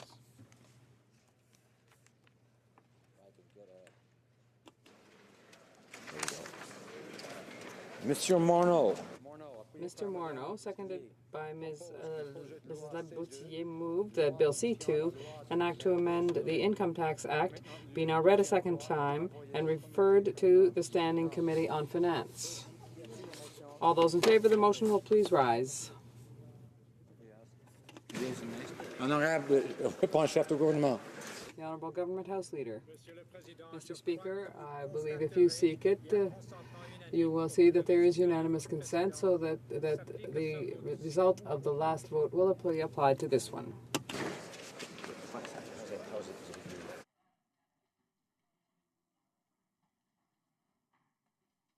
The Honourable Member for Saanich Gulf Islands. Speaker, I hate to interrupt votes for clarifications, but I had thought we were voting on C6, but I heard you call C2, and I don't want to vote the wrong way. I just want a clarification. It is C2, and if I said C6, I apologize. I don't think so, but we're voting on C2. So I think it's agreed. It's agreed. Accordingly, wait. Okay. Accordingly, the bill stands referred to the Standing Committee on Finance. Second reading of this bill. Deuxième lecture, ce projet de loi. We're into what? In accordance with Standing Order 38, a motion to adjourn the House is deemed to have been made and seconded at this time. Therefore, the question is that this House do now adjourn. The Honourable Member for Regina Capel. In a moment.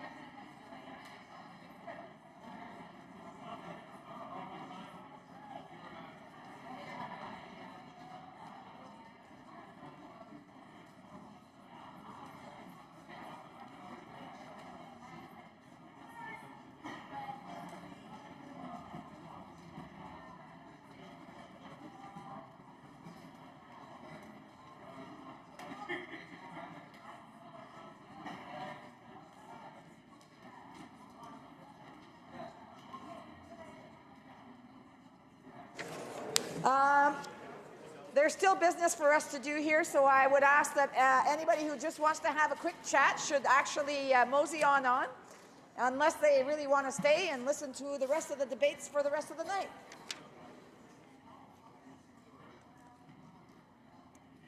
Alors, à ce moment-ci... Order. Pursuant to Standing Order 38, a motion to adjourn the House is deemed to have been made, moved, and seconded at this time. Therefore, the question is the following, that this House do now adjourn. Honourable Member for Regina Capel.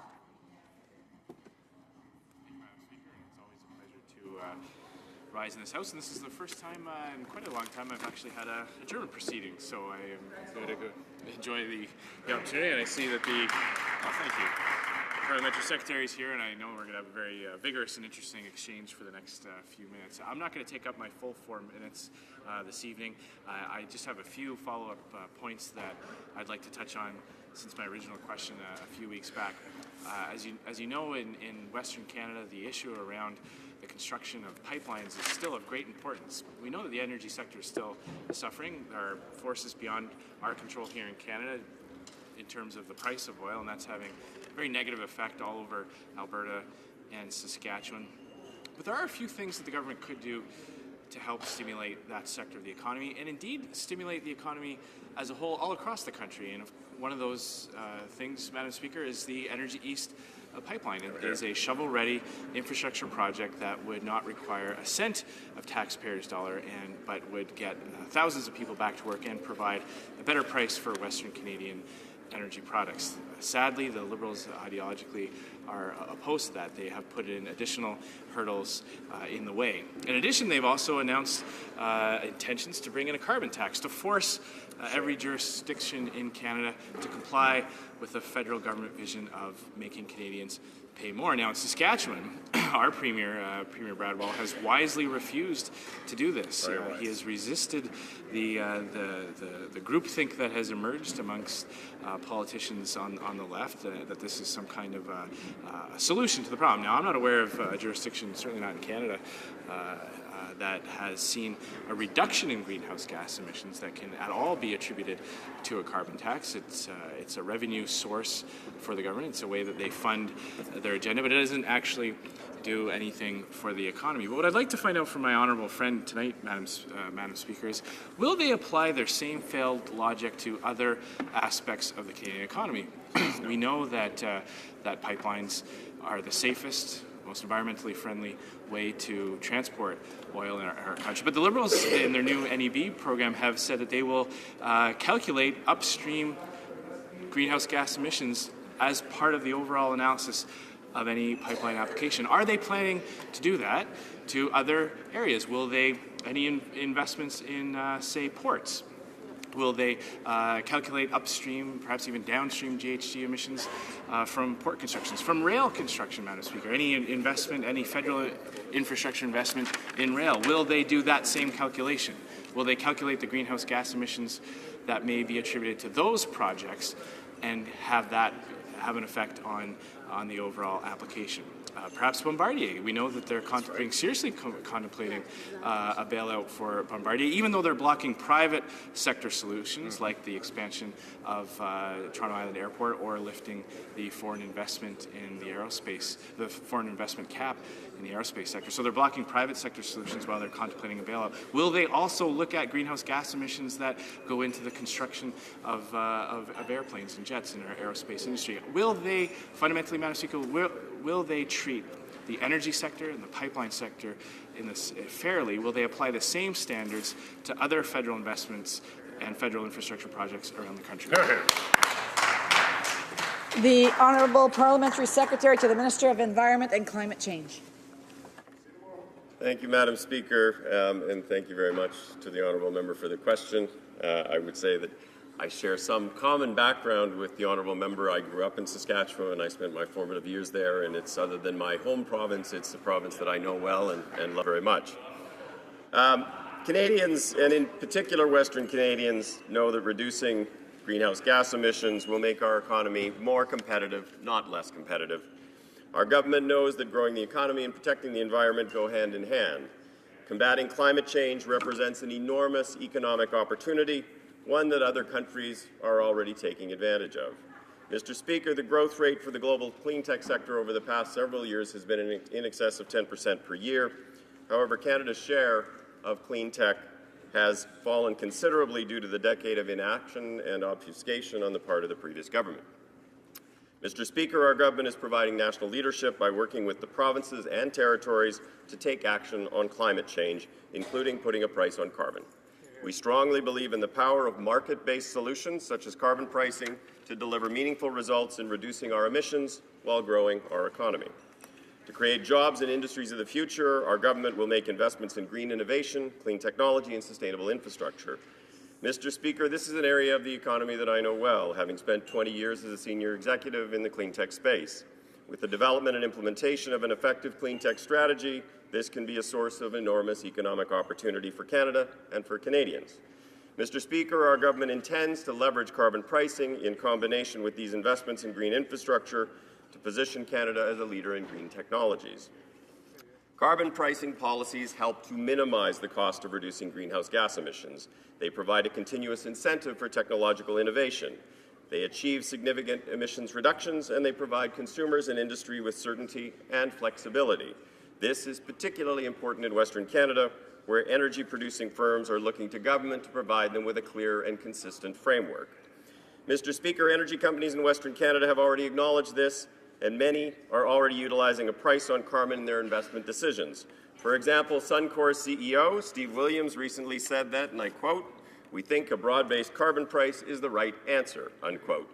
Mr. Speaker, our government is working to ensure that Canada takes effective action on climate change, including carbon pricing. Earlier this month in Vancouver, the Prime Minister, the Premiers, and territorial leaders met and agreed to work together on carbon pricing mechanisms suited to provincial and territorial economies across Canada. I should note that already 80% of Canadians live in jurisdictions that have or will soon have an effective price on carbon.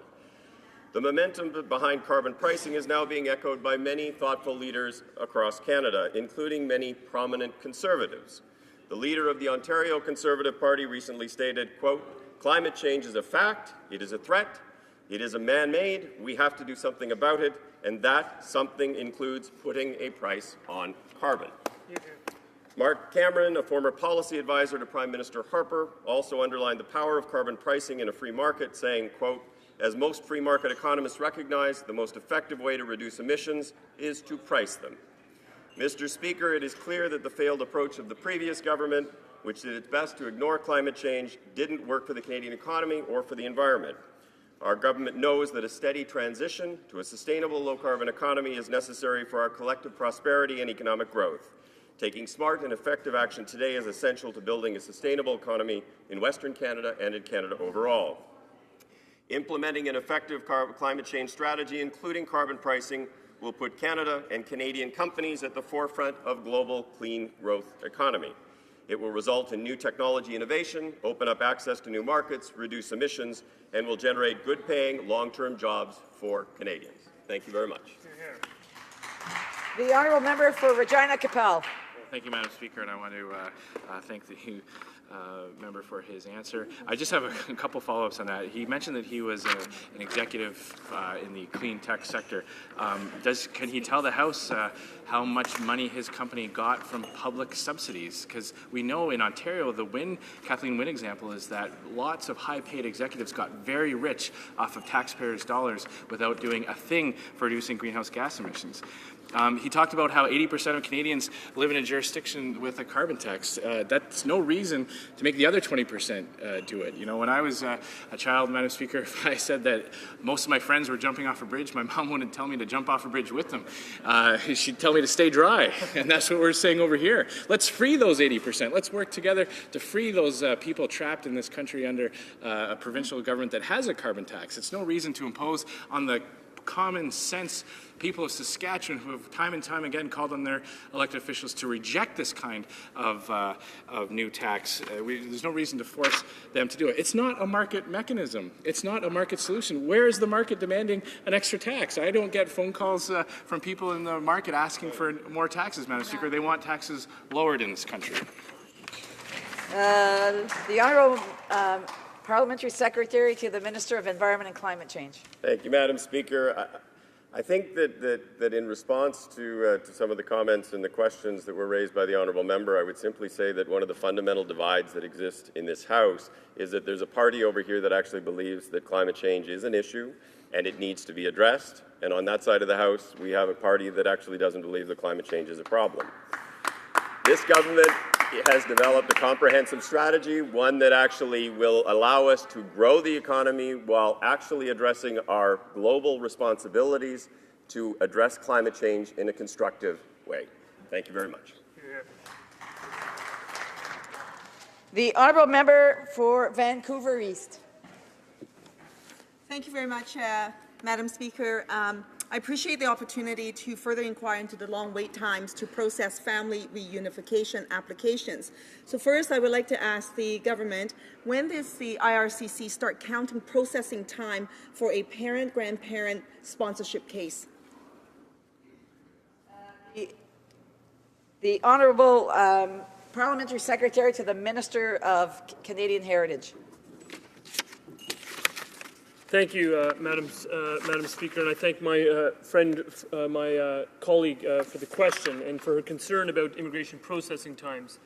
The IRCC looks at the processing times from the outset of when the application is actually filed, Madam Speaker, and it's important to track that because this is something that has been identified by the Minister as a serious issue that he is devoting his priorities and his time to addressing. He's described this in this House in the original response to my friend's question a few months back as a quote-unquote mess that was left as the legacy of the previous government because they basically depleted the resources from the department, allowing waiting times to mushroom and balloon such that we are now in a situation where they have ballooned to the point where families are being unjustly treated. What we are trying to do is bring down those waiting times, and we're doing that in a number of respects, Madam Speaker. In the first instance, we have a government that has tabled our immigration levels, and what we are doing is we are responding to the levels by beefing up the number of family class applicants that can come in.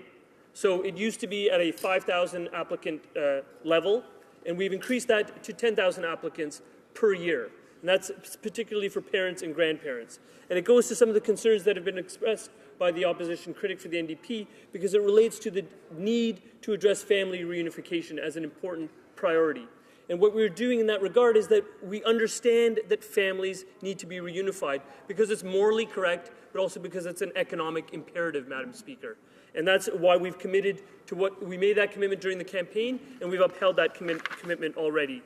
And we realize that people who come in as part of the family reunification category, Madam Speaker, represent both caregivers to children that might exist in those families, and they also represent a means of economic liberation for other people that are within those families. So in providing care, a grandparent allows the mother or father in a family unit to, for example, seek work on their own. We also recognize that people who come in under family reunification and come in quickly are able to participate in the workforce themselves. We recognize this as a government. Groups around the country, including people and agencies in the member opposite's riding of Vancouver East recognize this. People in my riding of Parkdale High Park recognize this, Madam Speaker. So people like Polycultural Immigrant and Community Services, people like Kaba Bayan Multicultural Services, people like the Canadian-Ukrainian Immigrant Society on Bloor West are all working hard to get people here quicker in terms of family reunification and to integrate them once they've arrived. It's a very, very important objective. On another front, Madam Speaker, we are addressing the need for family reunification and the processing times by addressing the need for further work permits. So open work permits, there's been a pilot project that's been in place to allow open work permits for all eligible applicants under the spousal category. We've renewed that pilot project. Again, recognizing that not only do we need spouses to be here, but we need to give them a vehicle for working. The last point, Madam Chair, is that we are also working on citizenship applications and the processing times that relate thereto. We are committing to new applications, and new applications currently are being processed within a 12-month time frame. And that's because our view of citizenship is that it should be facilitated rather than creating obstacles towards citizenship. It's a complete divergence of views from the previous government because we believe the ultimate integration and success of a newcomer, including the family members of that newcomer, is signaled by their attainment of citizenship. It produces better economic outcomes, better health outcomes. It's better for the newcomers, and it's better for Canada. Thank you very much, Madam Speaker. The honourable member for Vancouver East. Thank you very much, Madam Speaker. It is my understanding that the processing time for such applications is counted from the time the local embassies receives the transfer application rather than from the time the application is received in Canada at the Mississauga Case Processing Centre.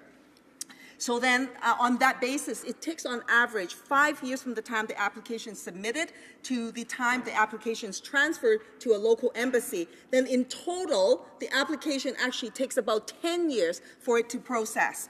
And so, Madam Speaker, the Prime Minister said during the campaign, the wait time now to bring parents and grandparents to Canada is almost 4 years on average. Wow. And if your family lives in China, Pakistan, the Philippines, or India, you can expect to wait 5 or 6 years or more. In actuality, the processing time for such applications is much longer, and so it's deceptive. So I wonder if the government will actually correct the processing time so that people know the true number to that, and as well, for inland spousal applications, if the government will commit to reducing the application time to 6 months for those applications so that they don't have to wait for such a long time to be reunited with their family members.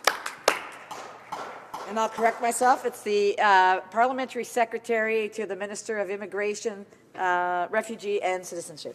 Thank you, Madam Speaker. In response again to my colleague's question, and I appreciate her passion on this issue and her sincerity in trying to address family reunification and the processing times in particular.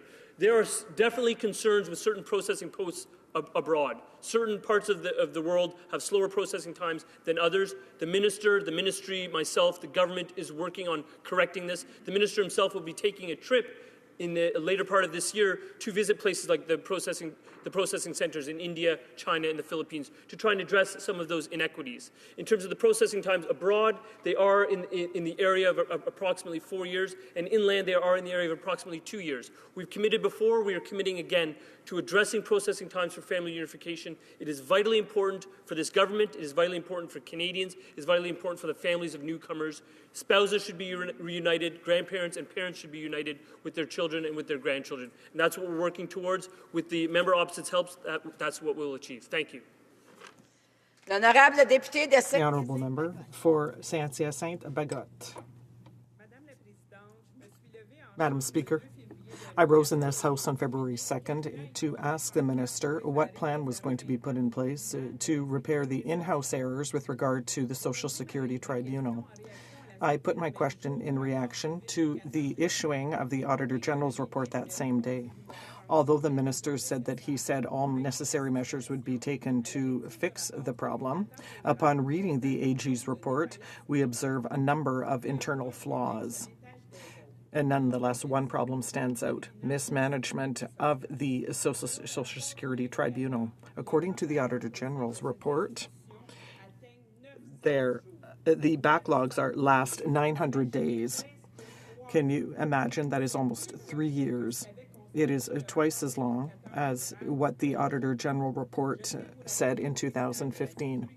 May I remind you that the Social Security Tribunal of Canada was created to make the process swifter and more efficient, and yet the contrary is happening with waiting times of 3 years. This tribunal has an impact that makes citizens' lives even more complicated. In my riding, I receive the SOM comments every week. Since the Social Security Tribunal was set up, it is practically a crusade for the unemployed in my region. They have to wait many months before having the right to be heard before the appeal division. If they receive a negative decision, then they have to start all over again.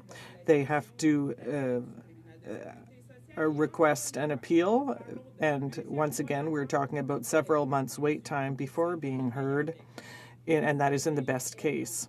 These wait times are long, much too long. Throughout this time, the unemployed receive no benefits from the employment insurance program, whether it be the citizens in my riding or other ridings.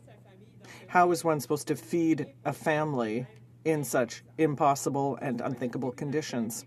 And yet the Social Security Tribunal is not the only culprit. The department is another culprit.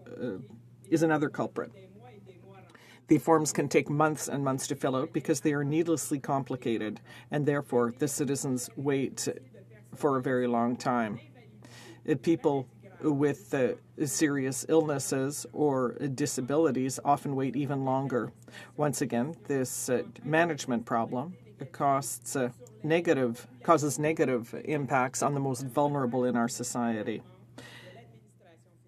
We can see that this is an extreme flaw on the part of the federal administration because Canadians suffer from it every day. We Canadians are sick and tired, they're exasperated, and they do not trust this federal governance. The government must absolutely find a solution in order to reestablish a relationship of trust with the Quebecers and Canadians. The Social Security Tribunal is a true fiasco. Although the Prime Minister announced a new approach for its appointments, for now, we have no guarantee that service standards will be respected in future. And might I remind you that the current Prime Minister promised during the election campaign that he would broaden access and reduce premiums so that people would receive more services. But that is not what we have observed to date. We are calling on this government to act and to quickly process the applications of our citizens. I just want to remind them. Thank you. There is no cell phones to be used in here. The Honorable Parliamentary Secretary. I apologize. To the Minister for Families and Social Development. Thank you, Madam Speaker. I am pleased to respond to the Honourable Member from Hyacinthe Bagot regarding her concern for Canadians appealing decisions through the Social Security Tribunal, especially those waiting for disability benefits. In fact, I share her concern. The recent report from the Auditor General highlighted some challenges with Social Security Tribunal and the appeals process for some of our most vulnerable Canadians. Let me be clear. We are extremely concerned with the findings, and we are working very hard to improve the process, both for those currently appealing decisions and for future appellants. My colleague, Minister Duclos, has already stated we are working closely with the Social Security Tribunal to do so. In fact, he has already asked his department to implement an action plan that addresses all of the recommendations of the AG's report. It is critical that we get this right for the people who need it most. It is our responsibility as Canadians to offer support when it is most needed. The Canada Pension Plan Disability Program and employment insurance were created to support Canadians facing a difficult time in life. We need to make sure they can get the benefits they are entitled to when they need them. Thank you, Mr. Speaker. Thank you, Madam Speaker. The Honourable Member for Saint-Hyacinthe-Bagot. Although I am pleased to hear that the Minister wants to put in place all of the Auditor General's recommendations, we are talking about vulnerable people here. People who have been waiting for months. And what we need to know is how these people can be helped now. I'm quite sick of hearing that we will help them, we will help them. That's what I'm always being told. But what I want is for these people to be helped now. Parliamentary Secretary to the Minister of Families, Children and Social Development. Thank you, Madam Speaker. Let there be no doubt, Madam Speaker, that we on this side of the House share the Honourable Member's concern. We know that we have work to do to improve the process for appealing benefit decisions. No Canadian should be left hanging without a decision about the benefits they are entitled to, which is why we are working closely with the Social Security Tribunal to implement changes to the system to make it easier for both current and future appellants. We take the Auditor General's findings very, very seriously, and we have already begun the work to simplify and improve the way benefit decisions are made. Madam Speaker, Canadians should be able to get the support they need, and we will ensure that they do so. Thank you again, Madam Speaker, and I want to thank the honourable member for the question. La motion portant que la Chambre s'adjourne. The motion to adjourn the House is deemed to have been adopted. The House thus stands adjourned until tomorrow at 10 o'clock, pursuant to Standing Order 24-1.